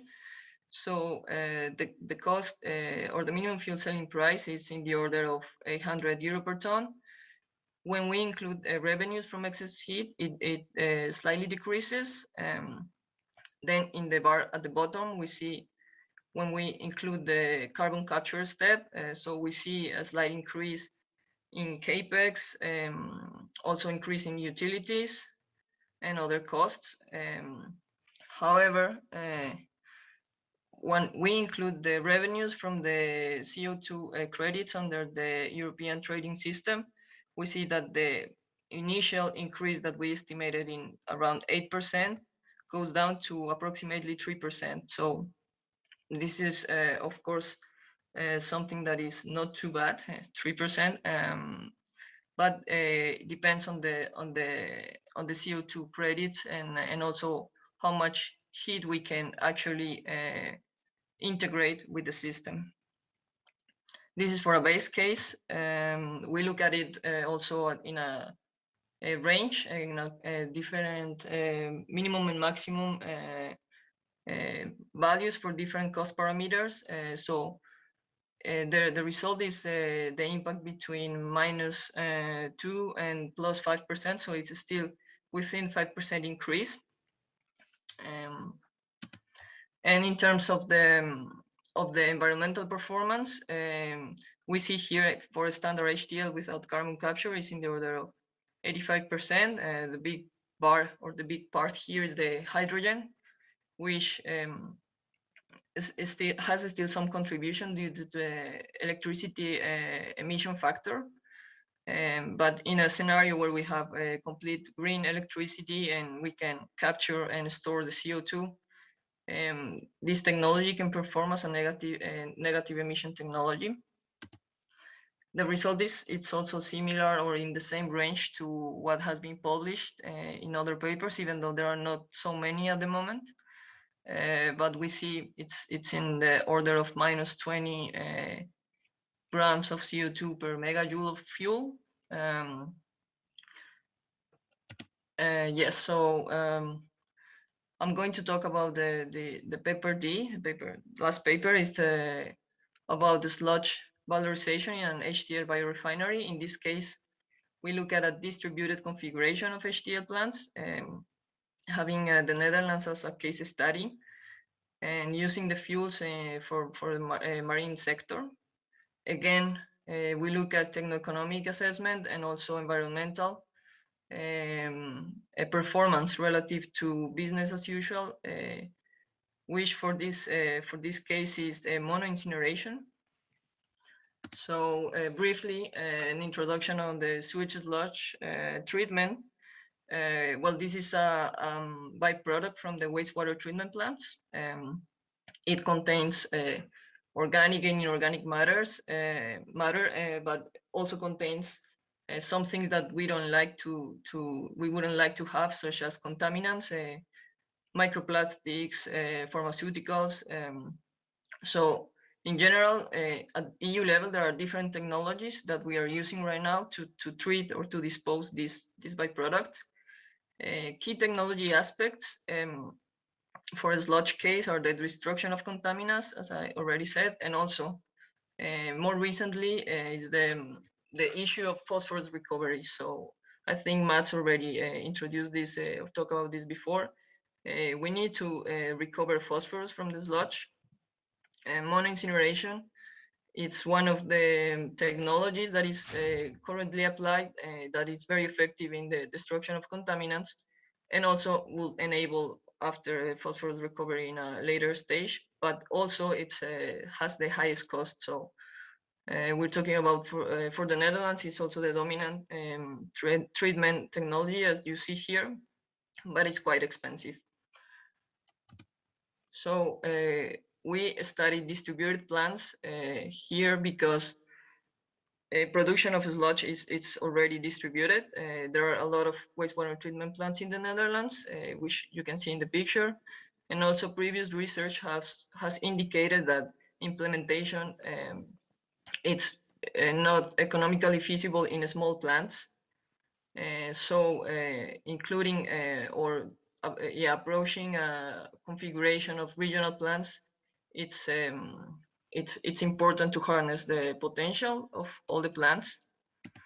Here you see an overall of the mass balance. So we took statistics from 2018 and used yields based on experimental data to estimate how much hydrotreated biocrude or marine fuel we could have at the end of the process. You can also see here the mineral product, which contains about 90% of the phosphorus. So phosphorus recovery is also an important aspect of this technology. In terms of the costs, you see here in the top bar, so that's only for the HTL step. The positive part of the graph, it's about the production cost, and the negative is corresponds to the sludge gate fee, which is the money you could get for treating that residue. So we see that is quite big and could largely compensate the production costs. So here we're talking a relatively low minimum fuel selling price, and then we will go to the upgrading step, again by implementing or by taking into account the sludge gate fee. The cost of the biocrude it's quite low, in the order of 650 euro per ton, which is quite positive. Yeah, something interesting to see here is that the transport has a relatively low share. So we could even try to increase the plant sizes in order to decrease the minimum fuel selling price. further. Again, Monte Carlo shows that we are in a range. Yes. Considering the time, I would like to ask you to try to move to the conclusions. Yeah, this is my last slide. Okay, perfect. Carry on. Okay. So yeah, here you see more or less the range. Because we have below zero in some cases, then this indicates that there is potential for a more economic treatment compared to mono incineration. And this is finally the environmental performance, but I'm not going to talk about it. Maybe we could leave it for further discussion if someone is interested. Main conclusions of my studies are HTL has potential to be a negative emission technology without a significant increase in the minimum fuel selling price, and also for the case of the sludge treatment, it seems to be competitive with mono incineration fees, and also more beneficial from an environmental perspective. Thank you. Thank you. We carry on with the program. Next is Abhinav Bhaskar. He is from the University of Stavanger. He was working at the University of Stavanger. He's done research into techno-economic evaluation of hydrogen-based steelmaking. Abhinav, may I give the floor to you? Thank you so much. I hope you can hear me. Yes, we will definitely try. Okay, cool. Just a confirmation, can you see my screen now? Yes. Okay. Could you move to presenter mode to increase the size of the screen, perhaps? Oh, display settings. Does that work? Yeah. Okay, thanks. Perfect. Thanks for the introduction, Dirk. I would be talking about my third paper and the final paper, and this is regarding the decarbonization of primary steel production, which we heard quite a bit about yesterday, and how the techno-economics would play out if we had a plant, a green hydrogen-based steel production plant in Norway. So before going into those details, I would just mention the strategies which could be used for decarbonizing the steel sector. The steel sector and other industries are considered hard to abate sectors where direct electrification is not possible in most cases. As we saw yesterday as well, that coal is the primary source of energy as well as used as a chemical feedstock. So there we could use two strategies. We could use demand side strategies to reduce demand of primary steel or steel in general by using material efficiency, using less material, recycling, or through material substitution. Like in the construction sector, there's a lot of talk about substituting steel with wood, for example. But apart from that, we also have measures on the supply or the production side where we could change the technology itself to reduce the emissions from the production processes. Where hydrogen-based direct reduction has been talked about quite a bit. There's an alternative of using CCS or CCUS, and also the injection of biomass directly in the blast furnaces. And one of the upcoming technologies I would say is electrolysis, where electricity can be directly used. And here also the emissions would be quite low, but this is at quite a low TRL. Just a comment on this for the demand strategies. There is a lot of discussion about these measures, but the demand for steel is going to increase because it's directly related to the population growth, and the demand would probably come more from the developing countries where the infrastructure is still to be built, and steel would be used more and more. And it's projected that the demand for steel would increase by more than 50% by 2050. So we need measures on the production side. So one of those is the use of hydrogen instead of carbon for the reduction. And I'm showing a system which could do the same. For the, I would say for time purposes, I would not go detail into each of the components, but I can get quickly on the shaft furnace, which is a replacement of the blast furnace, which is traditionally being used for steel production. And here, instead of coal, you can use hydrogen as a reducing agent, which produces iron, pure iron at a temperature of 700 degrees Celsius, which can be fed to an electric arc furnace along with scrap, or we can do 100% DRI as well, and that could produce steel. So what is the energy consumption for such a system? It's close to 4 megawatt-hour per ton of liquid steel, which is slightly higher than the BF, BOF, or the blast furnace-based steel, which we've traditionally been using. And majority of the energy is consumed for producing hydrogen. And this is more than almost 75% of the total energy is consumed by the hydrogen production step. But the emissions of this system can be divided into direct emissions and indirect emissions. And the direct emission ranges, as I'm showing in this panel here, are quite low. And the indirect emissions are based on the consumption of electricity for the production of hydrogen. And here I'm pointing out some of the countries where the emissions will be extremely low because of the low emission factor of the electricity. And a point to mention here, in Sweden, there's already a demonstration plant running for hydrogen-based steels in August 2020.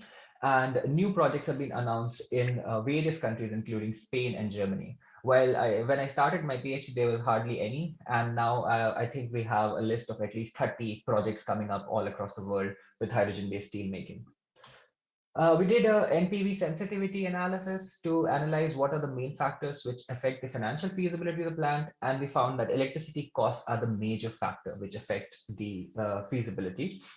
And we also did a global sensitivity analysis and got more or less the same result there, where the price of electricity was the major contributing factor. So based on these findings, we started thinking about the use of or the relocation of iron and steel industries to countries with cheaper electricity prices. And Norway was one of the choices, which is quite close to the EU demand centers and has one of the cheapest electricity prices as well. So here I'm showing the configuration where the electricity can be either purchased from the electricity markets, from the day-ahead markets, or we could sign long-term power purchase agreements. So here we have analyzed the use of electricity from electricity markets by looking at the use of hydrogen production with a storage to leverage the price variability in the day-ahead electricity markets. And the reason why we chose Norway was because of the access to cheap electricity, and because of which a large amount of aluminium producers have set up their plants in Norway. And also there is a huge demand for low carbon steel in Europe, and Norway is quite close to this region. And also one of the contributing factors was the huge offshore wind potential in Norway, which would be developed in the future. It's almost close to 12,000 terawatt-hour per year, but most of it is in deep water, for which would need floating resources. So to analyze this problem, we developed an optimization framework based on Python, and we used Pyomo, open source library, for developing this problem. And the objective function was to reduce the total cost of production of hydrogen. And it was a simple function where the cost vector here is the cost of electricity price per hour. And we use different electrolyzer capacities to analyze how the cost would vary. We got some interesting results. Here I'm showing the production pattern for different electrolyzer capacities and also the storage status for different electrolyzer capacities here. And these are, I would say, this is a histogram where I'm showing the frequency of hours for which you would produce a certain amount of hydrogen. So here you can see that the number of hours at which the electrolyzers remain idle increases as we increase the capacity. And this could also indicate that the steel plant can participate in capacity markets or demand response markets as well when it's available. This is the electricity price for different configuration, and this is the hourly price variation. It does not give very, I would say, indicative results, but when you do it for aggregated for an hour, for a day, it becomes clear that when we increase the capacity, the electricity cost of production reduces significantly.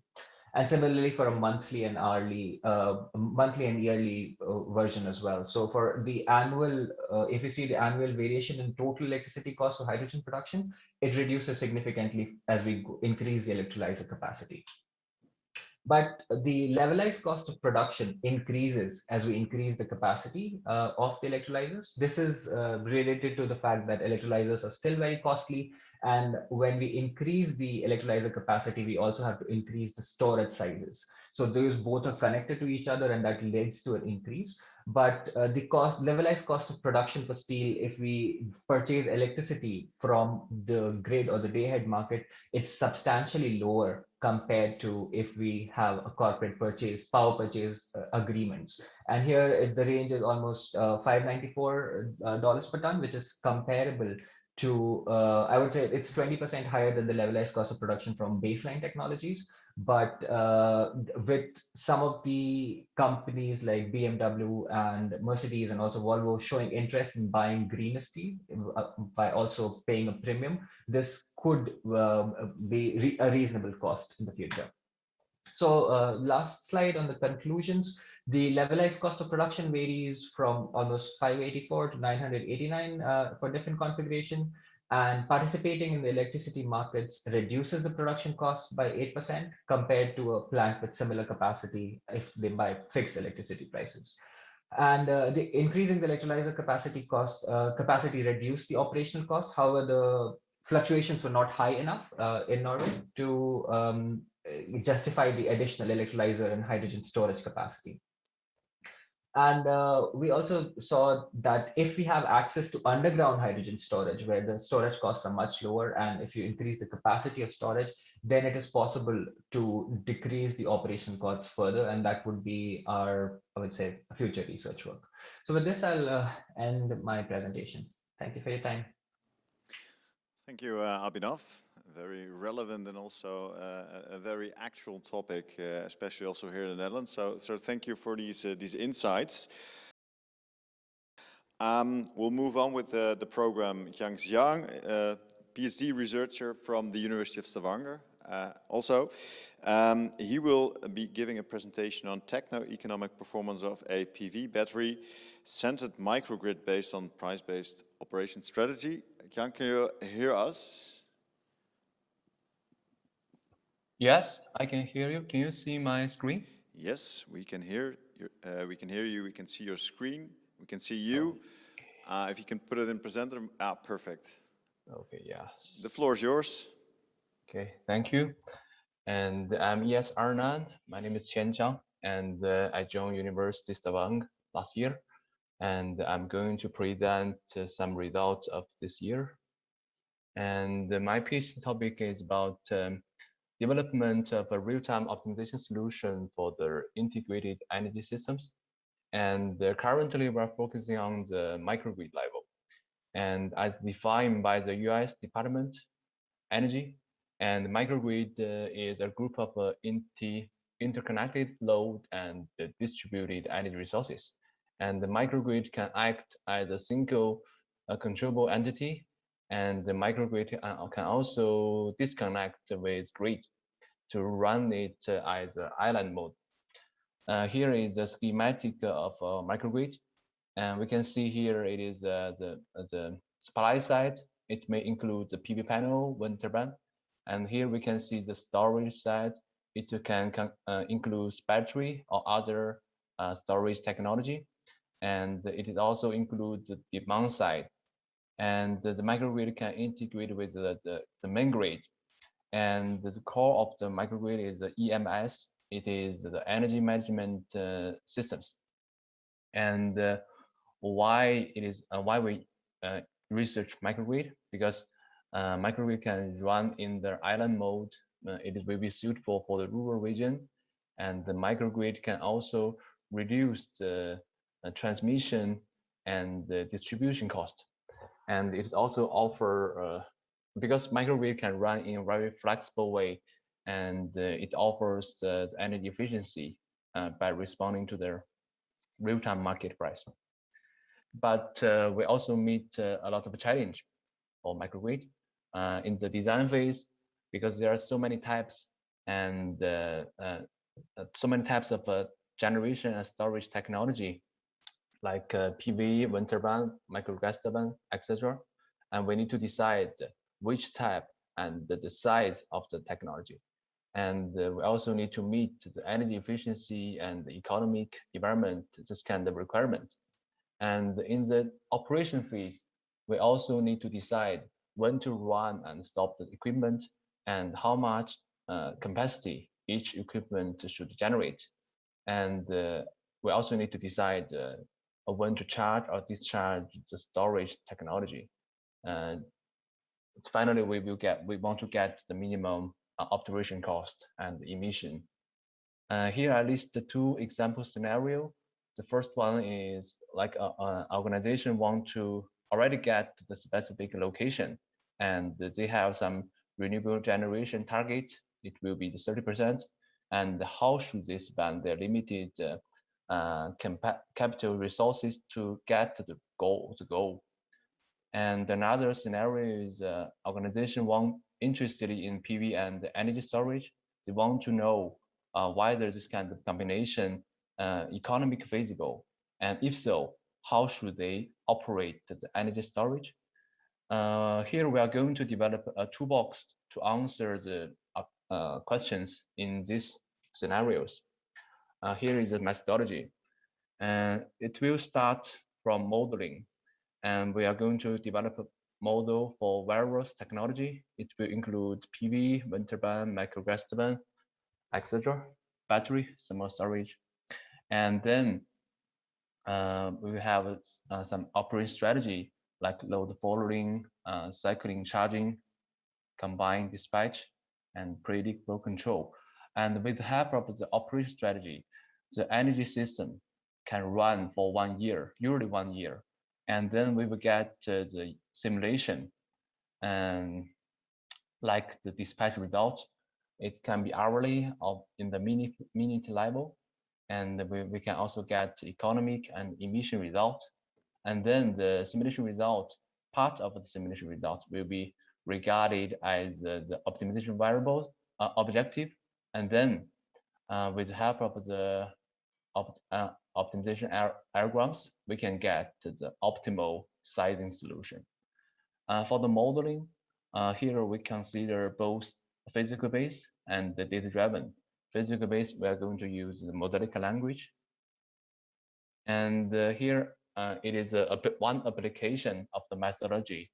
It is techno-economic performance of a PV battery centered microgrid with price-based operating strategy.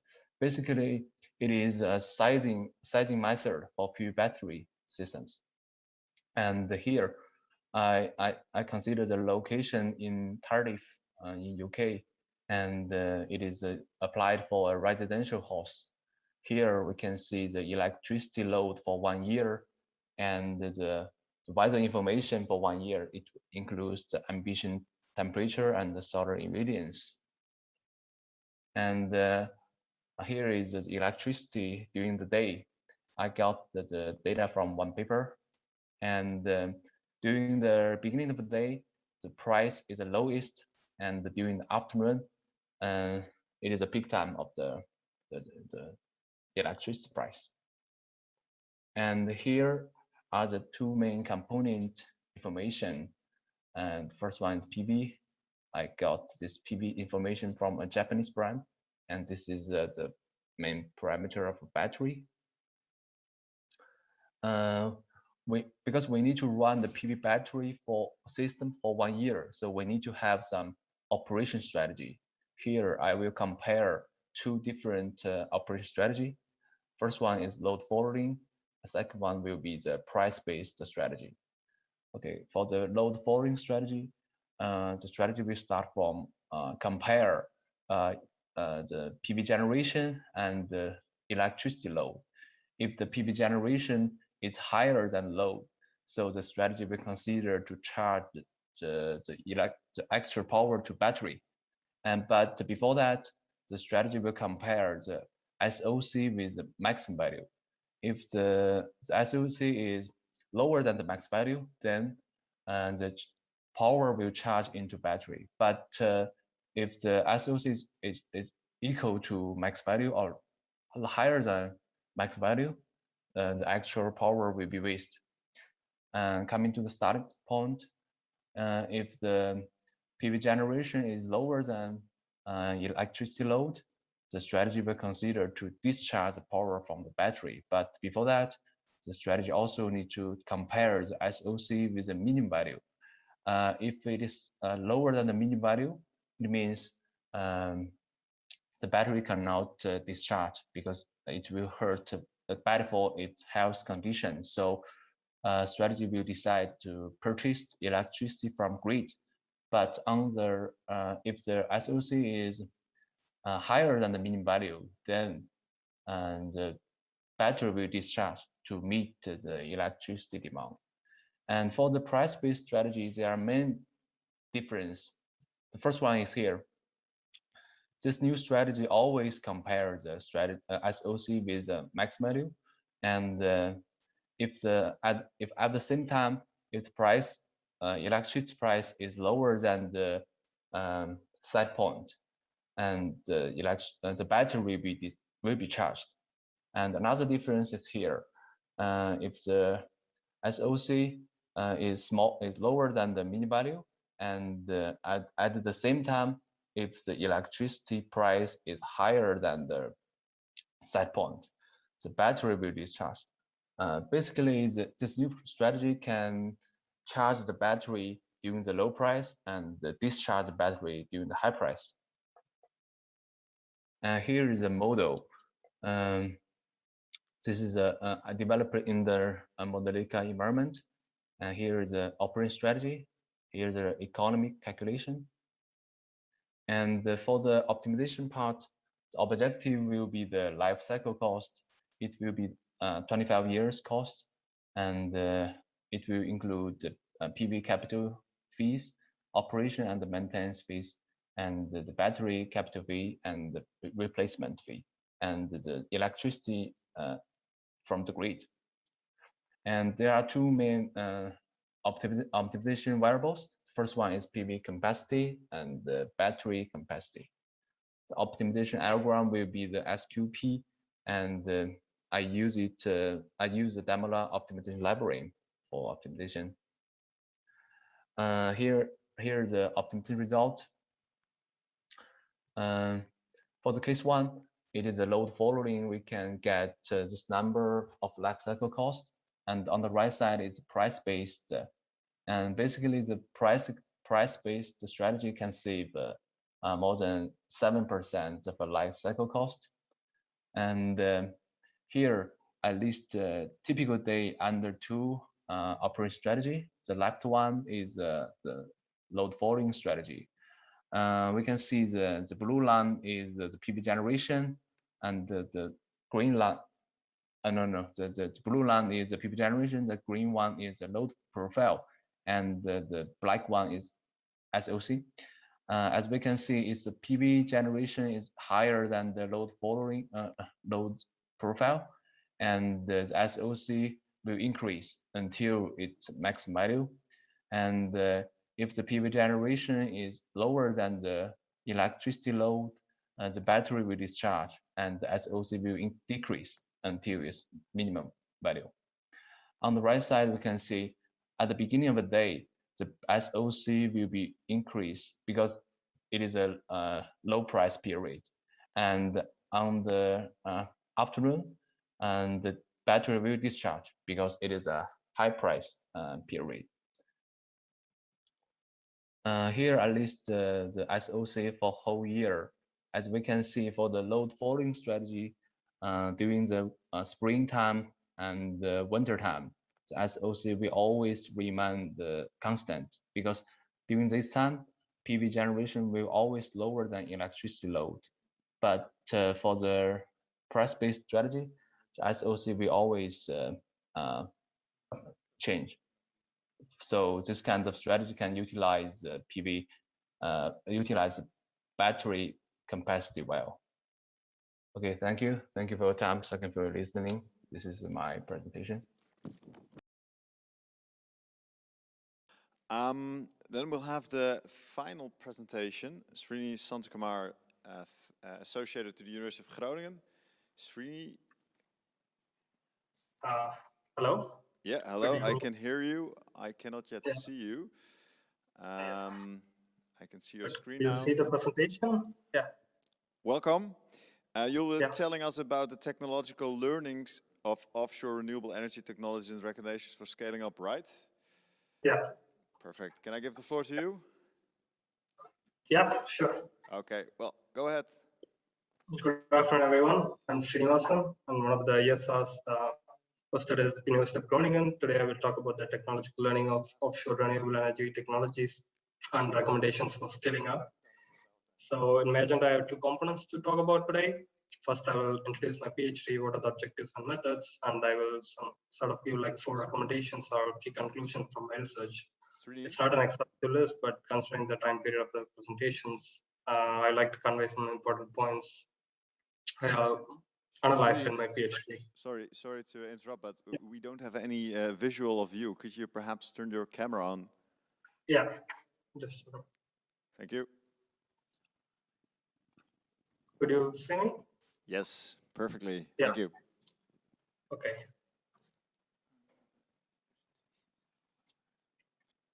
So first, my objective of the PhD is to investigate how key offshore renewable energy technologies might improve in terms of improvements, scale-up, and implementations. And the technologies I have shortlisted are kind of focused on includes offshore wind, fixed bottom and floating, wave and tidal stream technology, and also biofuel production from the seaweed. In terms of methods, since my objective is to consider technological learning, I didn't kind of narrow down into a single methodology. I sort of looked around different methodologies. One is learning curve. It's not a law, but it's an empirical observation which says the unit cost of a technology or product decrease at a constant percentage for every doubling of its cumulative output. Then the second methodology I've used is the bottom-up engineering cost modeling, where you can model a technology cost in terms of different cost subcomponents, and you can narrow down the cost centers which is affecting the most. The third one is I also try to review the theoretical frameworks available in the literature, for example, innovation theory, growth models to understand the theoretical basis for the technological learning. So I kind of used a mixed method approach to understand the technological learning of the offshore renewable technologies. So I'll go ahead with the recommendations or conclusions from my research.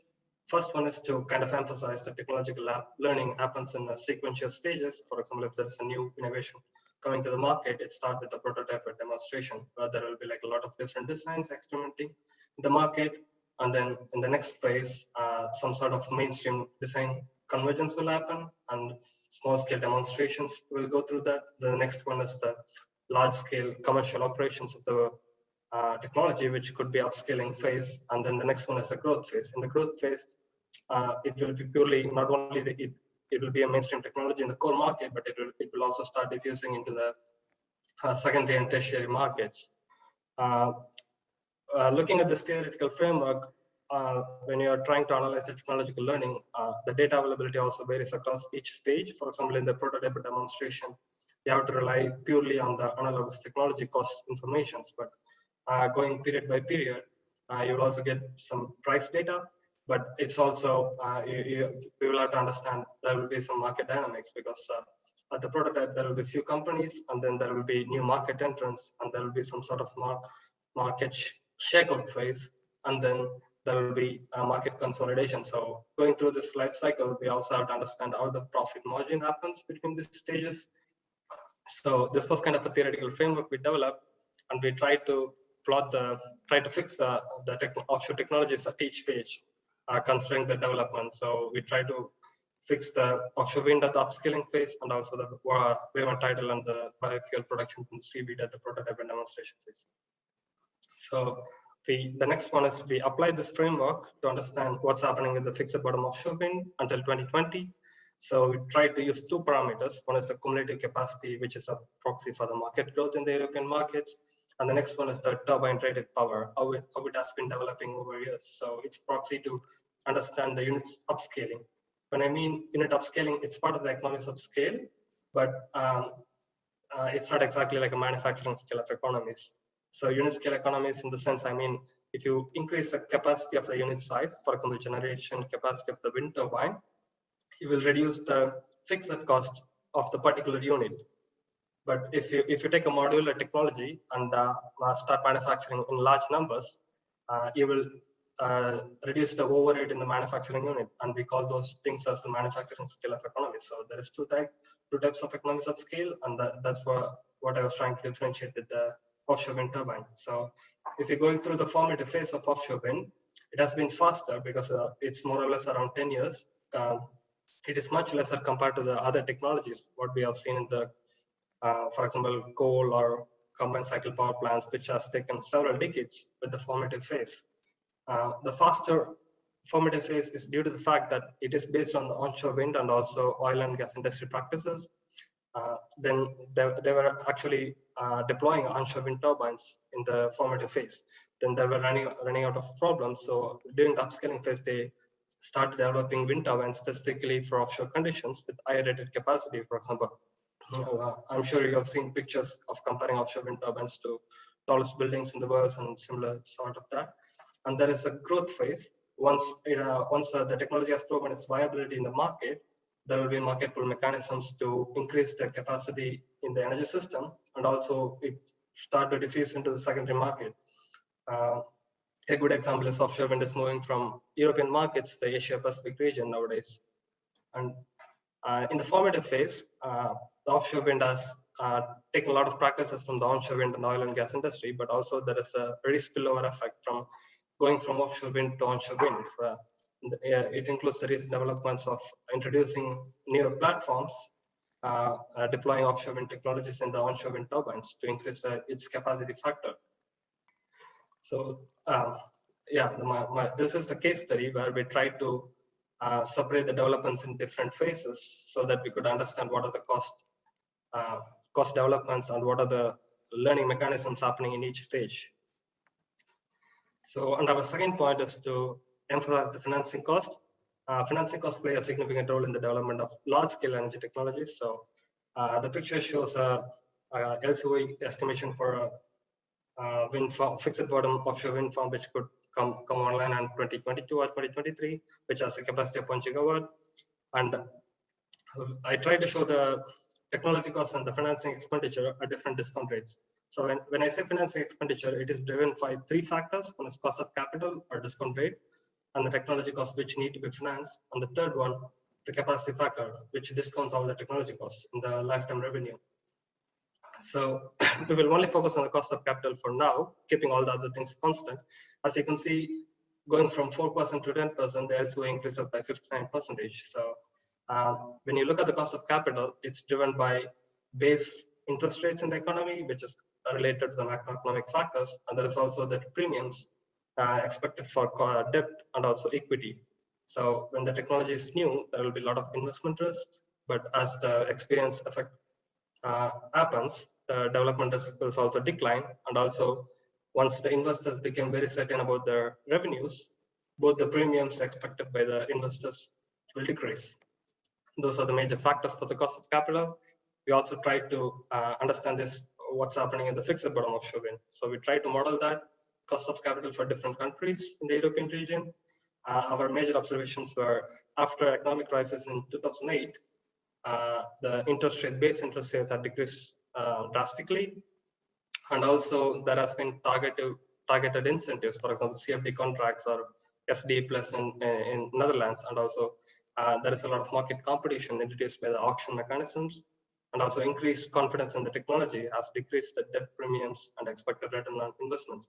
If you can see I don't know if you can see the cursor, but in the top right, if you see the UK from 2000 to 2010, the policy mechanism they were using is ROC, which it's called Renewable Obligation Certificate, where they have like a uncertain revenue model, comparing to the Belgium, where there's the green certificates, or in Netherlands, it's some sort of fixed feed-in tariff. So after that, they have changed that ROC to the CFD contracts, which provide much better certainty on the revenues for the investors.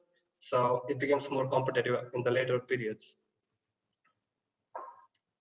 That was the second point.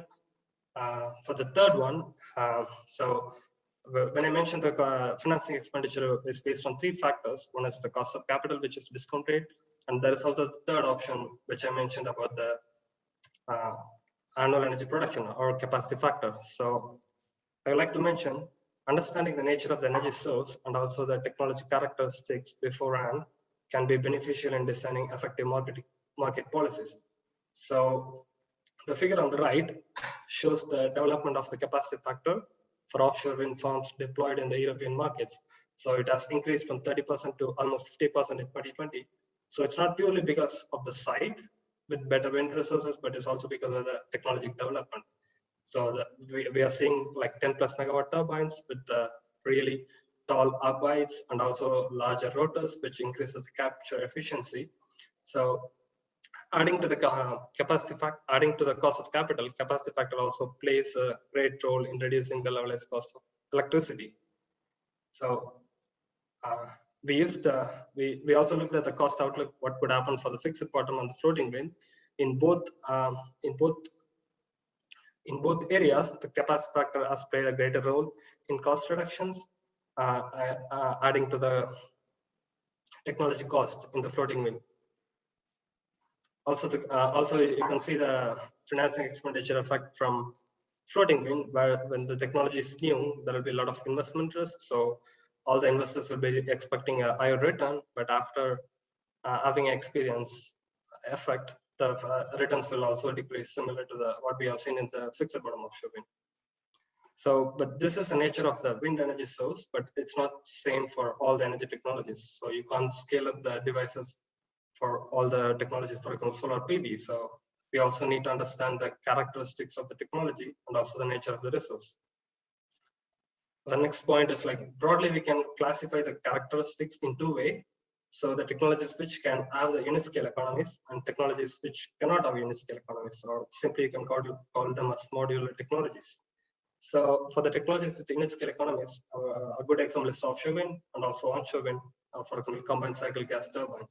So its development sequences, first they will be experimenting, and there will be unit upscaling, and then after it becomes saturated, there will be purely learning by doing, and then it goes into maturation.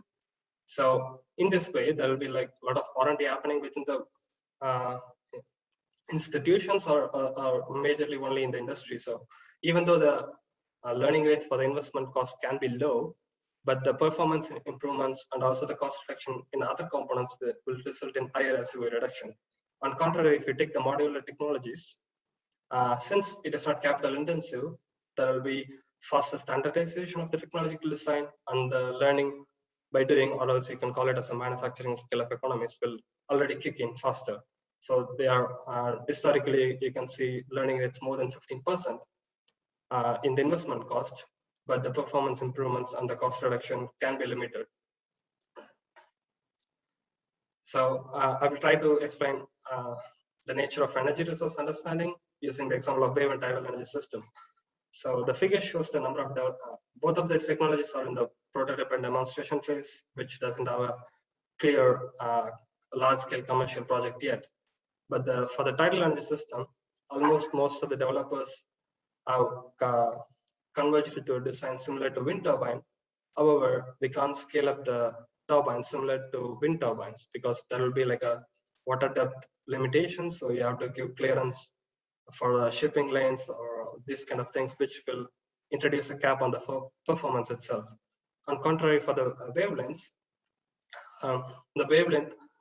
most common design is the point observer, and which when the wavelength of the wave is smaller, it limits the developing large-scale devices. So you will only see devices less than 1 megawatt or 2 megawatts. So these devices are expected to be modular, on contrary to the wind turbines what we are seeing now. So one thing is to understand is not only to understand the nature of the energy resource, but we also need to understand the characteristics of technology, so we can strike a balance between R&D funding and market pull incentives. So these examples are to emphasize the market pull incentives is not always the answer. My last point is to understand, to show for the offshore wind system, grid connection costs also play a significant role in planning of the future offshore energy systems. So the figure shows the levelized cost of transmission matrix for a 700 megawatt offshore HVAC radial connection. So there are three influencing factors. One is the distance to shore, utilization factor or the capacity factor of the wind farm, and also the skill of the transmission.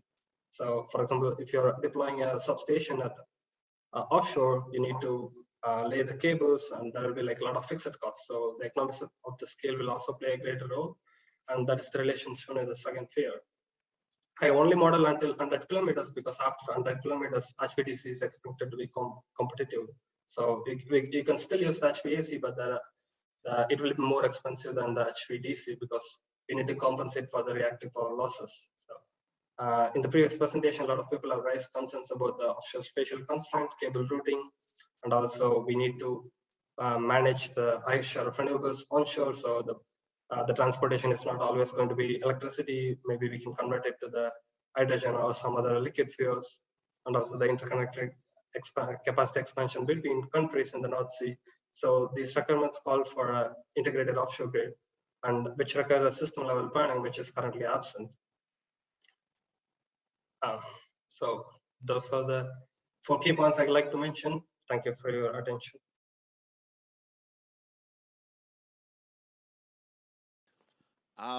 We have some room for questions from the audience, either online or here in the room. I'm not sure whether there are any questions.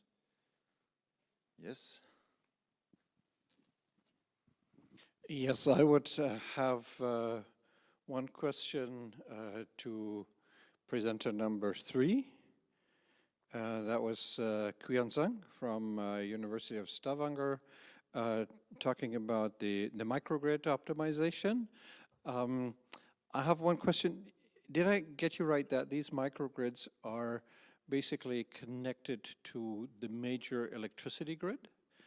And how do you consider the situation of your optimization at the microgrid level as compared to the storage options that you have at the central level?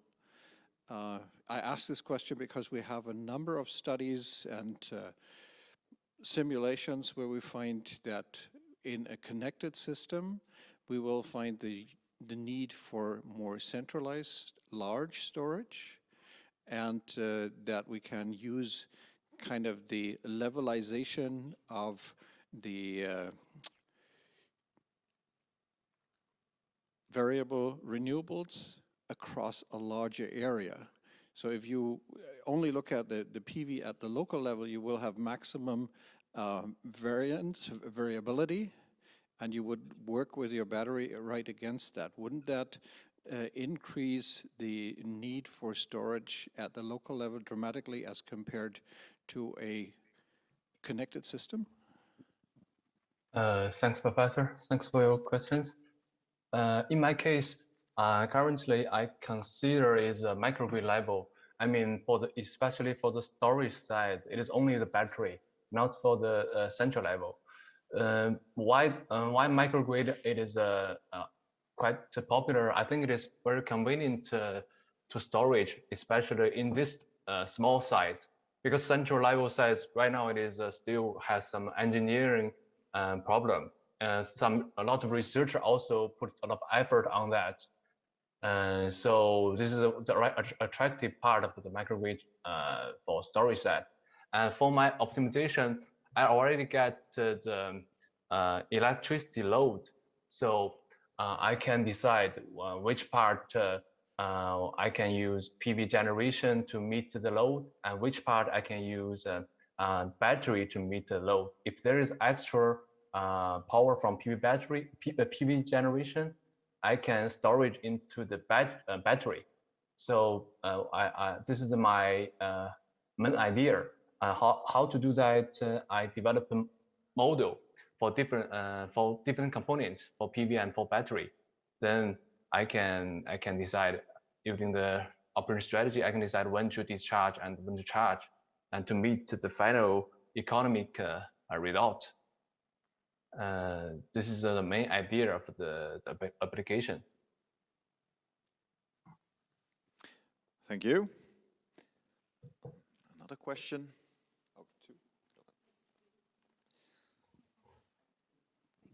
Thank you. I want to have a follow-up question to the same speaker, to Zhang Qiang.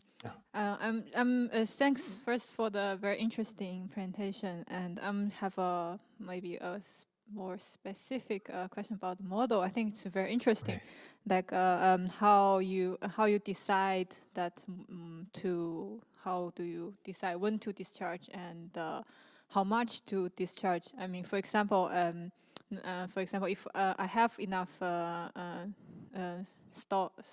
electricity stored in one of my battery, and I see that the electricity price is higher than the my expectation, then I choose to discharge.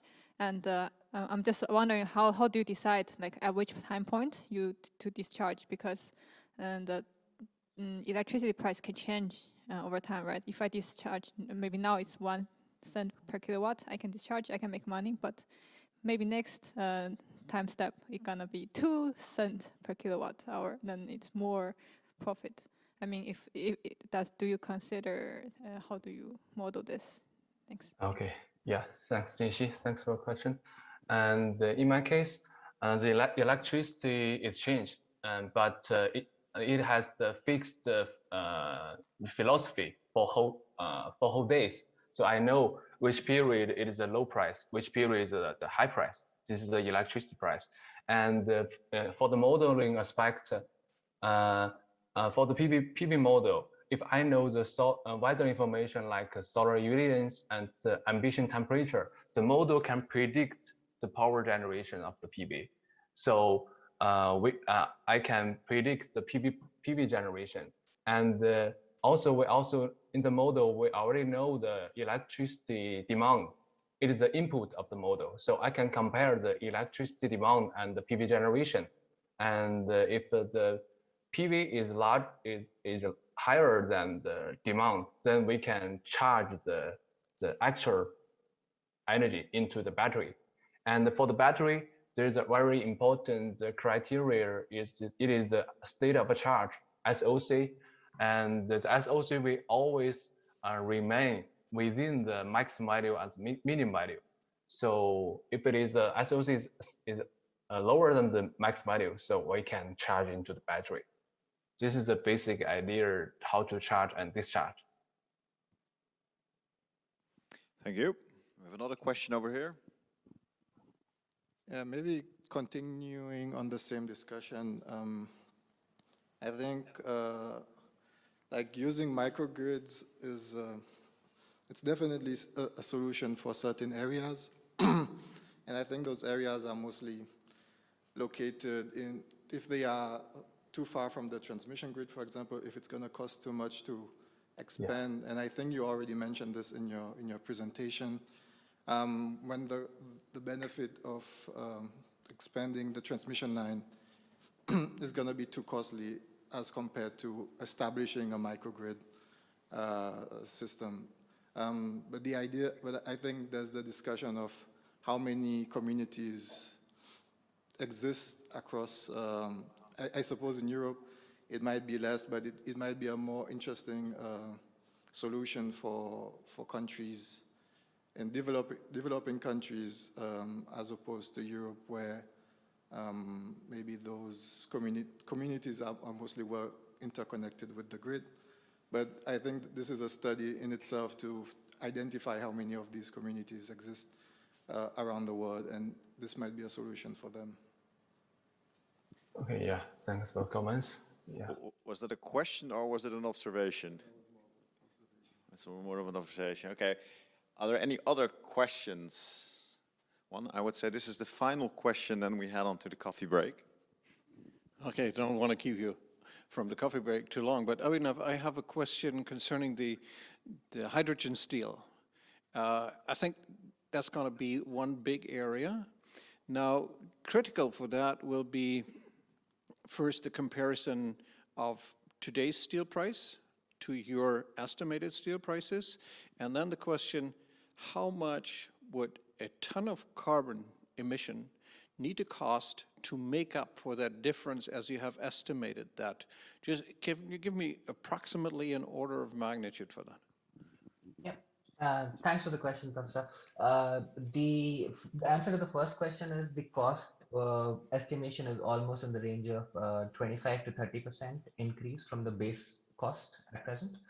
And the cost at which we can compare the baseline technology with hydrogen-based steel would be in the range of $55 to $75 per ton of CO2. So we are already at that range. So the marginal abatement cost here would be 60. So we are at the level, and that's why it's getting so much traction. And this also has to be understood in terms of the larger hydrogen picture, where hydrogen is, the cost for hydrogen is going to reduce significantly. The electrolyzer cost will have a lot of technology learning effects, and part of which has been, I think, just a comment on that, part of that has been missed from the developments from the chlor-alkali process, which additionally uses electrolyzers. And in China, we have very low electrolyzer prices. And the move towards is already happening from coal to hydrogen, especially projects in Inner Mongolia, for example. Now they are converting from coal-based gasification for ammonia production to green hydrogen-based ammonia production, because to reduce the renewable curtailment, but also because they have access to very cheap electrolyzers. So this is happening, and I think we should be very aware of these developments on the electrolyzer side as well. Fair enough. Thank you, Abhinav. Thank you all the other speakers for your presentations and also your responses to the questions from the audience. We'll be having a brief coffee break till around 4 o'clock. And then we will have the final session of today with our last keynote speaker and a very interactive debate. So I will see you in around 15 minutes.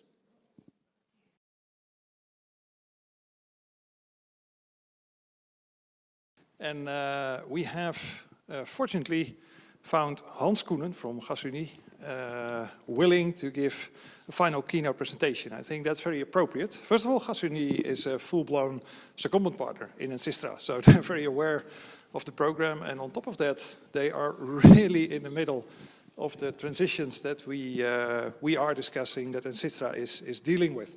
To get gas meets wind is in the title. This is a big theme in the north of the Netherlands, and for Gasunie, very much oriented towards hydrogen as the key carrier of the future, and that's where the organization, the company, the institute, you can call it many things at the same time, is fully focusing on, but also many other areas.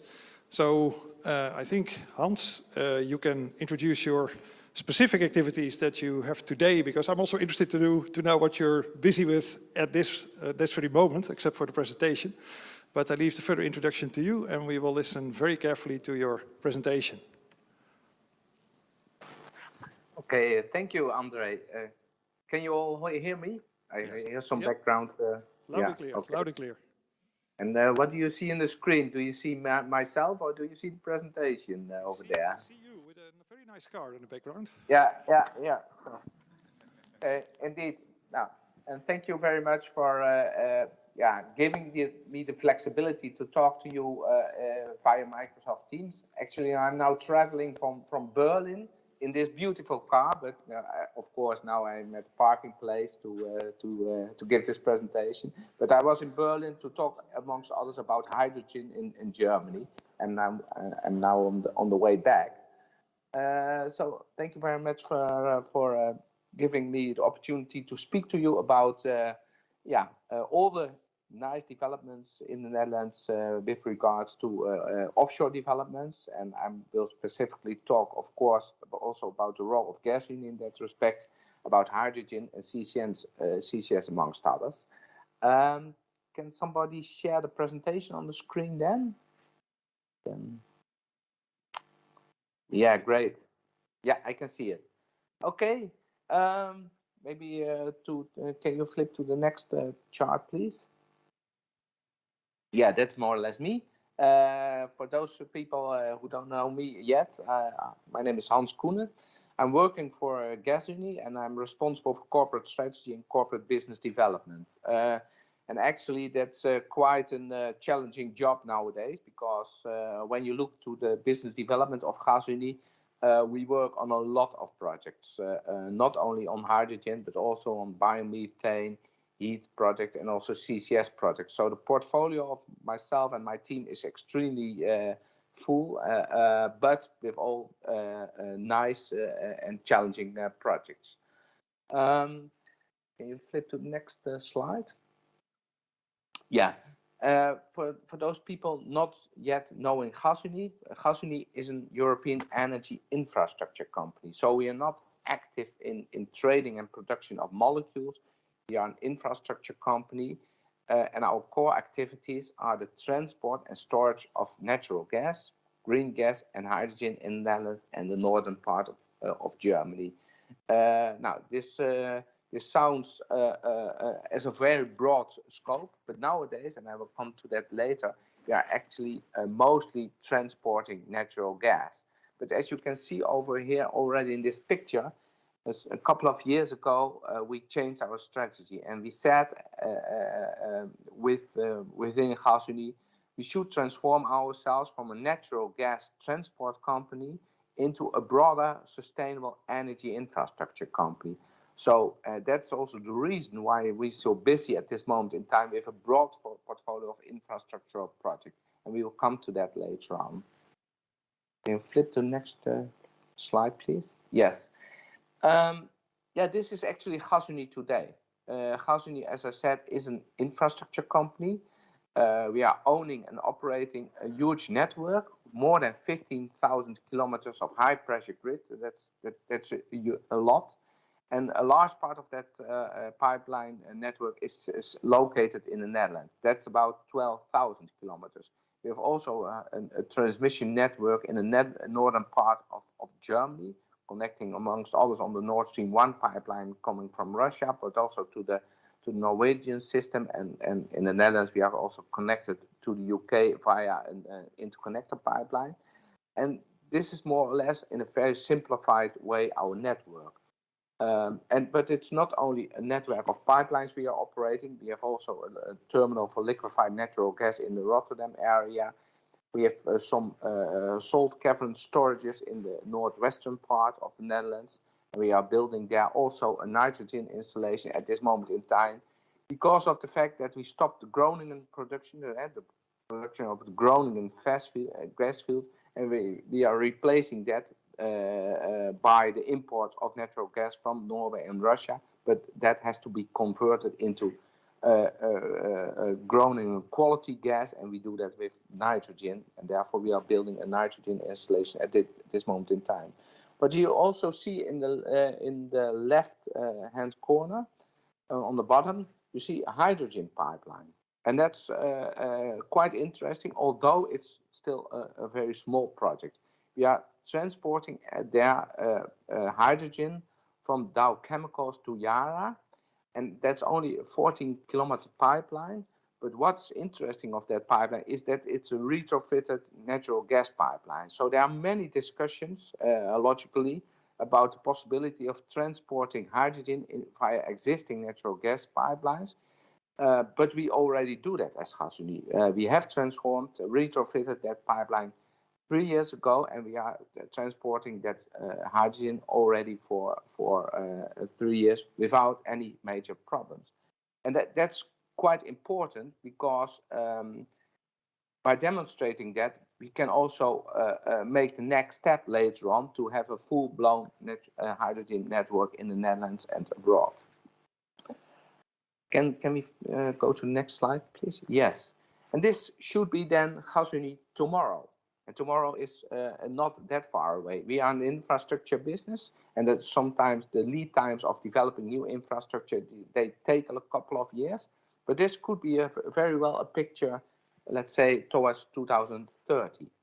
And what you see over here is indeed that we will be transformed in a broader energy infrastructure company, not only active in the transport of natural gas, which will probably still take place in 2030 and maybe even a lot longer, but we are also active in the CCS projects. What you see over here, we'll come to that later on. The Portos project, for example, in the Rotterdam area. We are active in the heat transport. I will come to that now later on as well. But we are also active in the hydrogen infrastructure, in hydrogen infrastructural projects, not only transporting hydrogen, but also storing hydrogen in salt caverns. So that's a huge portfolio which we are going to develop in the coming couple of years. Talking about the first final investment decisions, we will take the first final investment decisions on a couple of these projects already this year, and probably also some of them next year. And this is really a great step forward, because today we are talking about offshore developments. And when you look at offshore developments, at this moment in time, it's mainly offshore wind developments. And that should go on, and that should even accelerate. But probably also other claims will be put on the North Sea, like storing CCS, CO2 via CCS infrastructure. Can we go to the next slide, please? Yes, and then I would like to elaborate a little bit more on the Gusatu project, also in relation to offshore wind developments, because that's the topic of today. Can I go to the next slide, please? Yeah. When you no, let me put in another word. What we see in the development of hydrogen infrastructure, we describe more or less as a kind of a quadruple jump. So we need to take a hop, then we need to take a step, and then we need to make big jumps into the future. And when we talk about hydrogen, we do think that we should start by preparing the market, by promoting electrolysis, and also, of course, to applications in industry clusters. So when we talk about hydrogen developments, it will probably start within the different industrial clusters in the Netherlands. And we are already working on that very intensively, and not only as Gusatu ourselves, of course, but also many industries are working on the transformation towards partial hydrogen processes. For example, Shell is already developing a 200 megawatt electrolyzer in the port area of Rotterdam, but also other big players and also smaller players are already working on green hydrogen production facilities, and also in working on applications in the industrial clusters. And having said that, then we should make the next step, which is also planned in the coming years. And the planning is that we will develop some regional infrastructure, starting in these different industrial clusters, as I said before.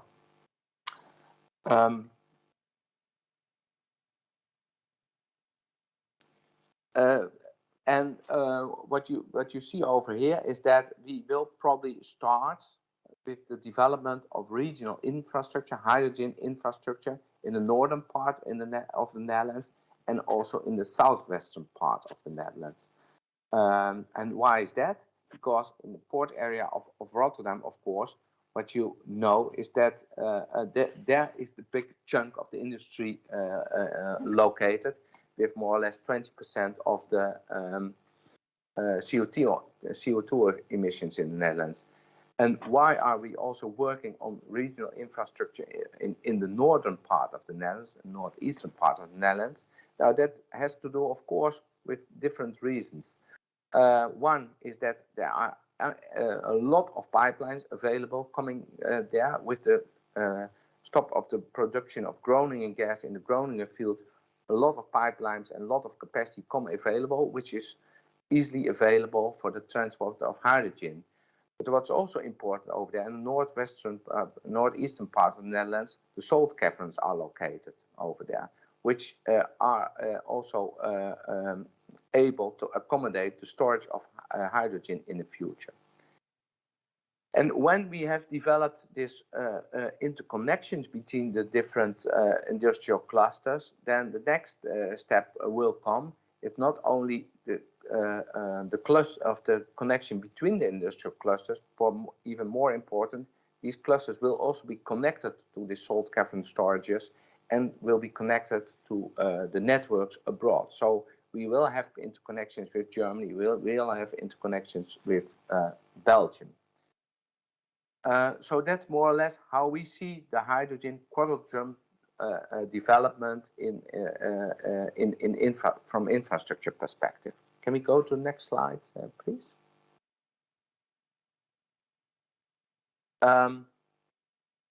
Yes, and it does not stop in 2030 because, as you all know, in 2030, according to the climate agreement, we should have realized more or less 3 to 4 gigawatts of green hydrogen, and that is still a lot, taking into account that nowadays I believe the biggest electrolyzer is only 20 megawatts. So we need to scale up drastically to reach even this 3 or 4 gigawatts. But after 2030, we need lots and lots more of green molecules and green hydrogen.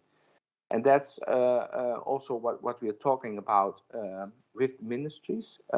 We need to prepare ourselves not only for this half a marathon until 2030.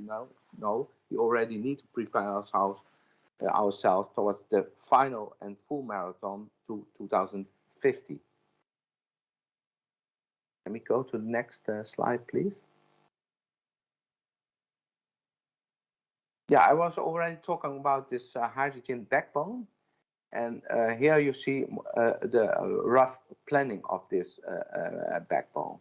What I said before, we will start within the industrial clusters, and the aim is to have all these industrial clusters connected with each other and with the storage facilities in the northern part and with our neighboring countries in 2027.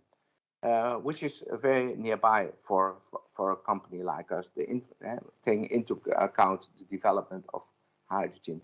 And to have it realized, we need to do a lot of work, and we needed also the support of the Dutch government.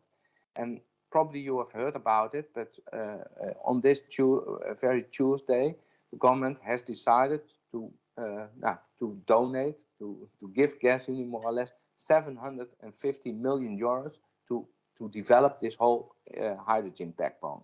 Now, total investment of this hydrogen backbone is 1.5 billion. So it will also invest ourselves 750 million euros, which is of course at stake, because if this whole hydrogen development will not be realized, then also for Gasunie is something at stake. But I do think that's a very good and very positive sign from the Dutch government that they made this step, and with this step, they more or less also help us in solving the so-called chicken and egg problem, because with this infrastructure available, demand and supply can be connected. So that's a very big step. And what I said at the start of my speech, yesterday I was in Berlin, and I can tell you that the Germans were really jealous in this big step forward in the Netherlands. Today, the topic is, of course, offshore developments. And what I said, we are investing in this infrastructure, but this pipeline needs to be filled with green hydrogen. So our very urgent call to the government is also to develop much more offshore wind, because we need this to produce this green hydrogen. We need to have it to fill our pipes, but of course at the end the customers they want it, and it's clear that in the industrial cluster there's big demand, potential demand also for hydrogen. Yeah, there's of course a big debate about offshore wind, but we as Gasunie embrace the fact that the Ministry of Economic Affairs, that they want to stretch their targets for offshore wind. They want to develop 10 gigawatt extra offshore wind towards 2030, which is also really needed in front of taking into account the required 55% CO2 reduction. So we do really welcome that additional goal of the Dutch government and the Ministry of Economic Affairs. Can we go to the next slide, please? I was talking about the H2, so the hydrogen backbone, but what are we doing also in the north in respect of that developing backbone? In the northern part of the Netherlands, we are working together with partners on the North H2 project. And the North H2 project is dealing with the integrated development, the large-scale production, transport, storage, and supply of green hydrogen. And that's really what's needed, because what I said, we can solve the chicken and egg problem by investing in the infrastructure, but to make it really a success, we need to develop the whole integrated value chain. And we are working on that together with our partners, Shell, RWE, and Equinor, and together also with Groningen Seaport. This is really a big project. It's one of the biggest large-scale hydrogen projects, and we're planning to have 4 gigawatts of green hydrogen produced, to have it realized in 2030, and it should scale up to 10 gigawatts in 2040. That's ambitious, but taking into account the climate goals that we will have to realize, and the time it will take to develop this full value chains, I think it's urgently needed that we make this kind of big steps. And are we then satisfied? No, probably not, because we have to do even more, and that is shown in the next slide, please. Because in the next slide, I would like to talk about future developments on the North Sea. Probably you have heard about North Sea Wind Power Hub. In North Sea Wind Power Hub, the original idea was to develop a big offshore artificial island, an energy island, where electricity from different wind parks could be connected to, and where also offshore hydrogen could be produced. Now, in the meanwhile, we have studied a lot on this North Sea Wind Power Hub artificial islands, and together with Energinet from Denmark and TenneT, we concluded that it is probably a much better idea to work on so-called hub and spoke projects, which is not one single big island on the North Sea, but probably more smaller 10 to 15 gigawatts islands, which could be developed for connecting offshore wind parks and also offshore hydrogen production.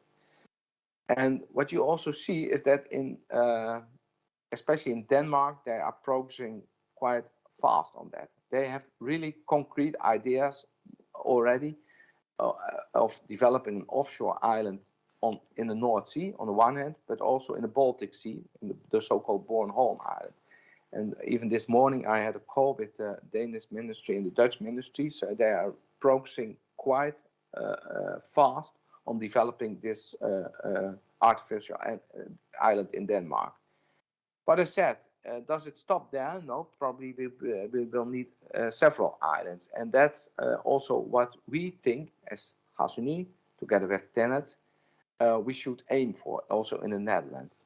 And that's what I would like to show you in the next slide.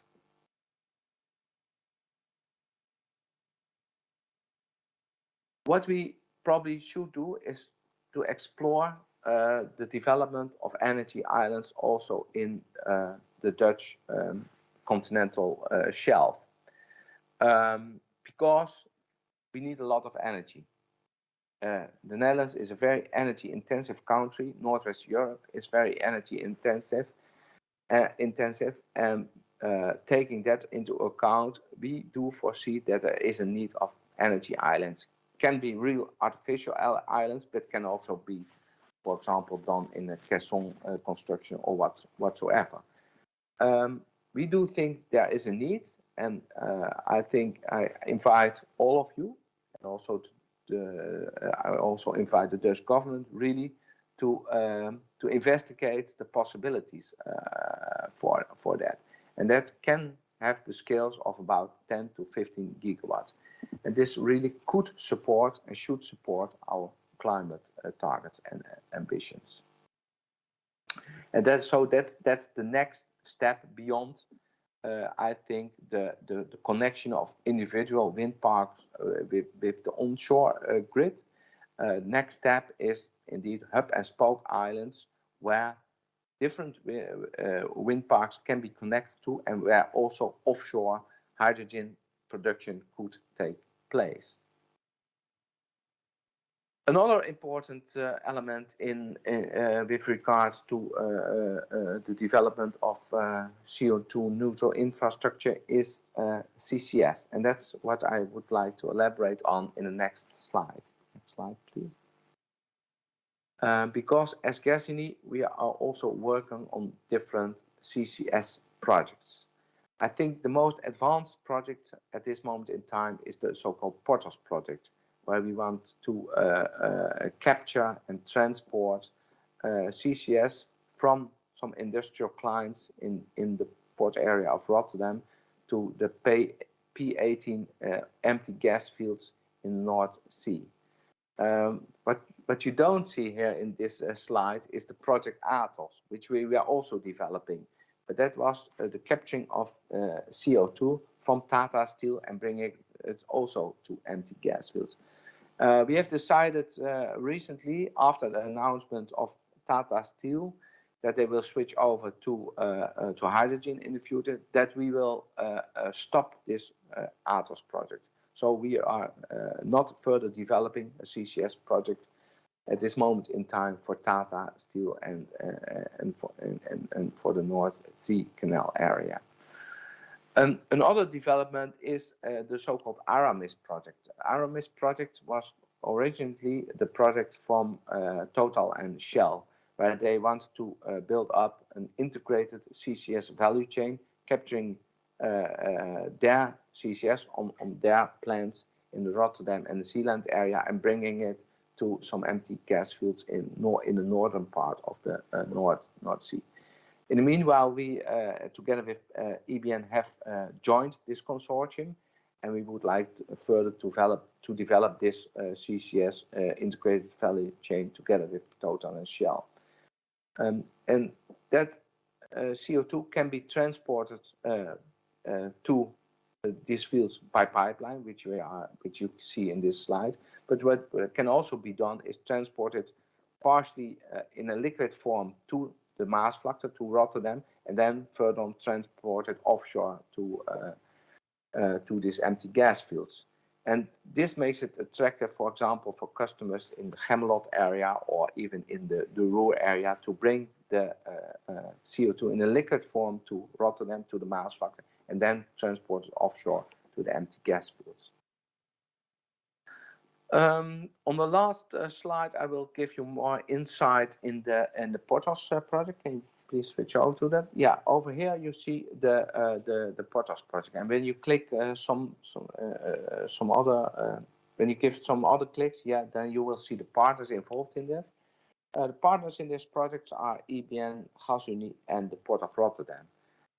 We are developing this project already for some time, and we are almost there to take the final investment decision. That will probably be taken in the first quarter, of maximum in the second quarter of next year. And when you give it another click, yeah, then you see the customers over here. There are some big customers which will transport their CO2 via the to be planned pipeline and via the offshore pipeline to this P18 fields. This is the first step, and the next step should then be the further development of a kind of national CO2 system and bringing this other CO2 from other customers to the potential gas fields from the Aramis project. So overall, what you see is that that the North Sea is, for us and for others, an excellent location for sustainable energy transition developments. On the one hand, for CCS, but even more for the production of green hydrogen. So, and therefore, the further development of wind farms in really gigawatt scales should be brought forward by accelerating, for example, 15 gigawatts, but even much more after 2030. A lot to do, a lot of interesting projects. I'm really looking forward to a bright future on this all interesting energy transition topics. With that, I would like to thank you for your attention. It's a little bit weird to do that in a car and you sitting in this nice room and I'm on the way. It's not the most pleasant form of presenting your project and your company and your ideas, but hopefully I gave you some insight in the developments we do foresee as Gasunie with regard to the energy transition project and also very much in relation to the offshore program. I'm really glad to take any question from your, please. Thank you. Thank you very much, Hans, and definitely also for taking the time on the way. I mean, it's rare that we see presentations coming from the Autobahn. I don't know if you're in Germany, but and also, I'm in Germany. Right, and also a fantastic story, because there is, of course, amazing strategy behind it. The big changes are happening, but also the real investments. The news on the support of the Dutch government for the hydrogen backbone is real news, and it shows the real substance and gaining speed in the transition. Questions from the audience? Yeah, hello. Is there also a role for blue hydrogen in the backbone? That's a very good question. Yes, there is. I think as Gasunie, we sometimes say we are kind of colorblind. All the infrastructure we operate via the open access principle and the non-discriminatory principle. So also blue hydrogen could and should be, in our opinion, transported. Probably it will be a transition form because we all aim for green hydrogen, but the access is open for also other colors of hydrogen. For us, the question was also, and we have answered ourselves, is then also gray hydrogen, for example, allowed to be transported? And that's, in our opinion, doubtful, because that doesn't help the energy transition. And we developed this system, and we also got the subsidy granted from the government, this 750 million euros. We got that money for with the aim to accelerate the energy transition. So answer should be gray hydrogen is actually not welcome in this hydrogen backbone. And I understand that is a very delicate topic, but that at this moment in time, this is the position of Gasunie with respect to transporting the different colors of hydrogen. Right. Does that, yeah. Clear policy choices. More questions? Right. Olaf. Yeah, Olaf Ume, Flensburg University. I have a question towards the hydrogen islands in the North Sea, which you have in the longer term perspective. And we're talking about 15 gigawatts each approximately, and a number of islands. Now, this morning we have been discussing that we're kind of short of space for all the energy that we need to produce in the North Sea region. How do you see the competition between primary electricity production for direct use and the conversion to hydrogen with the losses along the conversion chain, and the fact that if I transport the electricity from locations closer to shore, my transportation costs are substantially lower. If I have an existing gas pipeline already that reaches out relatively far, I could actually locate the hydrogen islands further out. How do you see the future of the islands if you consider that? Yes, very good questions. Yeah, indeed, although the North Sea is a big sea, still there are many claims on the usage of the North Sea. So it's not only about energy transition, but also fisheries and other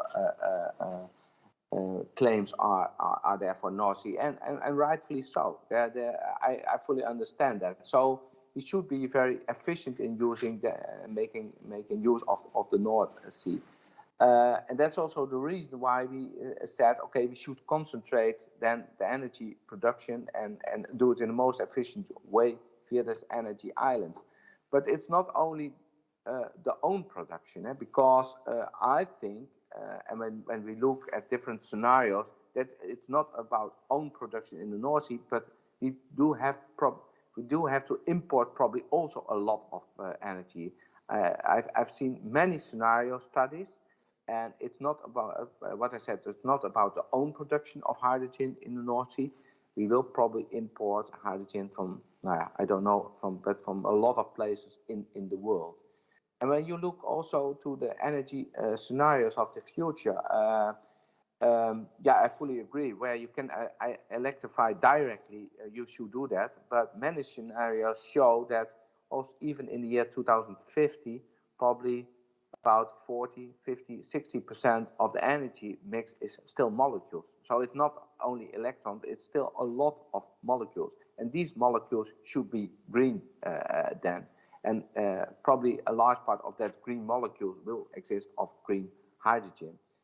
When you produce that, we as Gasunie, but we do that in close cooperation with TenneT, look at the total energy system. We did this integrated infrastructure study this year, 2030-2050, with many stakeholders. And we approach this study on the basis of the lowest societal cost of maximum societal benefits. And then you see, in our opinion, but not only in our opinion, but also in the opinion of TenneT and many other stakeholders, that probably the further you are away in the North Sea, the better it is to convert offshore the electricity into hydrogen and then bring it onshore. From the perspective of lower societal cost, this seems to be the best solution. Of course, open for a dialogue on that. That's at least how we see it at this moment in time. Right, very good. There's also a question, Hans, came in via the chat box. I don't know if you can read it, but it will also be read aloud for the audience here. I can see it. Okay. Right, so it's a question from Christian Zuidema from the online chat. He says, based on some preliminary findings of one of the studies that we are doing, there's much more confidence and enthusiasm about hydrogen, notably offshore, visible in actors that traditionally are working with molecules rather than the wind farm developers. Is this something that you recognize as well? And if so, what would that mean? I recognize that, partially at least, because that was what we also heard from many wind farm developers, but it's not, I think it was not the fact that they were against hydrogen, but they had a kind of a fear that by promoting hydrogen too much, that it might block at this moment in time the further development of wind farms, because there was still a need of scaling up electrolysis. There was a need for further development of offshore hydrogen, because that's all new. It's really in the beginning stages. So they were very afraid that when you would couple wind farm development too much and too directly with hydrogen production, then it might block the accelerated development of wind farms. But you see a mind shift in that respect. And just before this meeting, I had another call with the Ministry of Economic Affairs and with one huge wind farm developer. And they are really urging for a fast development of offshore hydrogen. And you can either do that directly, integrate it in the wind turbine, or you could do it via a centralized green hydrogen production at the islands. But this big wind farm developer really strongly believes in integrated offshore production in the wind turbines already, and they are really urging the ministry and others to accelerate that development. So you're right, I recognize this original statement, but you see in the meanwhile that there is kind of a mind shift in that. Yeah, and another fantastic example that the system change we're looking at really requires collaboration and coordination to align all these efforts. So another question here, please state name and affiliation. Yeah. I'm André Faaij from University of Groningen. I had a question on the prospects of hydrogen import. In your opinion, what will be the main sources of hydrogen import for your network, and how it can be compete with the North Sea source or domestic source inland? Yeah, of course, hydrogen can be brought and exported and imported via different carriers. So you're talking about ammonia, liquid hydrogen, LCOH. We have done several studies, and not only Xiaoming, but we did it together with different parties. Our opinion at this moment in time